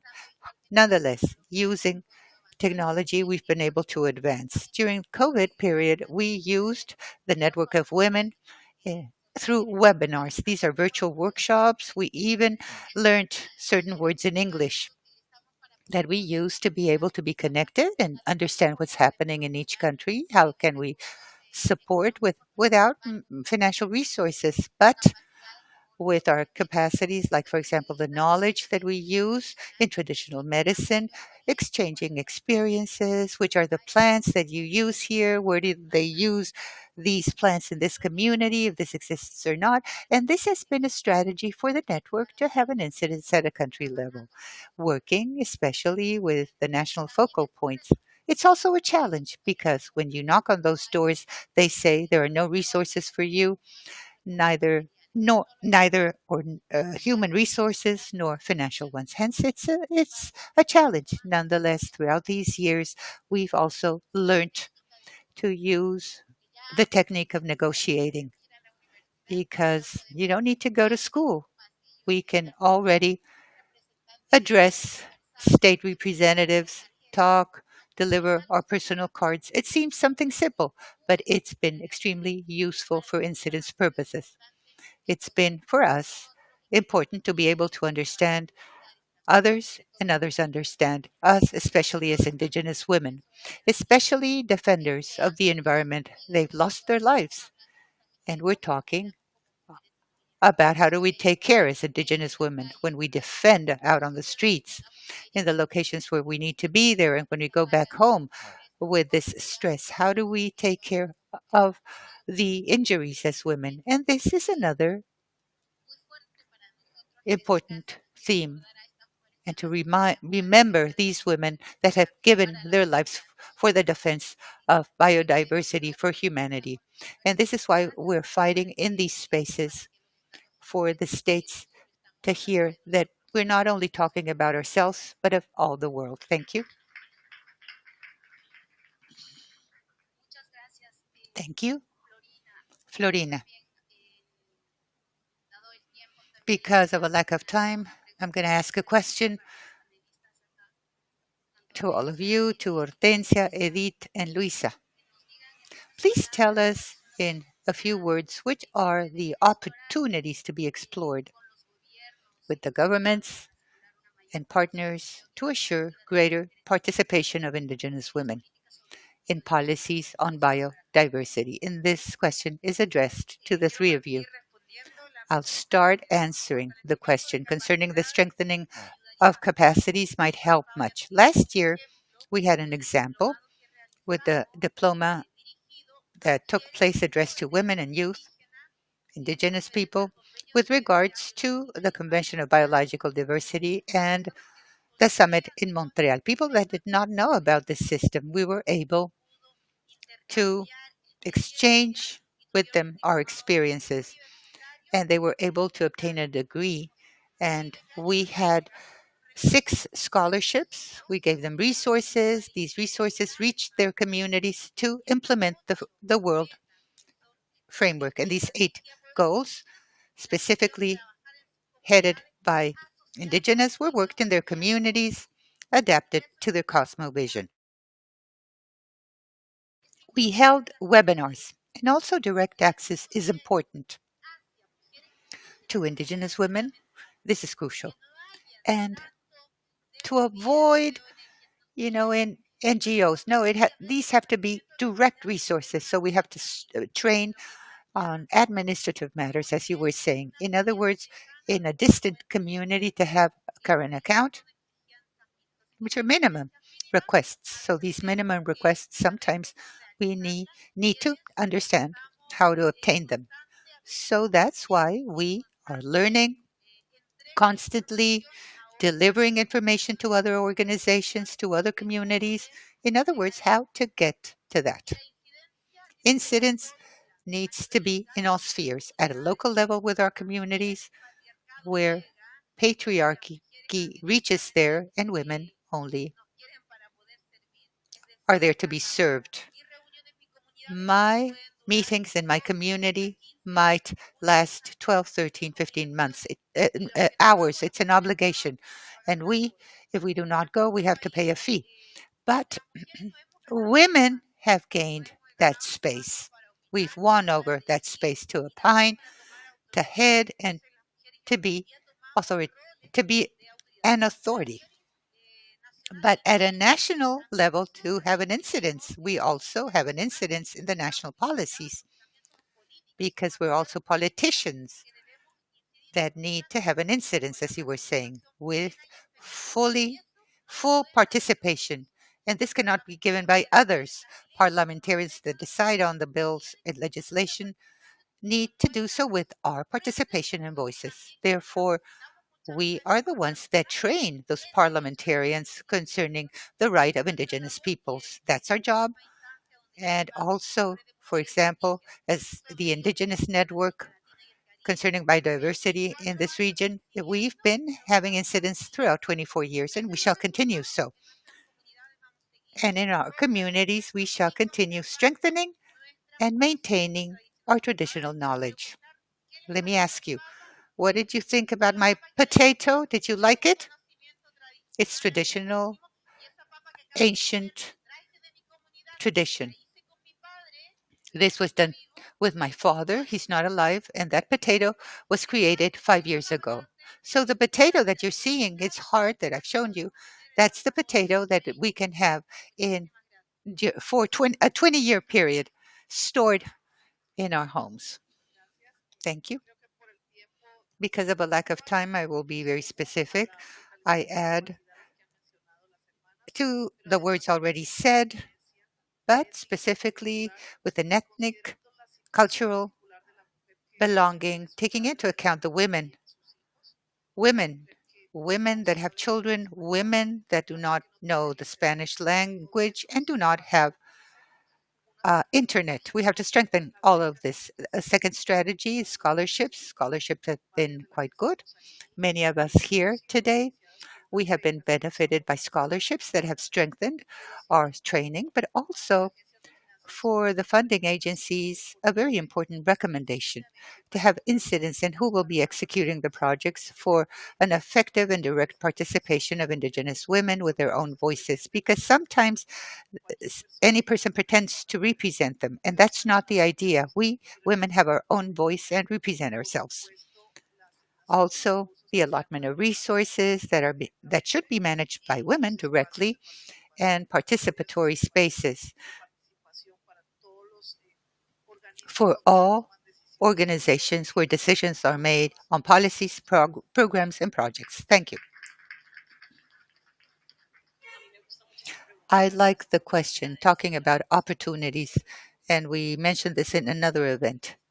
And we can think about what you were saying, Alicia Hortensia and Edith. Opportunities are there. There are 438 million indigenous women throughout the world. In this COP, we spoke much about financing, direct financing, trying to define what it is. But based on information, because at the COP26, there's a commitment of 1.7 billion pesos for indigenous communities, peoples, and local communities.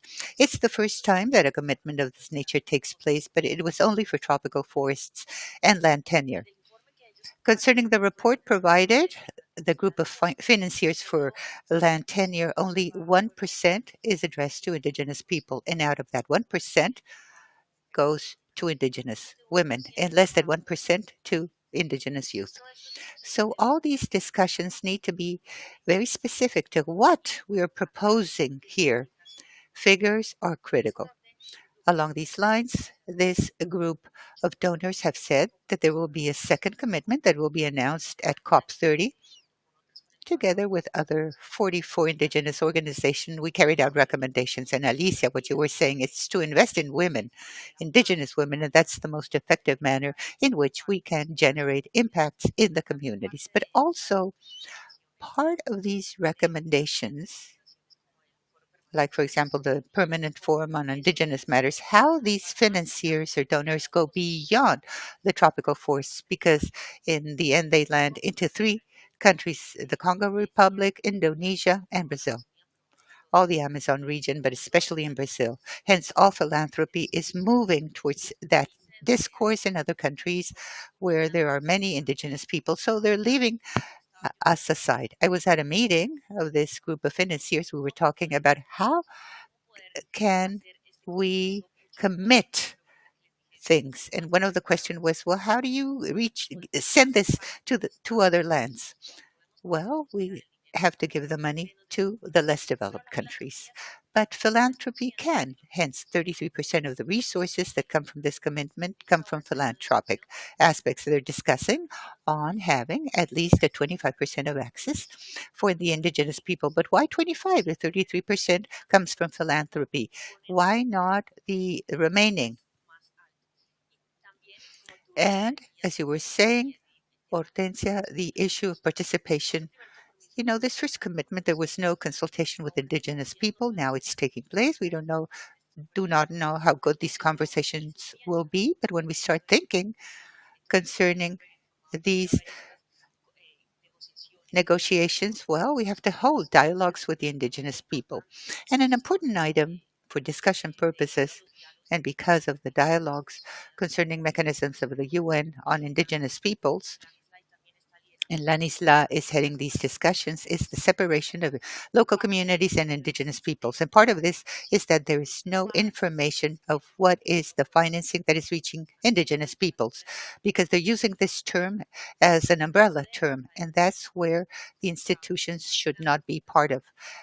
Like CAF, it's a big recommendation. Always separate and to be able to show this information, because there's a reduction of rights of indigenous peoples and part of the positioning of certain indigenous peoples. in these discussions. In other words, financing, direct one, is a big discussion. We will not reach a conclusion. 33% goes to indigenous people and a large percentage goes to indigenous people. So yes, of course, we can work. So the invitation is for all these stakeholders that are part of these commitments and each fund. We hear about this more and more to keep in mind the indigenous peoples. Well, thank you, Luisa, for your words. I believe that different themes that are still pending. Thank you so much because we have achieved with the time allotted. And Alicia, also with regards to the question you asked concerning strengthening, we've betted on that, both managements, the strengthening of capacities, knowledge is power, as said by Hortensia. And yes, if we convey knowledge, if these are strengthened together with their knowledge, this is key for the empowerment of Indigenous women to precisely face challenges not only in their communities, but throughout all spaces where they are intervening. Also, thank you because we are contributing with a grain of sand that in the end will generate changes. And to commit our allies that are present here today to be part of this initiative to continue promoting the issue of strengthening capacities of indigenous populations and women. Thank you so much for your participation.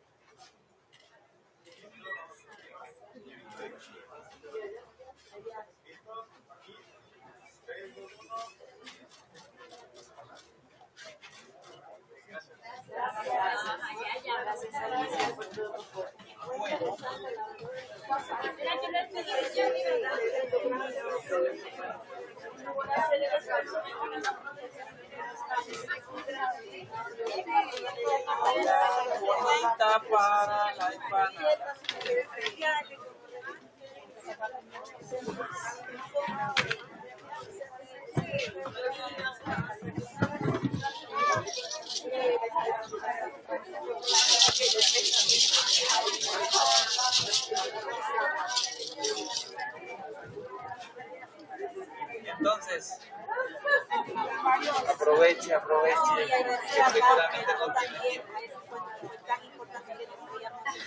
Espero que podamos seguir la comunicación.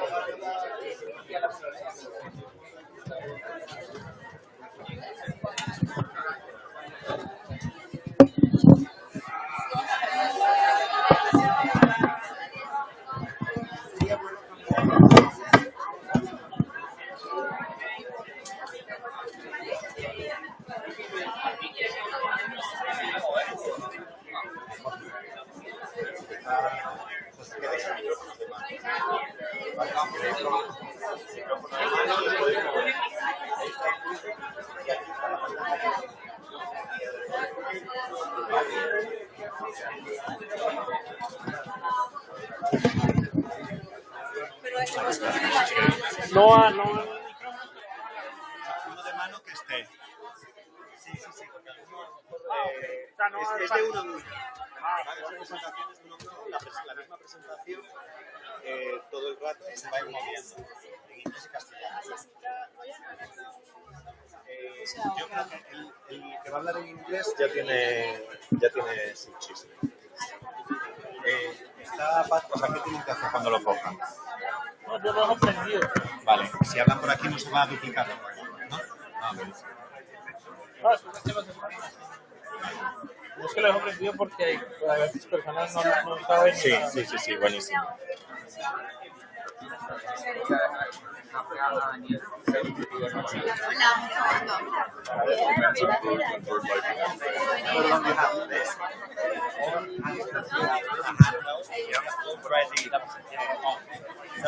Yes, and really close, no hands on, like.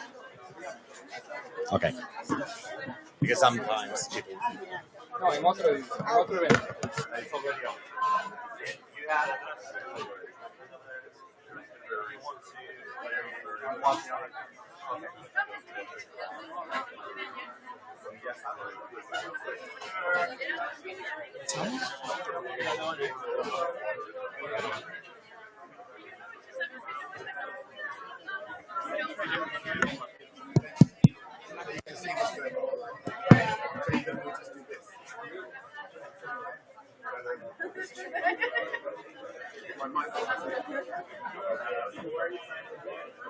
This is a nice venue. It's really interesting. Yeah. I haven't been here. Sí. Sí, ahorita lo primero, antes de eso, no sé qué es streaming también.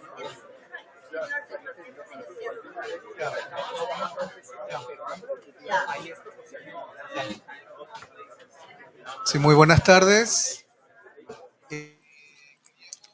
Good afternoon. You wanted to tell the audience that we're going to have simultaneous interpretation. Should you need it, you can quickly grab a device. Okay?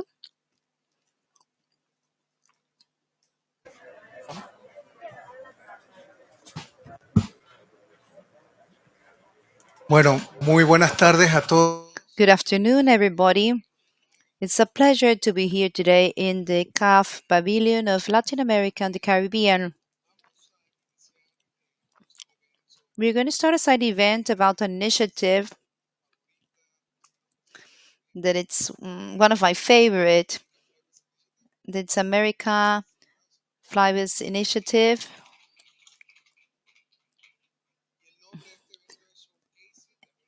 And this one is showcasing an opportunity for transformational change of America Flyways Initiative. We are going to have streaming too. If you cannot continue here, we're going to play a video that we have prepared for you all.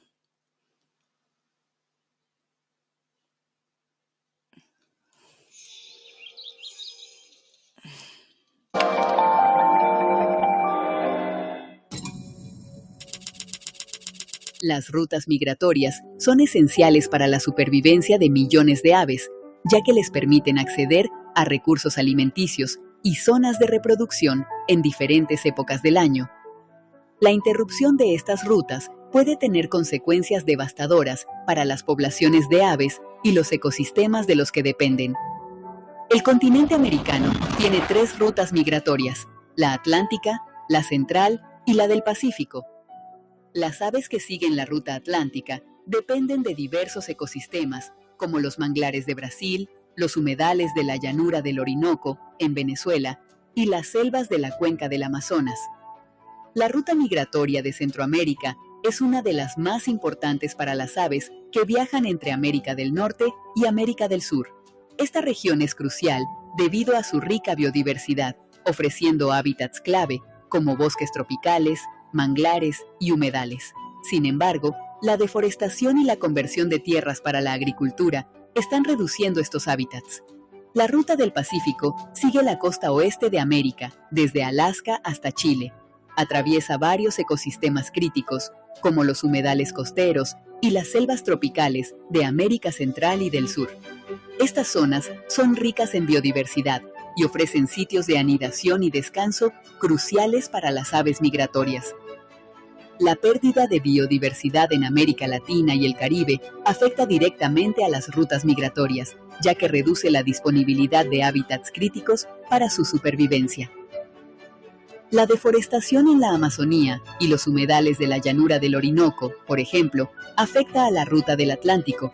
La contaminación del océano y la sobrepesca están amenazando a poblaciones de aves migratorias marinas, y en el Caribe, la destrucción de manglares y arrecifes de coral también representa un gran desafío para estas especies. Actividades como la deforestación, la conversión de tierras para la agricultura intensiva y la urbanización ponen en peligro la supervivencia de poblaciones enteras de aves. Ante esta realidad, CAF, junto a Audubon National Society y BirdLife International, han formado una alianza llamada America's Flyways Initiative, que realiza esfuerzos de conservación hemisféricos enfocados en la protección de las rutas migratorias, creación de corredores biológicos y la conservación de haicas. Están ayudando a proteger los hábitats esenciales en estas rutas. Las aves migratorias interconectan ecosistemas estratégicos. Por eso, su protección representa un reto y una oportunidad para generar una acción efectiva y promover la integración y la vertebración de territorios.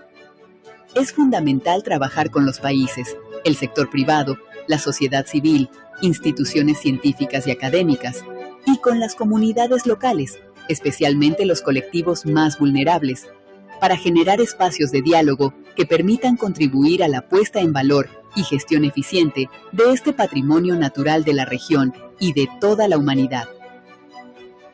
CAF, Banco de Desarrollo de América Latina y el Caribe.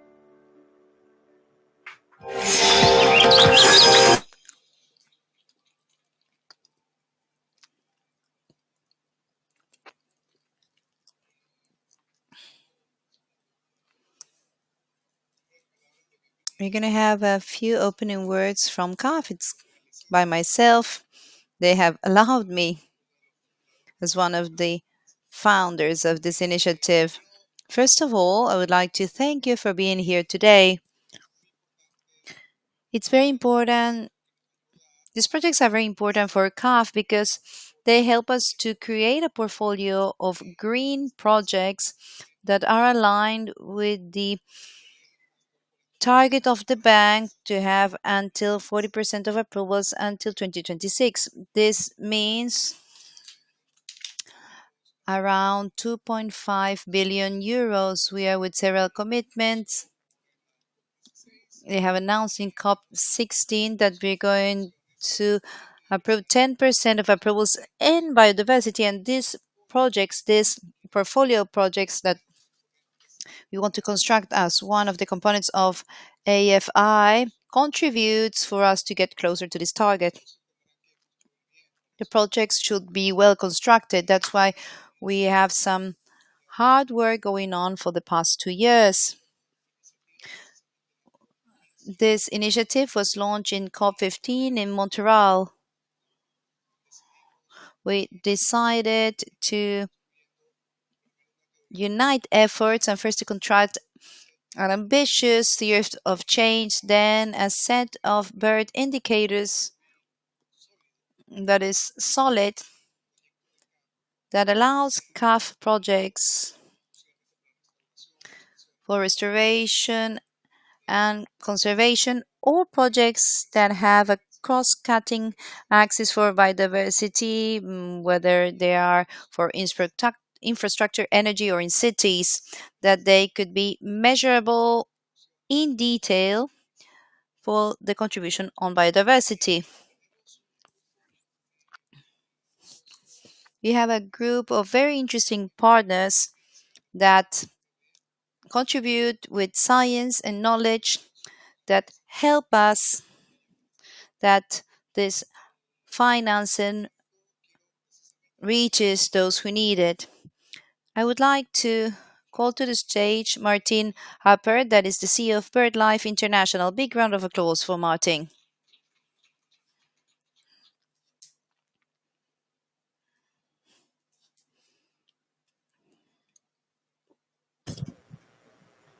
Great, and thanks so much, Mauricio. I'm Martin Harper. I'm the Chief Executive of BirdLife International. We are a partnership of 123 civil society organizations in 119 countries around the world. And I was so glad, Mauricio, you showed that amazing video because you brought birds into this room. We're in Colombia, the birds are everywhere outside, but it's nice to have the birds in this room. So what I wanted to do was just to go a little bit broader and talk a little bit about the wonder of migration. Because as many of you will know, 2,000 of the 10 or 11,000 or so species on this planet migrate. And they travel these incredible journeys across deserts, across mountains, across oceans. And just on Sunday, Audubon and... That's okay. I don't need it. Just on Sunday, Audubon and BirdLife did we hosted a little bird walk out into the cloud forest about half an hour from here. And as well as the tanagers and the hummingbirds and the incredibly colorful species that obviously live here, we also found this little warbler with a yellow belly and a yellow neck and this black necklace. And it was the Canada warbler. And the last time I'd seen this bird was in Central Park. And in front of me here is the director of Birds Canada, who have the Canada warbler as their logo. And this extraordinary bird travels every year 3,000 miles from here in the Andes all the way up, dropping in Central Park, and then up to the boreal forest of northeast Canada. And like the Canada warbler, so many other birds follow these really predictable routes. And we call these flyways. They're a bit like natural superhighways. And our challenge is to try and protect these birds wherever they go, because they need to have good habitat to allow them to breed, to allow them to migrate, to stop over, and then, of course, to survive their non-breeding period. And so, to my mind, protecting and restoring the whole of the flyway should be at the heart of the global biodiversity framework. In fact, Target 1 all talks about integrity. And to my mind, flyways should be at the heart of delivering Target 1. But while the natural world has this incredible wonder called migration, migratory birds are in real trouble. So just yesterday, as part of the wider IUCN Red List for all species on the planet, BirdLife produced the Red List for birds. And that showed that our migratory shorebirds are in real trouble. We have just uplisted the extinction risk of 16 migratory shorebirds, and that is a real symbol of how we are currently failing to protect, indeed, to halt the decline of nature, because birds connect people across countries and across continents, and we're failing. And of course, we know the reasons why. It's because of habitat destruction, intensive agriculture, fisheries, forestry, but it's also because of illegal killing and human infrastructure, particularly linear infrastructure, which causes huge problems for these migratory birds. And these pressures are growing, and it really matters. It matters because these migratory birds, they bring wonder to our lives. Every time that they return after their long winter, they bring wonder back to us. But of course, they matter for many other reasons as well, because the places where they live and they visit are some of the most important and valuable habitats to us as humans, whether it's mudflats and wetlands, grasslands and forests. All of them provide real value for us as humans. And we know, for example, with wetlands, that they are absolutely central to food and water security. They're important for natural disaster risk reduction. And of course, they're important for climate adaptation and mitigation. And 1 billion people around the world are dependent on healthy wetlands, for example, for their own livelihoods. So what's our response to this? So here, of course, in the talks all week, we've been trying to get more progress, more resources, more energy into implementing the global biodiversity framework. And everybody who's been working hard over the last 2 weeks to do that deserves a huge round of applause. This is tough. There's difficult negotiations, and we know we haven't got the resources yet that we need. There's something like a 700 billion gap between what we have and what we need. That said, there are innovative solutions available. And in COP26, the climate COP in Glasgow, 10 of the multilateral development banks came together to say they want to do more, to invest in nature, to support climate action. And at the same time, BirdLife launched with the Asian Development Bank the idea of this regional flyway initiative to try and protect the East Asian Australasian flyway. And we were doing that with the East Asian Australasian Flyway Partnership. And the plan is to mobilize 3 to 5 billion over the next 15 years to protect and restore 50 sites, covering 2 million hectares, supporting the livelihoods of many, many millions of people. And while that was happening, in parallel, there was a really interesting new conversation taking place between CAF and one of our 2 US partners, Audubon. And today, we're going to be talking to you all about this incredible America's Flyways initiative, designed to inject new resources and momentum for flyway scale conservation. And the good news is, the incredible work that CAF is doing, ADB is doing, is inspiring other conversations in the other 2 great flyways of the world, Central Asia and also Africa-Eurasia. And our hope is that we can complement the new private sector investment with a civil society granting mechanism to support local communities, civil society groups, to basically take action around some of these sites, because there are some things that civil society groups can do that governments can't. And in this partnership, Audubon and BirdLife, what do we bring? We bring big picture vision, we bring coordination about, and hopefully a pipeline of sites which are investable to help drive sustainable development. We also provide real innovation in terms of the different tools that were available, whether it's the integrated biodiversity assessment tool to understand where the risks might be, or Avastep, which is a renewable sensitivity mapping tool to guide renewable energy. And of course, all of that is underpinned by the incredible science of Audubon and BirdLife to identify where the best places are and what the values are of those places. And we have this extraordinary network of civil society partners across the whole of Latin America. We have 23 BirdLife partners, and what they can do is they can provide the biodiversity monitoring, they can build the strong, lasting relationships with both indigenous people and with local communities, and that's what helps us navigate political flux, because we're there forever. So I believe with CAF, with Audubon, we're building something incredibly special. The Flyway Initiative is trying to unite conservation across continents, and we're unbelievably proud to be part of it. And with that, I'm going to hand over to my colleague Chad from Audubon.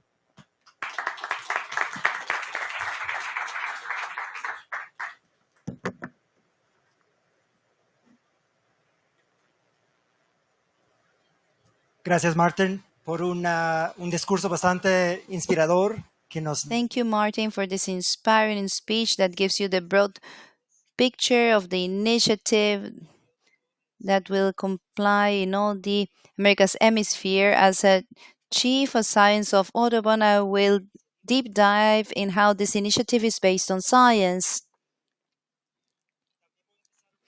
And I will start by clarifying the problem that we're trying to solve.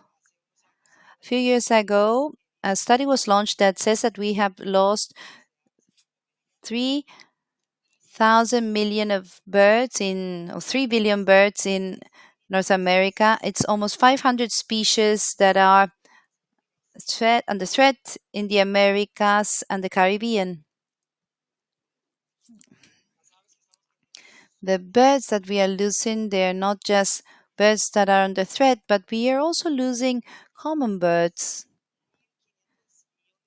2.5 billion of those who are lost are migratory birds. So we have to focus in protecting hotels and restaurants that use these migratory birds in these migrations along the year, so they can comply with this migration and survive, and that we can reach to a future with these populations go rising.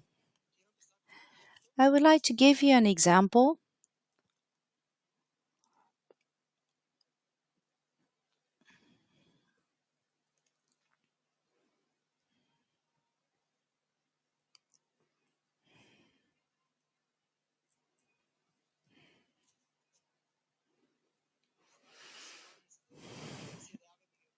This is from a type of migratory species, the Chile dorado. That is an example of this migratory bird that works between United States and Colombia. That is one of the species that is under threat, and we should work together to solve and improve this decrease in population.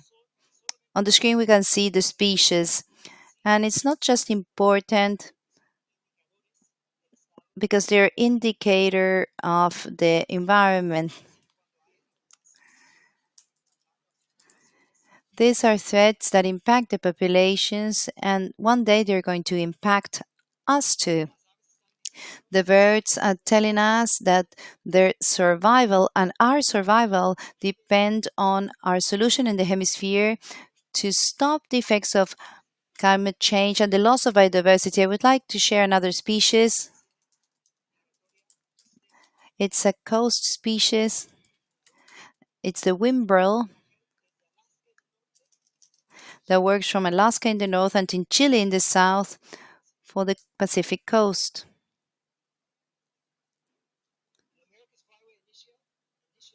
The America's Flyway Initiative has an objective to improve the resilience of the different corridors in the Americas by protecting, restoring, and management essential places to safeguard 10% of the population of migratory birds for 2050 along all their annual cycle. The project's finance from AFI will propose collateral benefits that are measurable as different ecosystemic systems, economic development, actions for the mitigation of climate change, and the adaptation. It should be an initiative based on applied science. The science had been on the focus in the creation and design and will be on the center of implementation and execution to guarantee the precision of the impact that we foresee. As Martin was saying, the initiative of the Americas Flyway Initiative is a strategic alliance between Audubon, BirdLife International, and the CAF, this alliance proposes a unique focus for the biodiversity preservation and to adaptation and mitigation of climate change through the integration and nature-based solutions and infrastructures projects that are friendly with the birds. Our initiative will create synergies with opportunities of economic development that comply with the needs and serve the needs of local communities.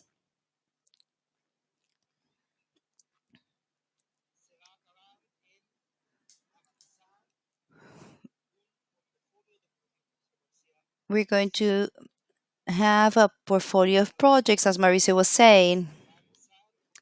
Firstly, we're going to start with priority countries Costa Rica, Panama, Colombia, Ecuador, and Chile that will approach the productive needs and social needs that at the same time they improve the health of the ecosystems in critical places for migratory birds.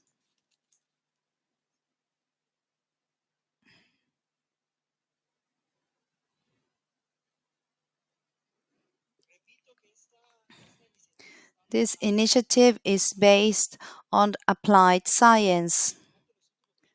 Over the past 2 years, we have developed a framework to identify the most important places for the preservation of the coastal and land migratory birds, and we have identified different places that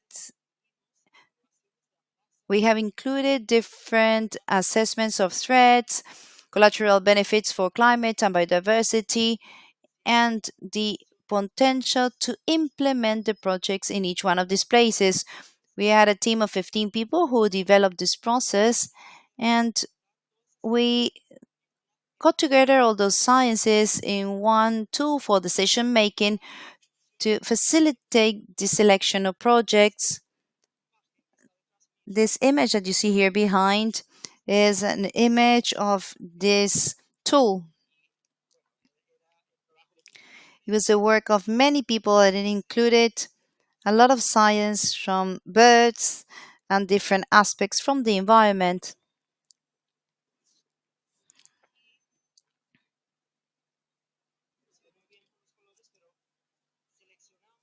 We have selected 218 places that are necessary to achieve the target to protect 10% of the population of coastal birds. And we have identified 105 places to protect 10% of the population of land birds.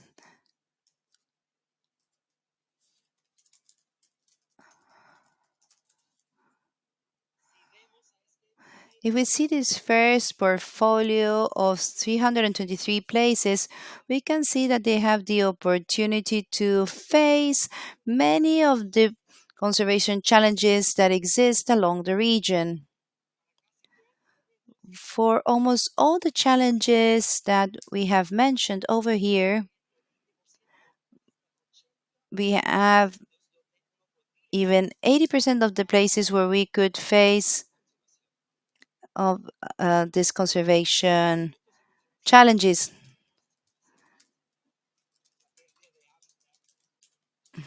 The loss of the habitat,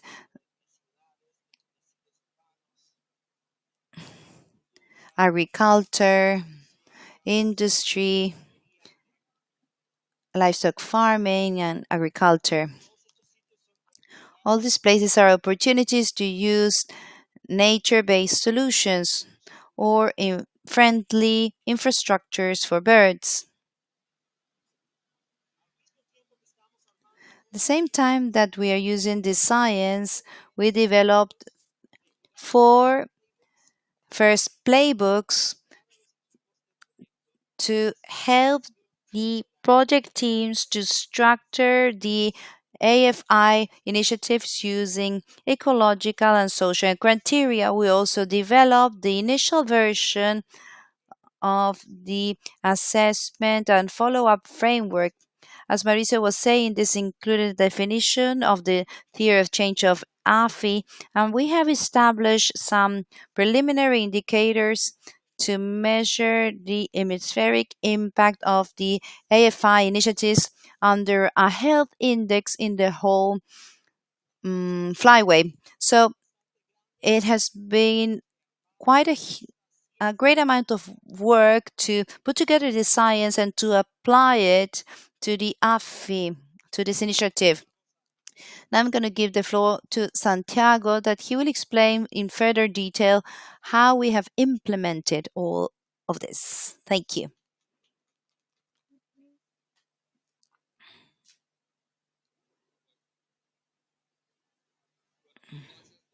Thank you so much. Good afternoon, everybody. Thank you, Mauricio, for giving this framework, how this flagship initiative helps in the transformation of CAF. Thank you, Martin Harper, for giving us this global vision of how this is just a piece of the different flyways that exist in the world. Thank you for giving us this explanation on how we're using science. And this is of utter importance. And we talked about the COP, how we can get science closer to decision making. And the alliance that we are seeing is a good example. So, congratulations to CAF and to Lisian Fondalvo that she believed in this. They believed in this from the beginning. It's something that's not that easy to see. It's one of a strange alliance. How is it possible that a bank of this magnitude is connected with two scientific organizations? Thank you, Mauricio, that is working there every day, super hard on that. I'm going to give a general explanation. We have seen this global vision, the applied science. Now, how do we implement this? It seems easy, but it's another science really knowing how to put in action these topics. We have been working over the past 2 years in the phases of announcement of the alliance. We have announced it 2 years ago. Remember, we were super happy in Canada saying that the three organizations are united to create this initiative.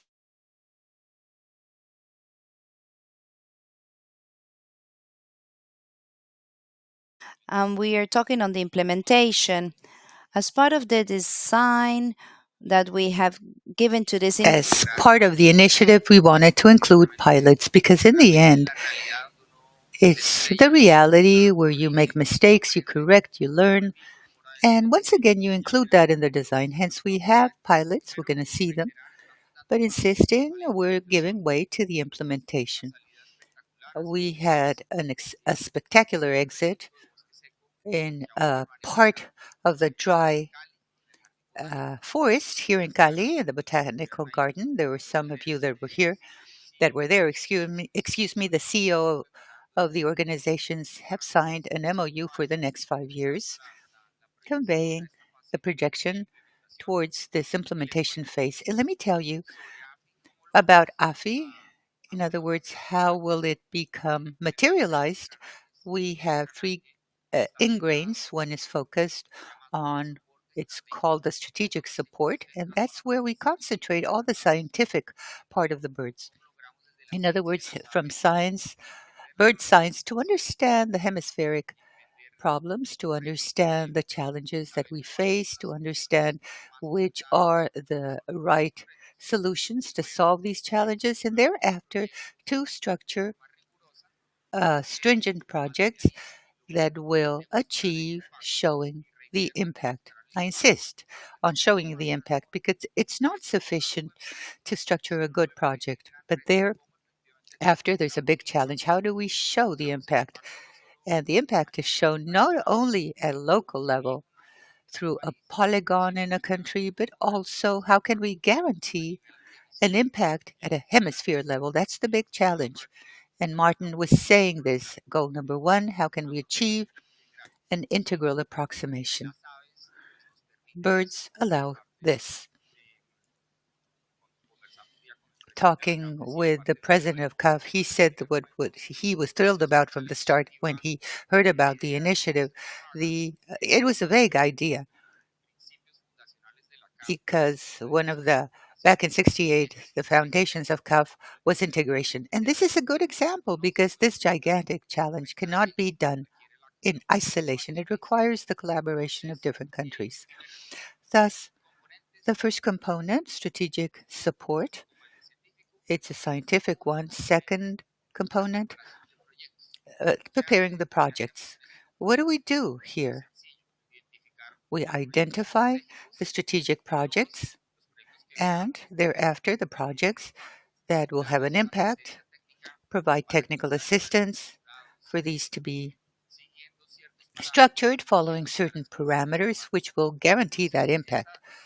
Thus, this component, preparing, is crucial and it allows us to consolidate a portfolio of projects, which thereafter, in the third component, which is financing, we achieve generating solutions into that portfolio. We fund it. So their financial sophistication. CAF has the expertise. It's taken time as how do we apply these innovative funding tools? Because it's a challenge not only for this project, but for many to mobilize what we're proposing. Concerning financing goals, the expectation is to mobilize in the next 10 years between $3 and $5 billion. Yes, they're large amounts, but when you place that amount concerning the funding gap, it's still quite a small value. And that's important. We have two categories of projects, two boxes based on nature, and the second category, friendly for infrastructure with birds. I always say that when I think of solutions based on nature, those that allow us to do good and compatible structure, which allows us in a certain way to contain and to mitigate the damage that might be generated when we build infrastructure in locations where we see the flying of these migratory birds. Out of each one of these categories, we have identified certain types of solutions. In English, there's a precise word. They're called the blueprints. In other words, restoration, conservation of ecosystems, agricultural practices that are compatible with birds, coastal projects and resilience, and in infrastructure, examples are urban infrastructure, access to water infrastructure, lineal infrastructure, and management of solid waste. Now that we see some of the NEST projects, the first ones, these are pioneering projects. I'm going to give you an example so that you might understand the different classifications. The characteristics of these projects, I hope that you here or those that are following us, there are people that are might be interested and thereafter will write to us and get in touch to begin with the starting of initiatives. Characteristics, location, as I was saying, hemispheric initiative. Eligible countries are the 35 countries of the hemisphere, North America, Central America, Latin America, and the Caribbean. And the categories, the two mentioned, pertinence, we want them to be aligned with the goals of the project. And something that's not minor, it's the size. We have defined that we're going to bet on the size to those mid-sized projects. We define them with projects between $5 and $25 million and projects in the long term between $25 and $100 million. We want these projects to be innovative, to transform, and for these to be projects that might have characteristics to be replicated elsewhere. Everybody knows that every project needs to be adjusted to a specific context, but because under this crisis we need to be speedy, we wish to have projects which will provide lessons learned so as to move to other places. Which are the pioneering projects now? And this is important because although formally we're taking the steps towards implementation, we already have certain projects that are ongoing. First of all, these are the details. We have a project later on, which is the Darien wetland, because of the project in itself, but because of the capacity for replication purposes. We spoke with Alicia to achieve a project of this nature that might convey us to restoration of wetlands in Chile and thereafter to scale it at a regional level, maybe. There is a second pilot for restoration in the Choco Andean region. These two projects have begun. They already have funds for these to be structured, and after that, to give way to the second stage, which is the funding. We have a project in Ecuador within the category of infrastructure that we're working to achieve to, in a friendly manner, change these transmission lines that reach the Guayas coast in Ecuador. Now, these transmission lines, as you know, the birds used to go through there, and then the need was of energy, and the electrical lines were created, and now science allows us for these to be built in the same manner, but they have certain features that will reduce the risk of collision and electrocution. And that science is the science that has been achieved by Audubon for over 100 years and BirdLife. Now, the other project that I'll talk about, which is emblematic, and the president of CAF has talked about it, CAF is initiating its seat, its headquarter in the northern part of Panama. It follows the SLIP certification. And besides that, we've been collaborated to increase standards and to see how we can include certain characteristics which will make the building compatible with birds. It's a small example.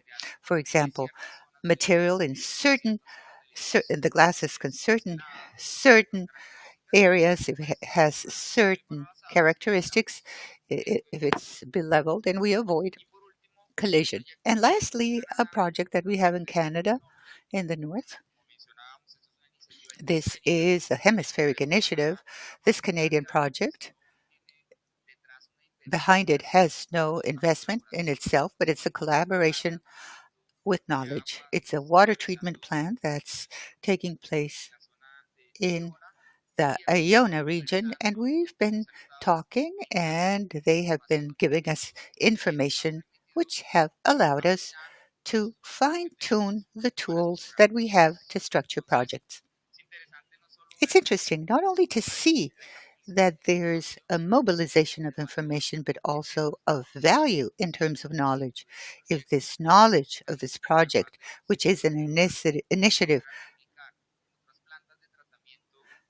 if it can be replicated in treatment plants throughout the hemisphere, we will fulfill our mission to be able to expedite the structuring, because it's a novel theme to integrate birds within the large scale projects and nature projects as well. We have created instruments which are the structuring playbooks that we mentioned before. These playbooks, as it says in English, we have a very clear guideline approaching science for all of this to be easy to carry out these structures. You can see here in the QR code the guide. You can download it. And lastly, closing.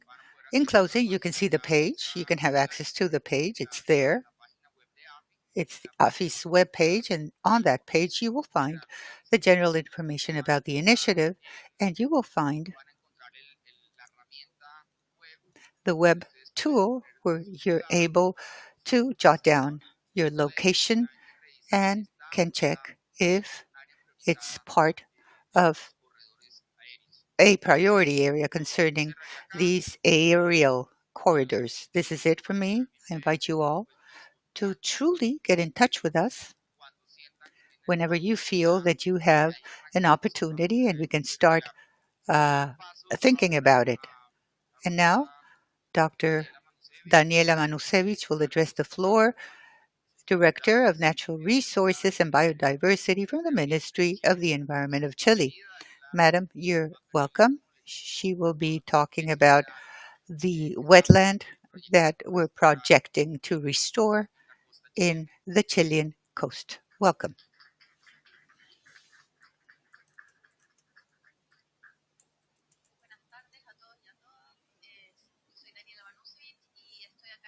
De recursos naturales y biodiversidad, y efectivamente hemos estado trabajando, hay una larga data, digamos, de parte de la división de trabajar con las aves, pero quiero primero destacar que la iniciativa de las Américas para las aves nos recuerda un poco las conexiones o interconexiones globales que tenemos cuando hablamos de biodiversidad. Tendemos a simplificar la métrica porque es necesario reportar, pero el mundo sigue siendo un todo y es eso en el fondo lo que tenemos que siempre mantener a la vista, y las aves migratorias nos permiten hacer eso.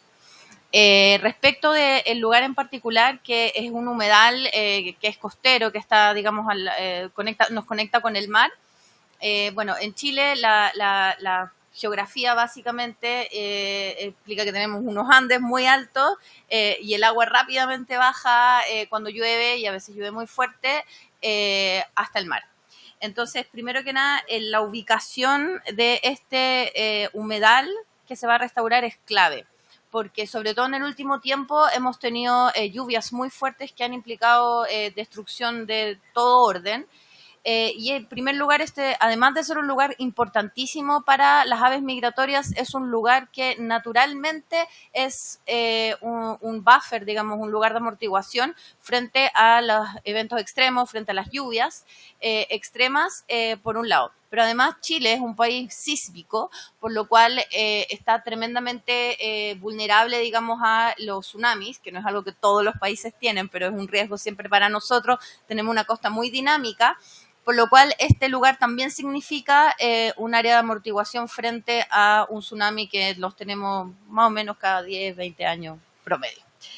Entendemos que este proyecto lo que nos va a traer también es asistencia técnica. Es un lugar que está cerca de una zona muy poblada, bastante presionada por distintas actividades humanas.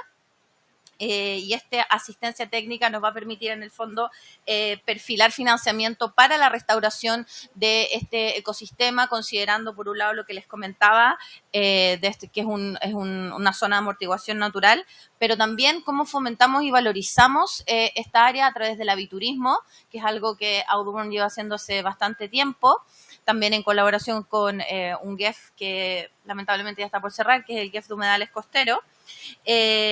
Y acá hay algo bien clave.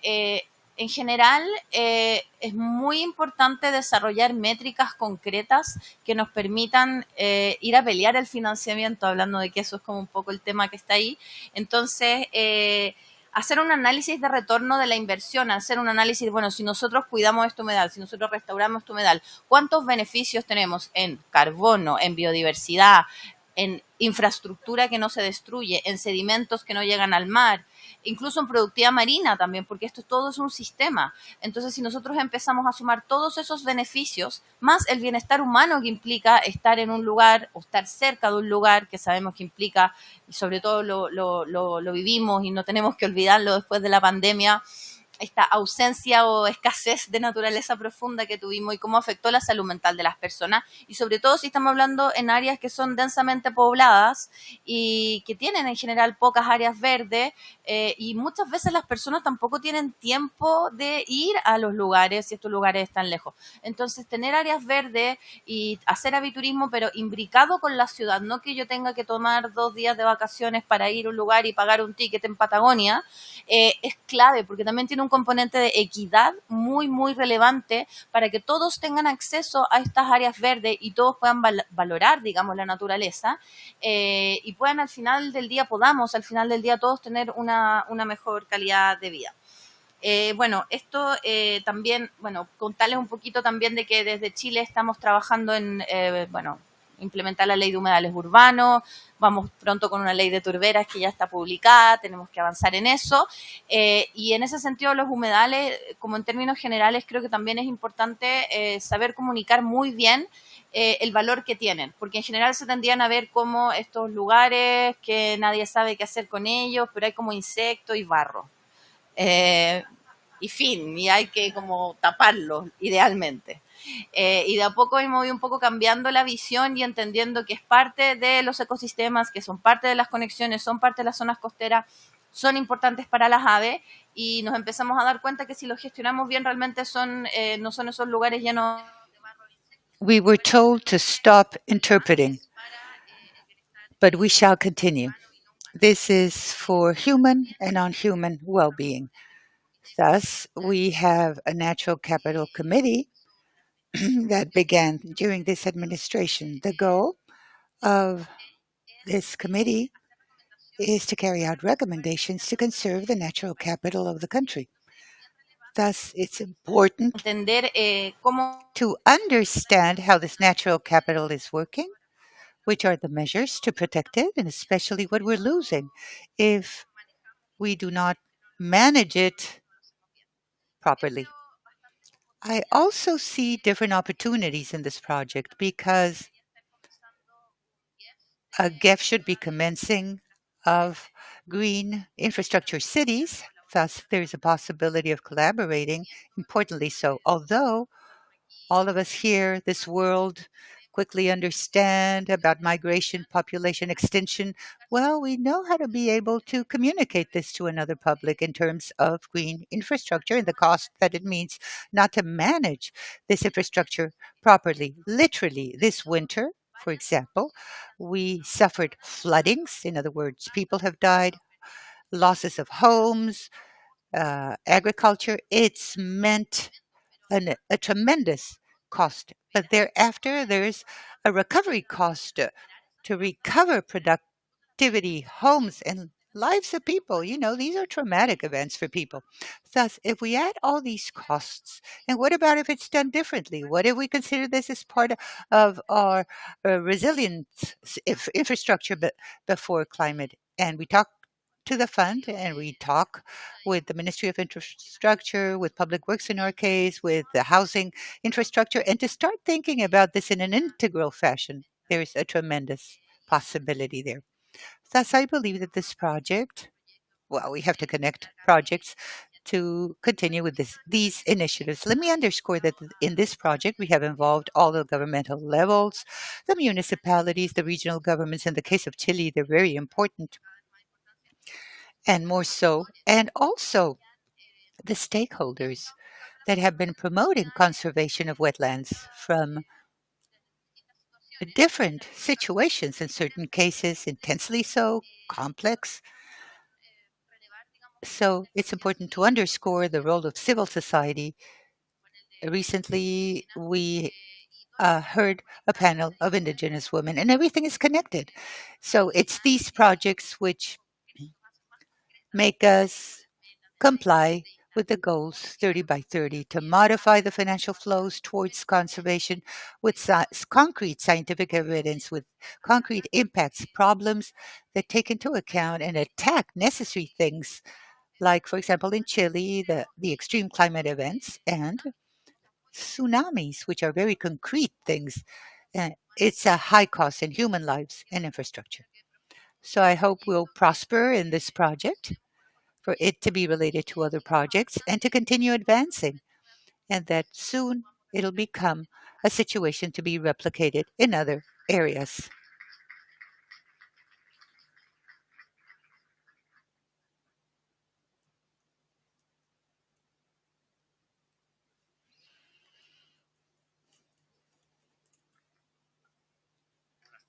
Good afternoon. I'm Ignacio Lorenzo, Director of Biodiversity and Climate at CAF.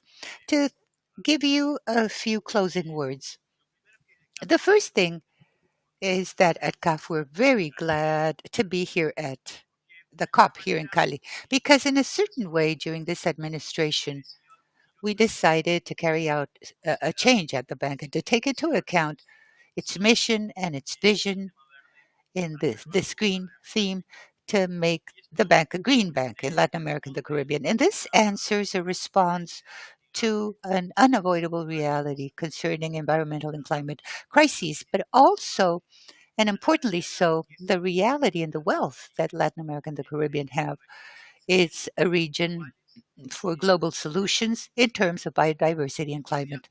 Now, these days for us and for all the CAF teams who have been good, refreshing, and to place the value in the job we do.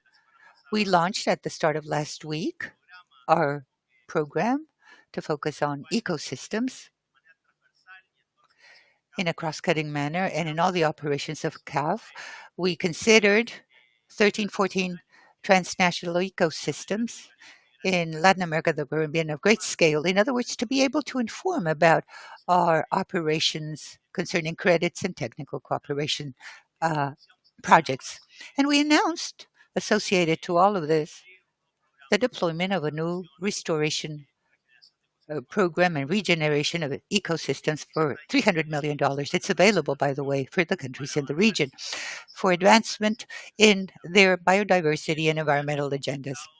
These days, we have talked about the debt swap in El Salvador that CAF is accompanying it and at an unprecedented scale. And in this room, we accompanied Colombia, Ecuador, Costa Rica, and Panama, the launching of a specific fund for Choco Geográfico. It's a very significant area throughout the region, and in terms of birds, it's critical. We all launched as well for biodiversity credits in the Patagonia, in the Atlantic region, and in Brazil, in the Amazon region, excuse me. We announced that 10% of our funds or financing of CAF towards 2030 will be destined to biodiversity. It's a figure of $1.5 billion. Hence, all these actions are addressed to ecosystems and biodiversity. But, and this is something joyful today, is that scientific and knowledge and operational information to be able to take care of this environmental needs to include the birds. So this is the first result of the strategic alliance with Audubon and BirdLife and with other banks that they're working in these flyways, and we've been able to share with them how each one lives the building of these experiences and knowledge, and with the partners of Jeff. In other words, how do we generate capabilities at the bank and knowledge to be able to include that in strategic information? Excuse me, in those investment areas. But even more important so throughout all of CAP's portfolio, what we were saying, and we saw in the case of Santiago, he was saying, how do we have solutions based on nature? It means to rethink about an infrastructure in the city, to depart from the gray and go to the green, and how this green has advantages from a resilience standpoint in an urban region concerning the heat islands that can help us regulate water. It's a location for birds and they can collaborate in flyways. Hence, this knowledge and these alliances that brings us together here and recommend change the way in which CAF works in the territory with our partners. And this is the center of, or the focal point of the conversation. Of course, we have the NEST projects, as we were saying with Lucia yesterday, that we showed strategically so, the pilot experiences with CAF, precisely in Panama, that will permeate throughout the agenda and CUP's strategy. Thus, an acknowledgement to our executive president. He's the first one in the institution to bring along this alliance and these strategic reflections to all the teams. Having said this, I wish to thank all the people mentioned by the speaker, Mauricio and Alicia. We're happy to be part of this alliance, and we're going for much more to be able to assure those flyways in all our operations and for this to serve the region, the governments, financial institutions to change practices and to protect these flyways for our birds. Thank you.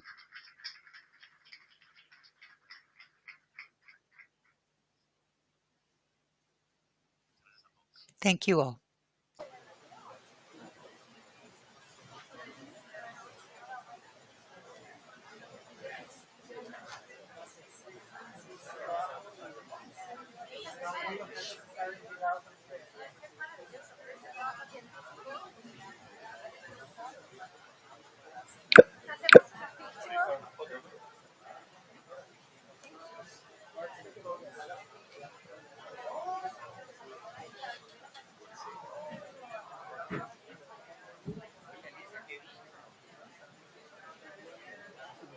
Yeah, nice to meet you. Yeah, great. Always excellent closing remarks. Thank you.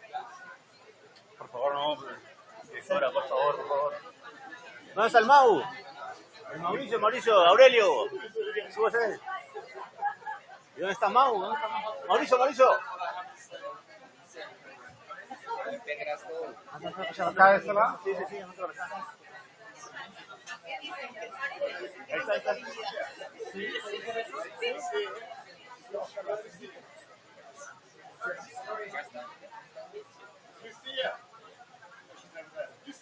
¿Dónde está Lucía? ¿Dónde está? ¿Dónde está? Venga, pásese, pásese.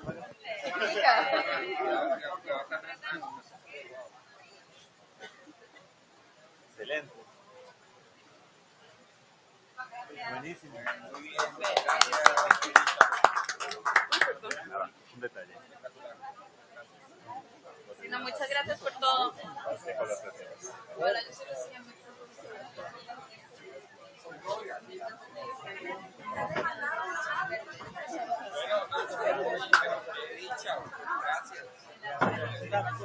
Yo soy Lucía, yo soy...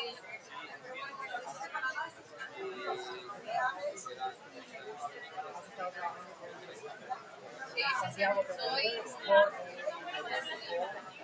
Unos 4 meses que llevo en la situación, pero sí, Santi y yo hablamos solo de ya me reclamó de lo de Santi, me dijo que hablamos más.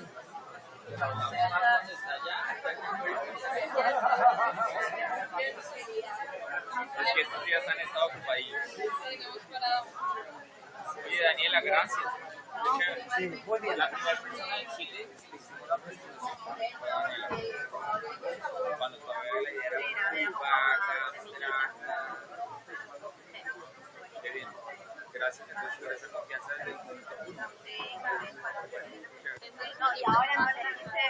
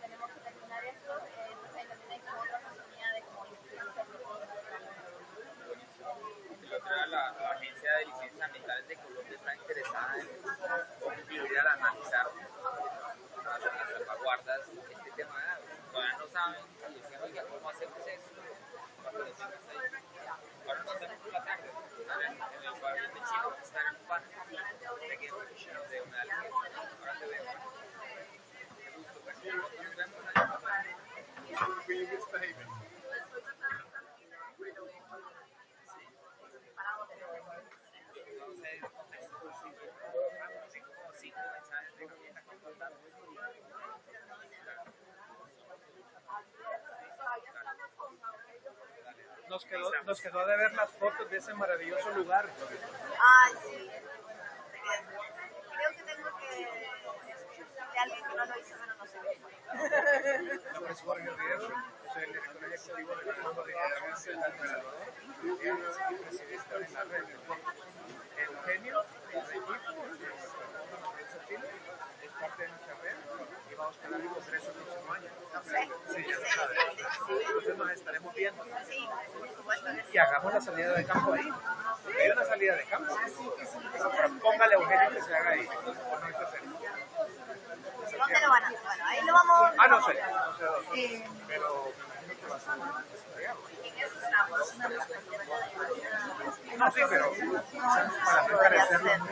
Sí, depende, que yo creo que depende mucho de donde sea. Pero excelente la felicito, me encantó su concepto de capital natural y a todos los funcionarios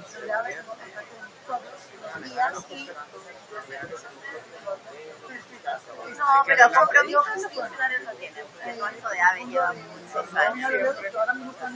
Pero bueno, yo creo que el doctorado también hace diferencia. Bueno, muchas gracias. Un gusto viendo.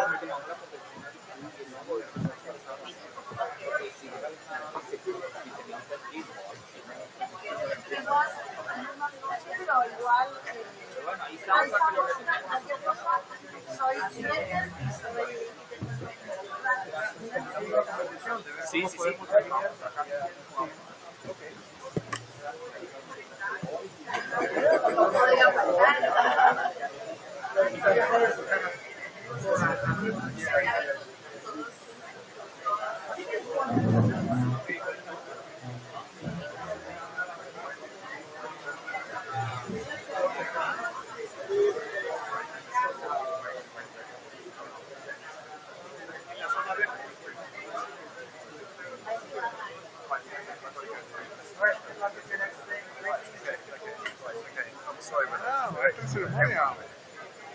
Ah, pues.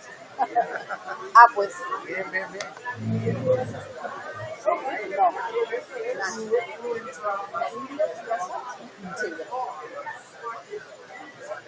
Falta una mesa.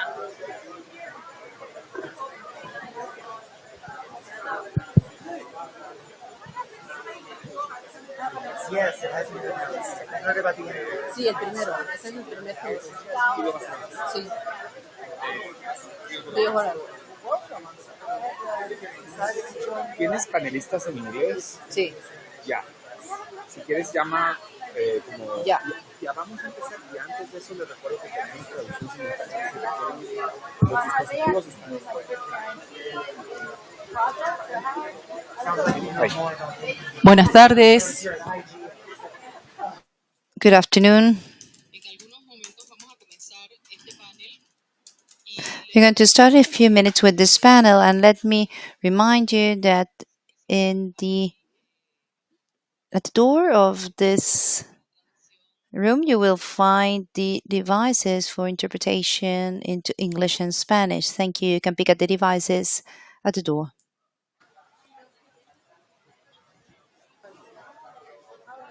¿Los pongo todos, Julián?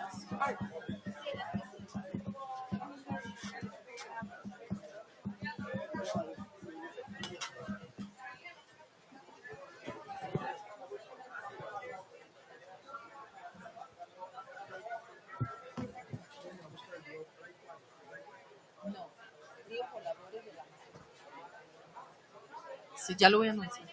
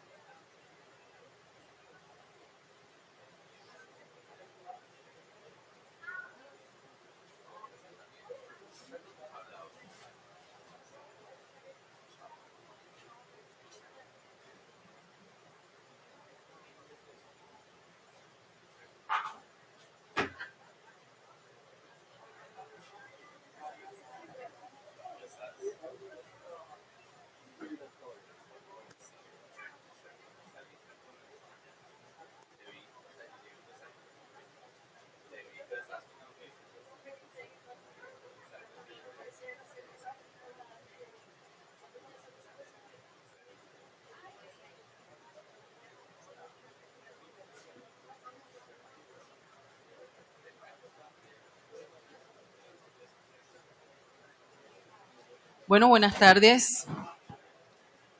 Good afternoon. It's a pleasure and an honor to introduce this distinguished panel. As you well know, we have a relation CAF ACCO that is strong, long lasting, and strengthened as from the agreement that we signed in 2022 and whose main activities are connected with support to the organization. We have presented and then some actions. Among the ones we have technical assistance, financial assistance for the development of initiatives for regional cooperation connected first for the fire management, integrated management of water resources in the Amazon basin, and the management of risk due to climate change, bioeconomy, biocommerce, and sustainable and inclusive economy of biodiversity, conservation, sustainable use of natural resources, among others. This afternoon, we are going to listen to the different presentations of our speakers, different conversations, and the main objective is to especially approach the updating of the modules of biodiversity, forest, and the creation of the model of climate change of the observatory of the Amazon Regional Observatory, very important for the Treaty of Amazon Cooperation. To that end, we're going to start with this important event with the presentation of a video, the video of the flying rivers of the Amazon region.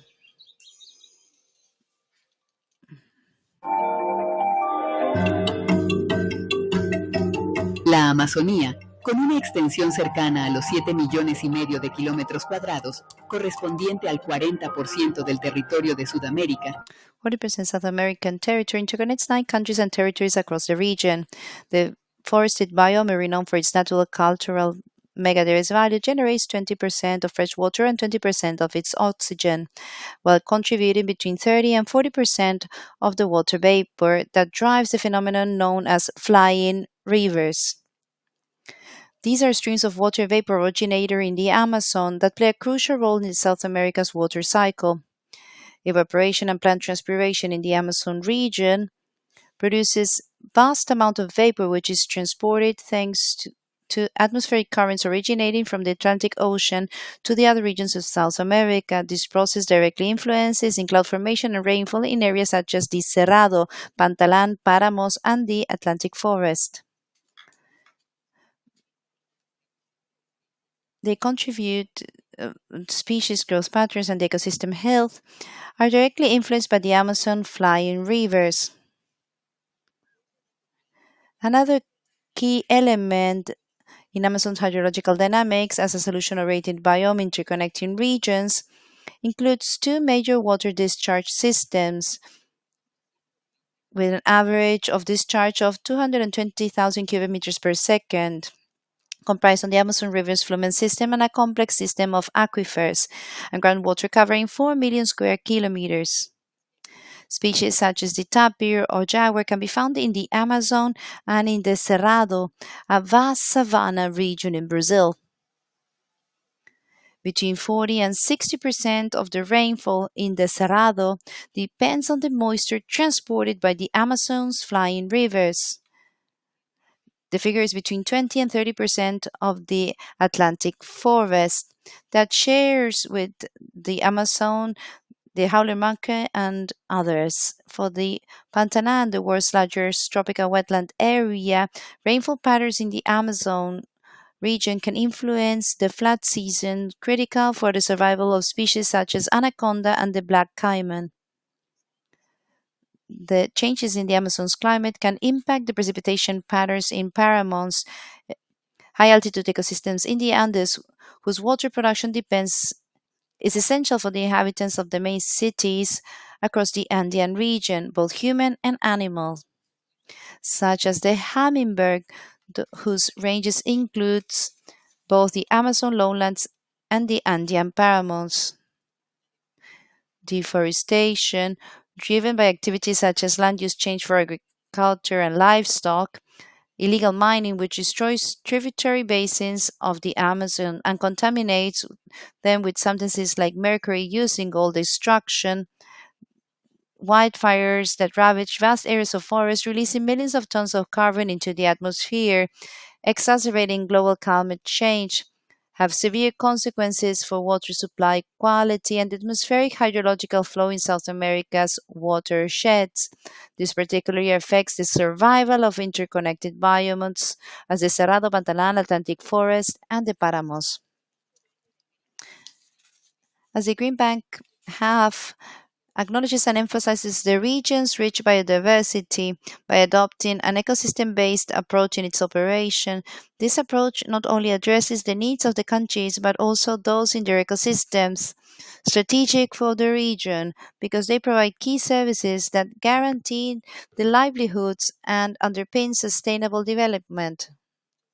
Many of these ecosystems are transnational and are interconnected each other and with our hemispheric systems, presenting both a challenge and an opportunity to generate effective action and to promote the integration of the territories. It's essential to work with countries, the private sector, key civil society actors, scientific and academic institutions, and local communities, especially the most vulnerable groups, to articulate and foster spaces for dialogue that will contribute to the appreciation and efficient management of this natural heritage.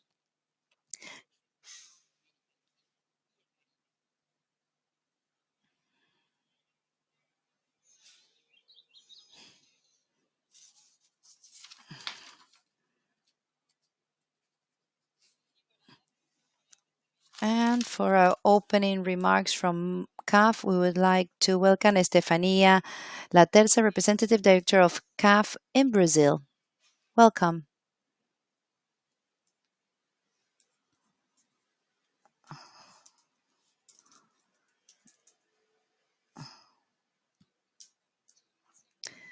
Thank you so much, everybody. We woke up with a phenomenon. Dana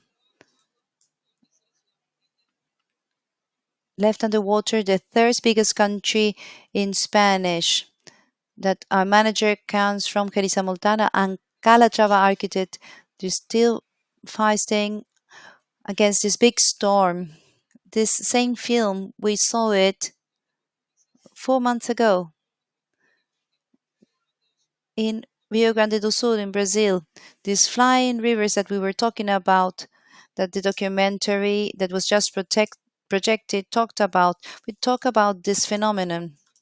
The devastation in the Amazon region is provoking these imbalances and this phenomenon that is are every time more frequent and start to be repetitive leads us to a conclusion is that even if people deny this, we have evidence that climate change is causing deadly consequences in our lives. It's not a conspiration invaded by Bill Gates or by Greta Thunberg. It's not about the end of the world. It's a reality, and we all contributed for it to happen, and now we have to contribute to dismantle it within this framework. Not everything is bad news. The fact that we are here in the COP with so many people, with so many conversation, give us evidence that there is a general action organization, banks, governments are adding efforts to fight against climate change, that if it's not controlled timely, it will cause even further damage. Maybe we don't see it, but future generations will. Amidst all this, we have good news. The Amazon region, an essential biome, is again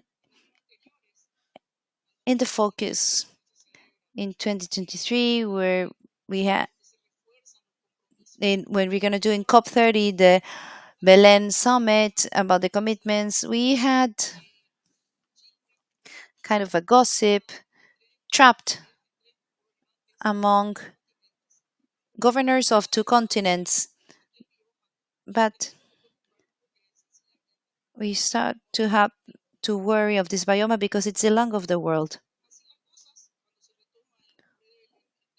When they talk about the Belen summit, first, there's a commitment reinforced regarding the measures that should be taken.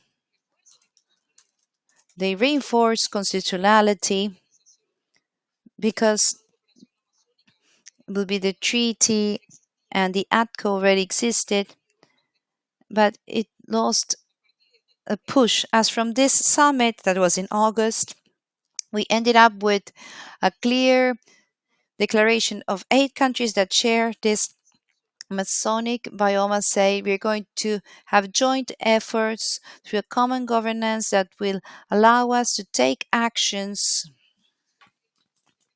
in this territory. From CAF, from day one and from that summit, we have strongly supported ACTO to generate different strategies to have a consolidated action in the Amazon region. We were present in the summit, we were part of it, and then we maintained relationships with the ACTO. We had different efforts, but all these commitments are reinforced. And as from that point, we started navigating. So last year, in the Dubai summit on climate change, we presented a critical roadmap for the Amazon region as a solution biome. We have taken the lines of action that were determined in the Villain Summit, and we have an action where CAF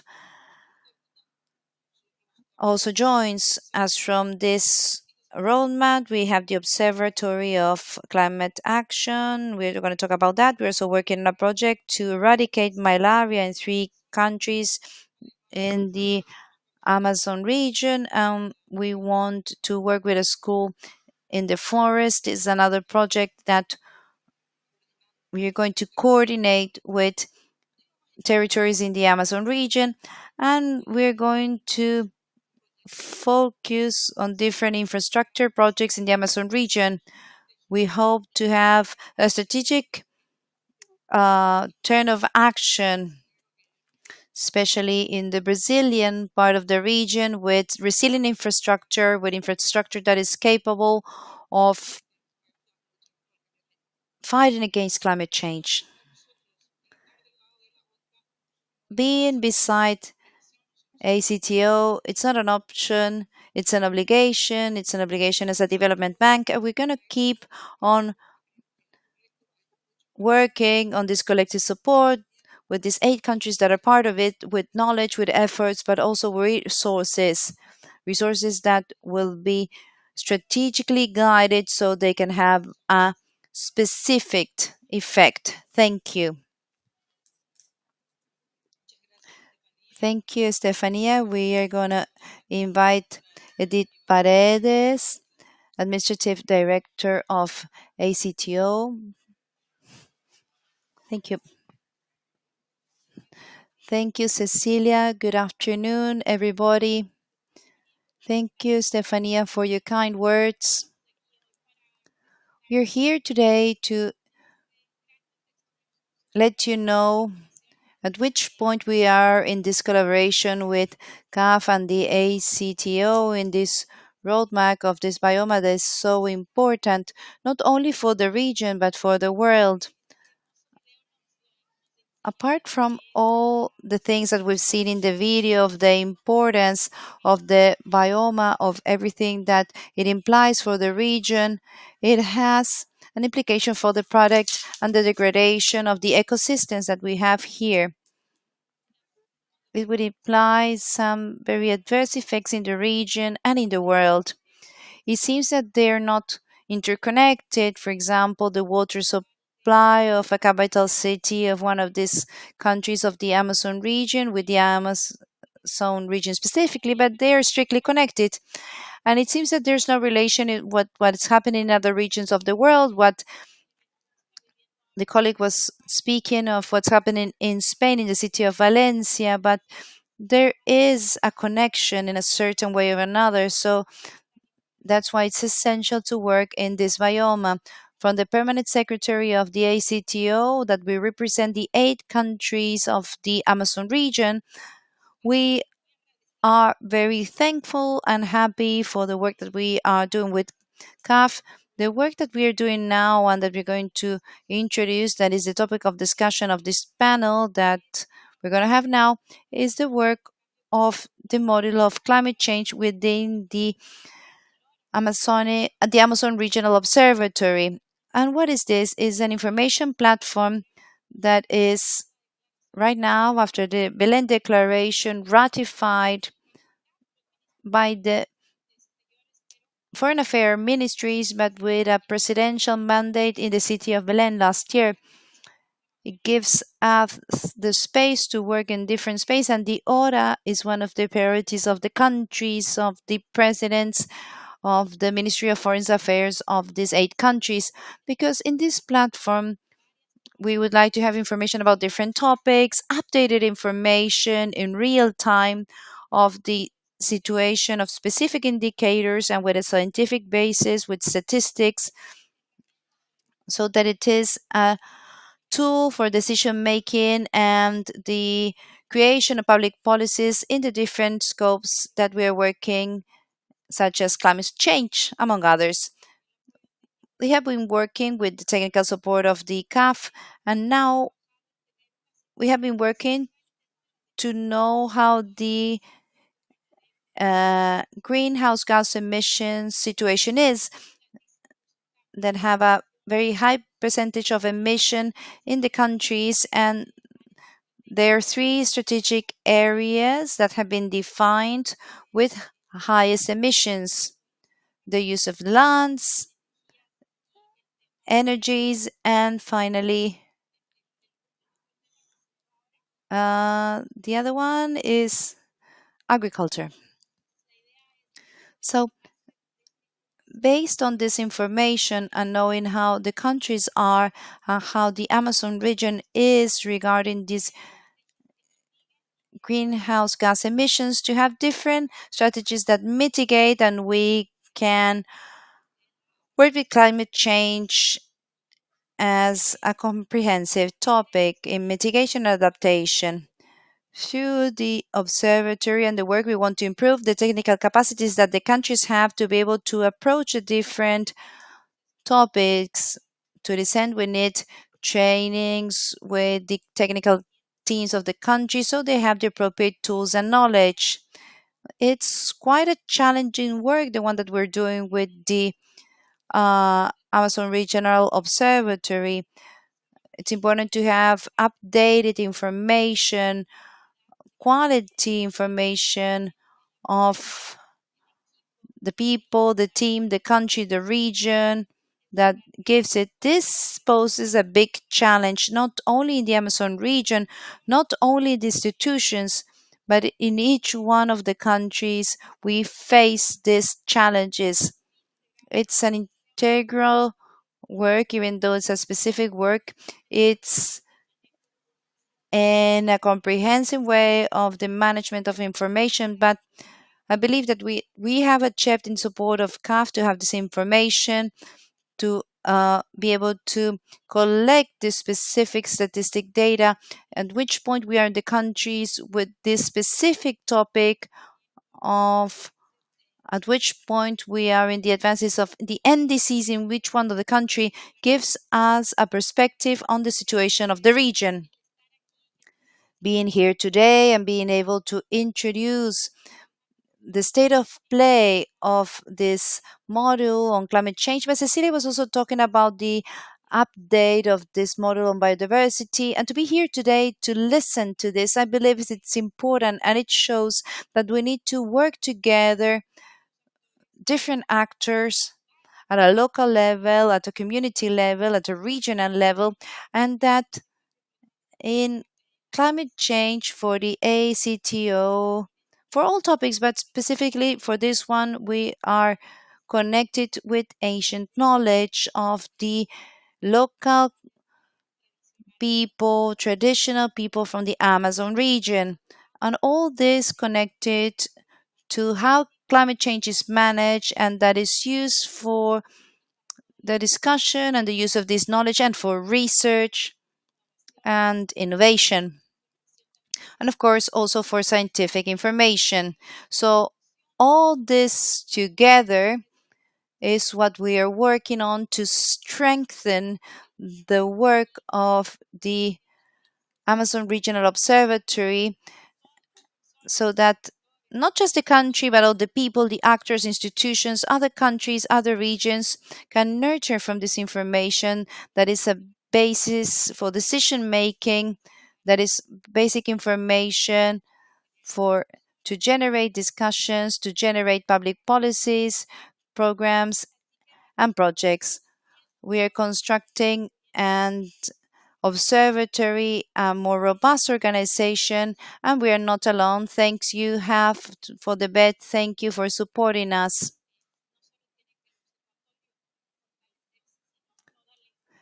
We have to strengthen the teams, the observatory. It's hard work, but it's worth it towards what we are saying of what this bio. Thank you all for being here. I believe that the Amazon is calling us. We need a robust, resilient, sustainable Amazon region, and hopefully we will not reach the point of no return. This has to push us to do much more, and that's why we're here. Undoubtedly, this is a theme that summons us together. We have to feel passionate about it, and we need to be co responsible concerning actions. Diagnostics are there. Now it's a call to action. We know what's happening. It needs to be implemented, improved, and for all this biome to be protected. And of course, those that live in it. Thank you. Well, thank you, Edith.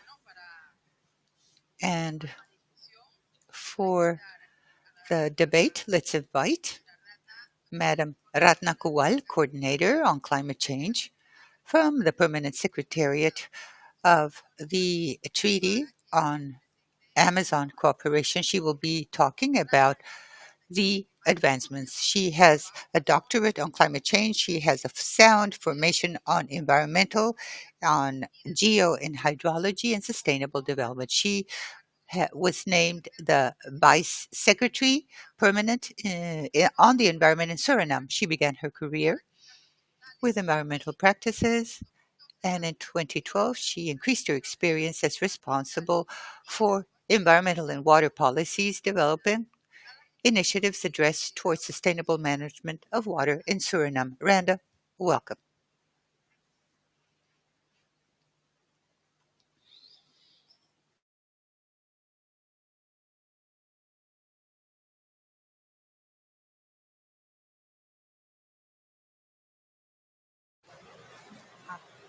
This is for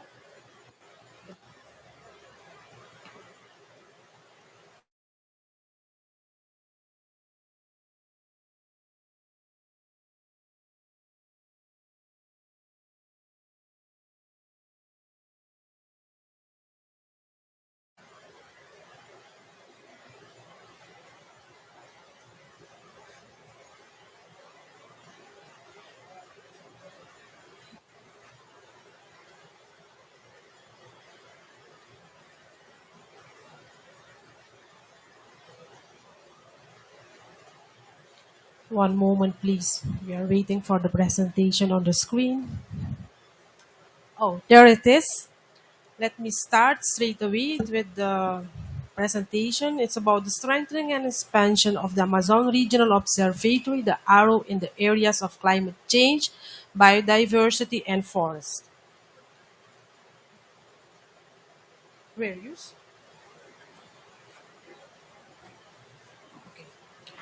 I will start with the Amazon Cooperation Treaty Organization. It is an intergovernmental organization constituted in 1978 by 8 Amazonian countries that are Bolivia, Brazil, Peru, Colombia, Ecuador, Guyana, and Suriname. And we signed this, and this is the Amazon Cooperation Treaty Organization.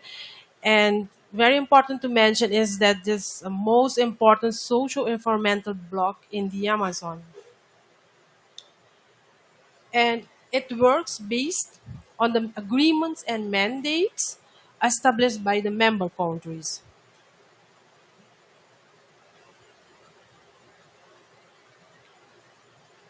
And of course, it's very important for the sustainable development of the Amazon. And as you know, the public, the indigenous peoples, the natural resources, science, technology, and knowledge, climate change, health. Sorry, yes. The Amazon is a biocultural treasure with global impact. And as you know, it covers 44% of the surface area of South America. Further on, it's the epicenter of biodiversity. It is covers of more than over 60,000 species. It's mega diverse, multi-ethnic, multicultural, benefiting all of humanity. Further on, we have the largest river basin on the planet in our Amazon. And this region also contributes to the regulation of the global climate change through providing vital ecosystem services and contains one of the world's largest terrestrial carbon reservoirs. I have here a picture to show you a general picture of the Amazon with all the water resources, the population and economy, what we have in this region, and also the enrichment of with biodiversity and ecosystems. Further, okay, strengthening the Amazon Regional Observatory. Why we should strengthen it? How? And why develop a climate change module? Why strengthening?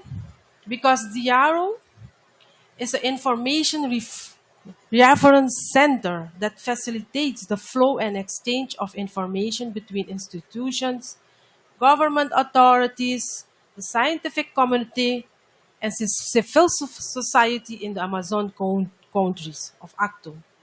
And the strengthening of ARO will provide a more robust and operational platform to ensure the continuous and effective monitoring of Amazonian ecosystems, contribution to the well-being of the region. How to strengthen? This through the development of the basis for the construction of a climate change module, as well as updating the biodiversity and the forest modules using technical and official information from the member countries. And why develop a climate change module in the Arrow?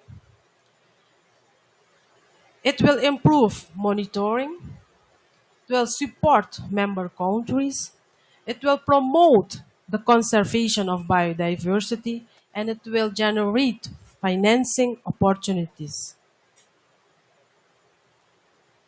The basis for climate action in the Amazon. Of course, a baseline of greenhouse gas emission in the Amazon region.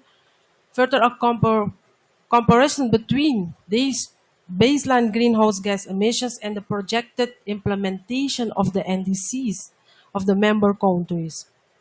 Further, 6 databases with climatic information of the Amazon region, and a systematization of information from MRV, as you know, monitoring, reporting, and verification are equivalent systems approved on climate change, biodiversity, and forest linked to the NDC of our Amazonian countries.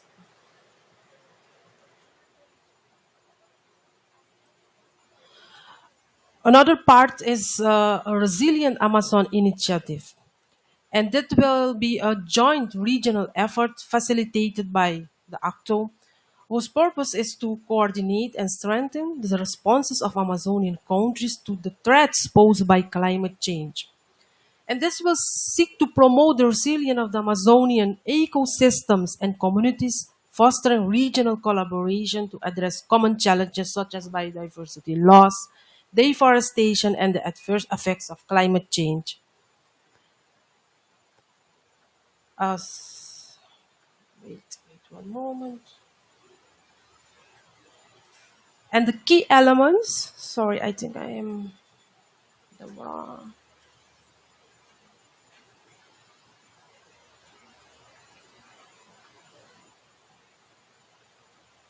Ah.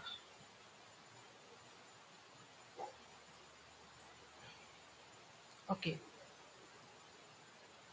Here we have a example of our emission dashboard, how it is in our arrow. And for further more information, my colleague Mauro will be in the panel, and he can explain more in detail about this emission dashboard. And let me see. Yes. And we have also guidelines developed for three key sectors, as mentioned by the Director Administrative, for renewable energy, sustainable agriculture, and land use change. The objective is the facilitation of identification and projects for climate finance and their alignment with international criteria. And each of these guides includes a pipeline for prioritizing strategic projects with a focus on mitigation, adaptation, and sustainable development. Okay, I have already spoken about this, so we can skip this one. And to go further on with the Amazon Resilient Initiative, the key elements are climate adaptation and mitigation, sustainable conservation, capacity building, community resilience, prevention and alerts, research, cooperation, and bioeconomy. Okay, something. Oh, here they are.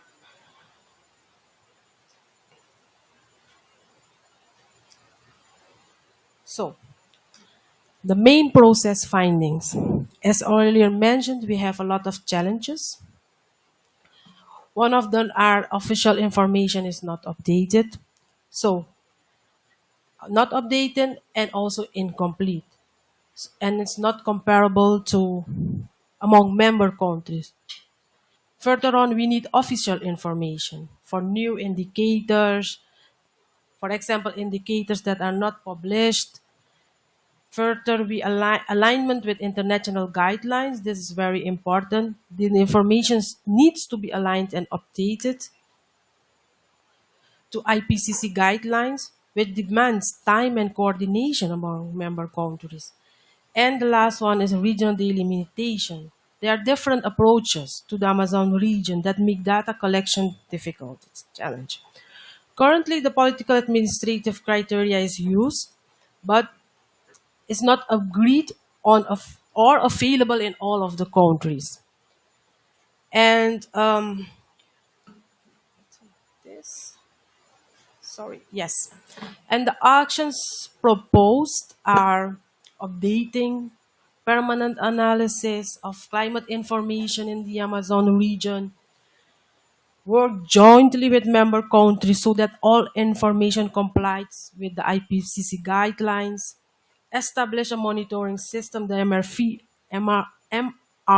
for the Amazon region, and strengthening capacities for state and non-state actors in information management.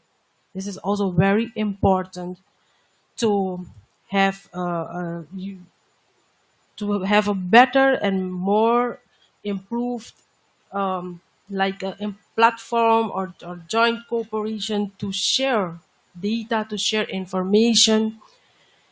And finally, in the last, I want to say that actually we are not actually the Amazon, the forest, the nature is protecting us. We are always saying we will protect the nature, we have to protect the Amazon. Yes, of course. Why? Because they are protecting us. They are protecting the humankind, the well-being of us. It's very important to keep that in mind, that the nature is very important and they are important. They are protecting us. So we have to look ways how to collaborate and to have this in balance. Thank you.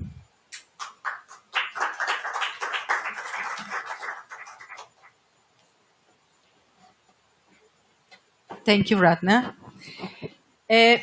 Invitamos ahora a nuestro moderador, Our moderator, Ignacio Lorenzo, Director of Technical Advisor, Diversity and Climate of CAF.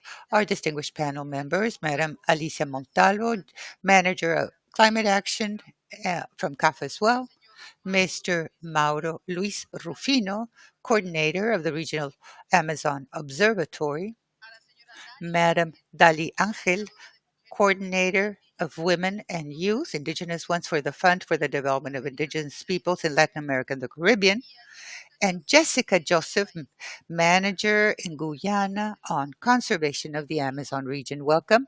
Once again, a big round of applause to this distinguished panel.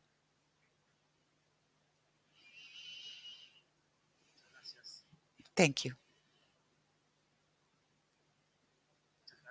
Thank you. To begin with, let me give the floor to Mauro so that he might talk about the strategies made by OTCA and the technical dimensions of the presentation made. And you're implementing this in your relationship. In other words, building this information that might be useful with containing different actions, policies, and elements, not only OTCA, but its members and the different communities can apply within the Amazon context. Well, thank you. Good afternoon to all of you, and thank you for this invitation. OTCA and the observatory faces big challenges.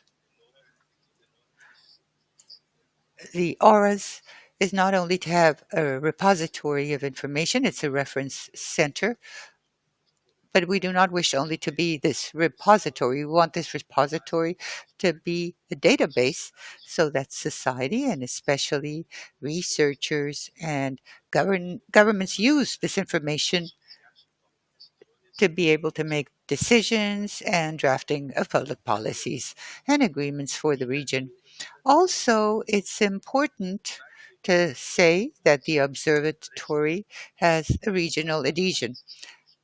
Countries have their own goals as countries, for example, for conventions, and for the region. In other words, how can we see this as a region and make and do something? Well, this is the challenge.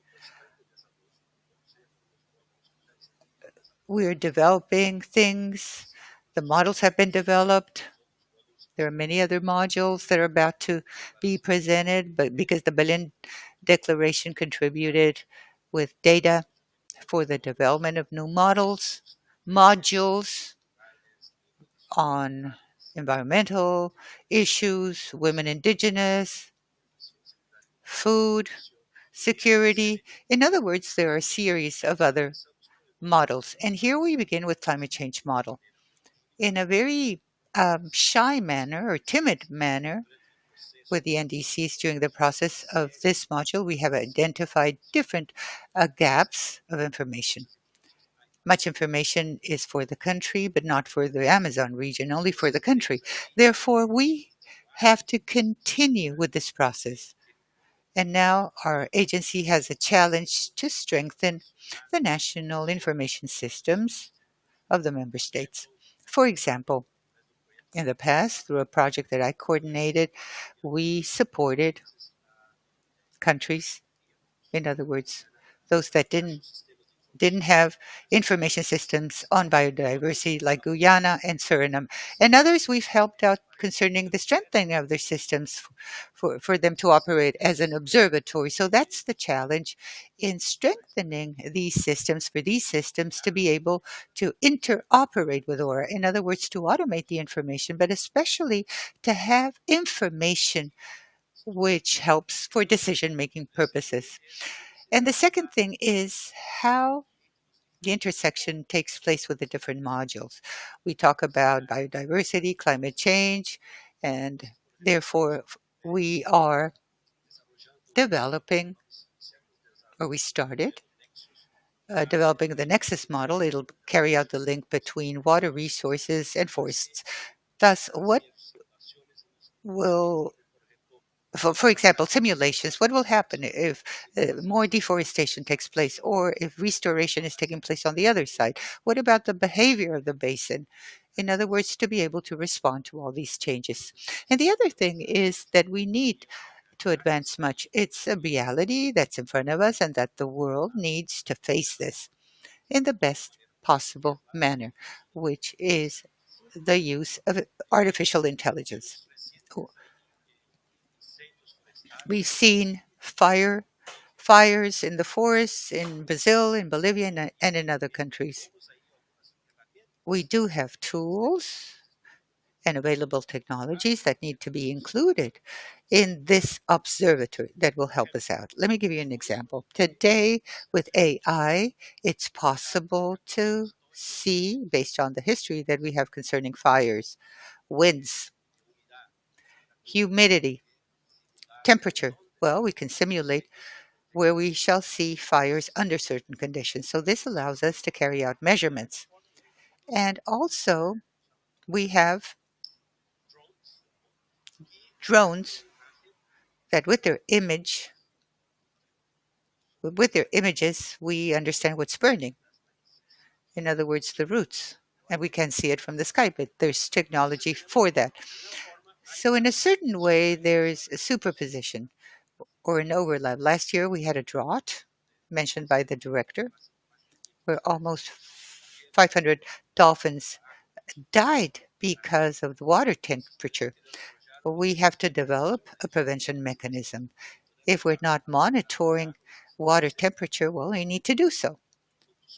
In key points to carry out a mapping of the main lakes that we have in a specific region where there are dolphins, and we have to map them. Monitor the quality of water to see how we can provide an early alert and how to include citizens, because we're talking of official data from the countries. There's much information and the database from civil society, from the NGOs, and from science. We link things, for example, universities that give us information concerning the distribution of fish. And what about the relationship with protected area and climate change? Thus, we need to use AI with our data to develop new methodologies which will help us cross things. So we have available information, but we need to take advantage of it as much as possible. There are still many challenges in front of us, but we have not only the CAF and its support, but with civil society, the research centers and NGOs that have many databases and we're talking how the approach will take place, collaboration in a joint manner, and to achieve what we're looking for. Well, thank you. Thank you for sharing this vision concerning information technology, but also thinking about the use of the countries and communities to take care of the Amazon. Now, let's give the floor to Jessica. She will be talking about uh, the Guyana's perspective. What about the development of this observatory, including its application for conservation purposes? You have the floor.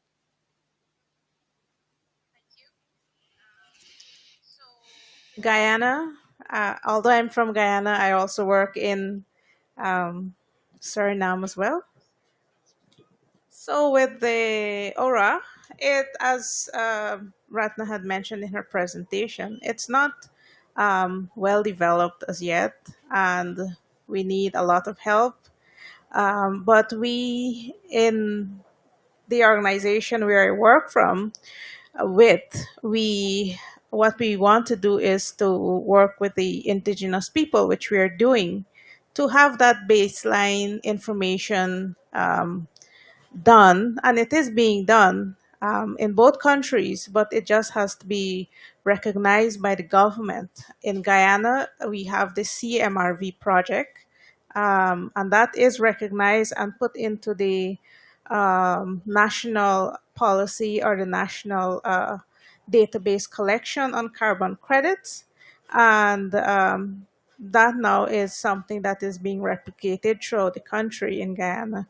While in Suriname, we were using the Ranger program monitors, and we're trying to get those streamlined to be recognized by the government so that those information can be used. The government is using the information, but they're not recognizing the people that on the ground, the indigenous people that are doing that. So communities are doing their part. It is part of what we do, and all the information that is being taken is used, and we're helping, we're doing our part. In this forum, we're looking at ways, I've listened to ways that,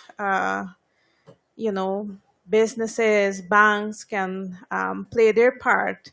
And this is the biggest conversation that you can have. But also recognizing governments, recognizing the work that indigenous peoples are doing on the ground, and putting it into the national bank of all of these data that you're collecting, so that you can present it back to the world in such forums like these, representing different countries, and see how far you can get in meeting dead database collections when it comes to the 20 by 30 deadlines and all of these things. So I would reiterate more than one time that indigenous peoples are doing the job on the ground. We are, with the limited resources, in this case, the funding is the resources that we're talking about. That is to get the job done. For us, with this organization, the Amazon Conservation Team, we have been working on something called the exchange of country exchanging with indigenous people. So we have 3 thematic areas that we work in for this exchange. It's governance, where we bring leaders from Guyana, Suriname, French Guyana, and Brazil to one location so that they can share on these topics and learn from mistakes and learn from the good things as well. Because what we know is that although these countries are close to each other, their dynamics are totally different. And we're looking at the entire Amazon, and that's just part of the Amazon.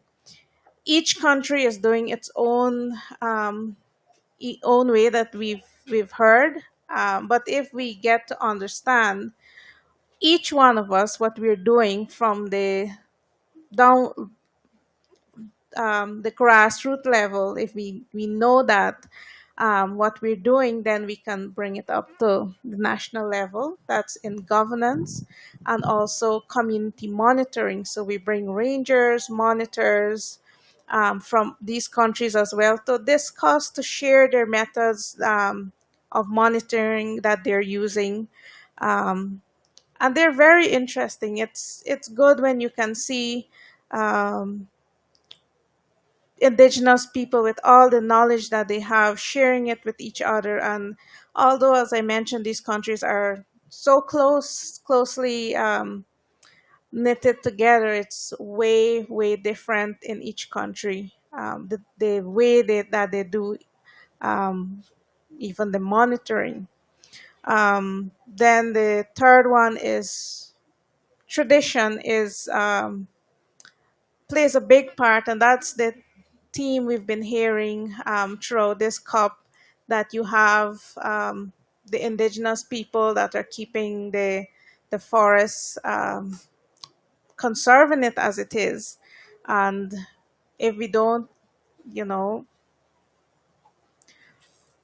if we don't help nature, nature would get angry with us, and that's what we're seeing as we speak. And if you look around, we're in, I think, the ecosystem of the mangrove ecosystem. And you know, as indigenous people, we observe these things and we learn from what is around us, and we um, try to adapt. But how much more can we adapt if um, if things keep getting worse and worse? So to answer your question, from the community levels in each country, we are doing what we can do so that we can help, we can add to the aura as we have it. So thank you. Muchas gracias, Jessica, por compartirnos sus palabras y la visión. Thank you, Jessica, for your words and the vision from the community and participative monitoring. It creates network of knowledge and joint actions. In ending this panel, Alicia, please share with us the vision of CAF in this joint collaboration with OCDA and the information how can help us for decision-making purposes to preserve the Amazon and help, of course, for funding purposes. Alicia, go ahead. Thank you, Nacho, and the speakers, because they do provide us with complementary visions. As a matter of fact, we believe that working with this exchange of information is key. Our collaboration with OTGA and with ORA is addressed towards that path. There have to be information systems that talk with each other, and that's one of the main challenges. Jessica was saying this. In other words, how each country has their own circumstances, and sometimes the efforts is duplicated. Double, excuse me, now using all the AI systems and all the possibilities that exist for people to utilize their own data to be able to feed these global systems. And this is a big jump. And we've seen the information systems, and let's take advantage of its full potential. But then the challenge is how to integrate all these information systems and how for these to be useful for actions. It's important to take the steps, and with our focus that we're promoting, in other words, of strengthening regional work for each one of these ecosystems, well, that's where we need to move towards with the MOU that we have OTCA renewing this MOU in a few months, and we'll be ready for this. And now we have to celebrate that there is a new executive secretary. We've seen that the interim things were solved, and we're very happy to work with OTCA. The information systems, I believe we have to definitely support them, and thereafter to be able to build all the possible coordination actions in terms of prevention and care or attention of everything that will be stated. We are working with a roadmap that we designed last year, and we are advancing with a funding commitment of $2 billion for the year 2030 with actions in different spheres, referred, of course, to biodiversity as key, but everything that is related with this regional access, all the institutional themes, information, funding, and so on and so forth, these are cross-cutting things besides, the situation in each one of the cities, productive change, and others.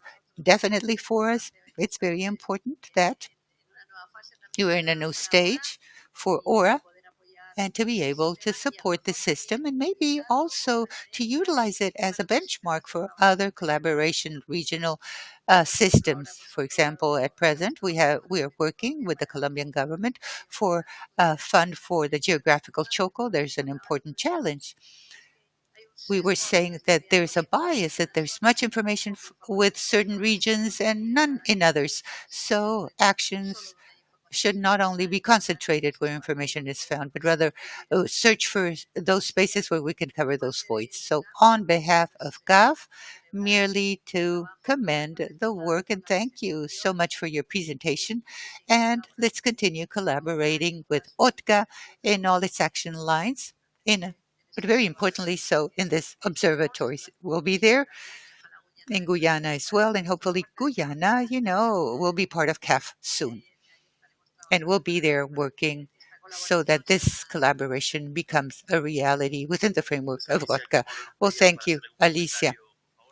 Any remarks? Yes, a remark to complement the information because they spoke about Guyana. Besides the development of Aura and the climate module, we're developing many other things. One is a platform with traditional knowledge on climate change as well. And precisely that's where we're going to develop how to place the information that the indigenous people are developing with regards to their best practices. One, in two ways rather, they decide public and others for them internally. So, yes, we are trying with Aura to create the interlinks of the different models to understand the needs and to generate subsidies for not only to have a repository, but to help the countries to draft their contingency plans, for example, because of events that are becoming more frequent. How to fight that? So we need to be ready. There will be another doubt. What do we need to do? Thus, this needs to be included with the traditional visions of the locals that are affected directly because of these events. Thank you. Well, thank you. Okay, we've gone beyond our scheduled time. We have to conclude. Thank you so much for the presence of our speakers. And once again, thank you for this joint collaboration between OTCA and CAF, especially in this observatory that's key for conservation and collective work in the Amazon region. Thank you. We shall continue.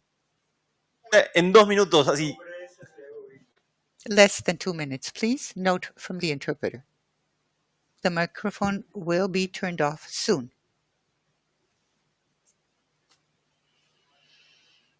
We cannot hear the gentleman. He's not using a microphone. Y en nombre de las comunidades locales, nosotros exigimos, con todo respeto, que se incluyan comunidades locales tradicionales en los próximos encuentros. Sugiero, si es posible, que podamos tener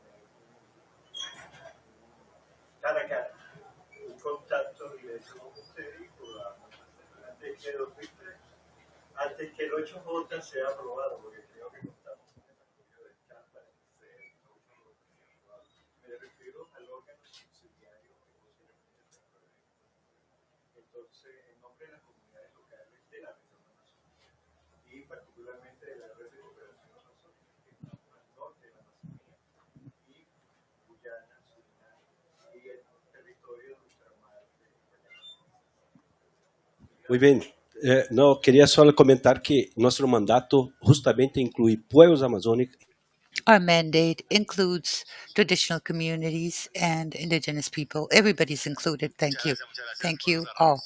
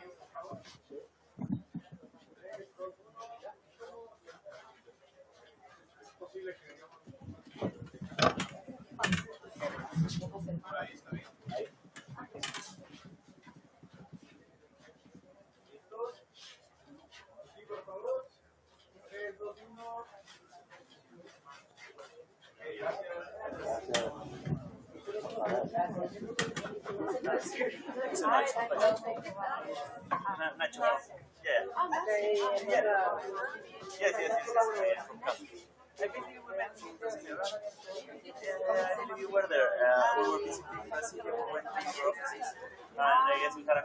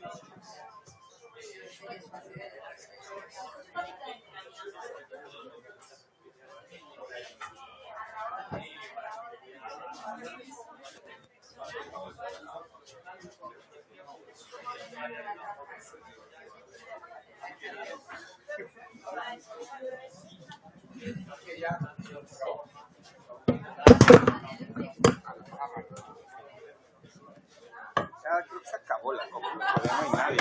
Se acabó. Se acabó. Sí, está bien.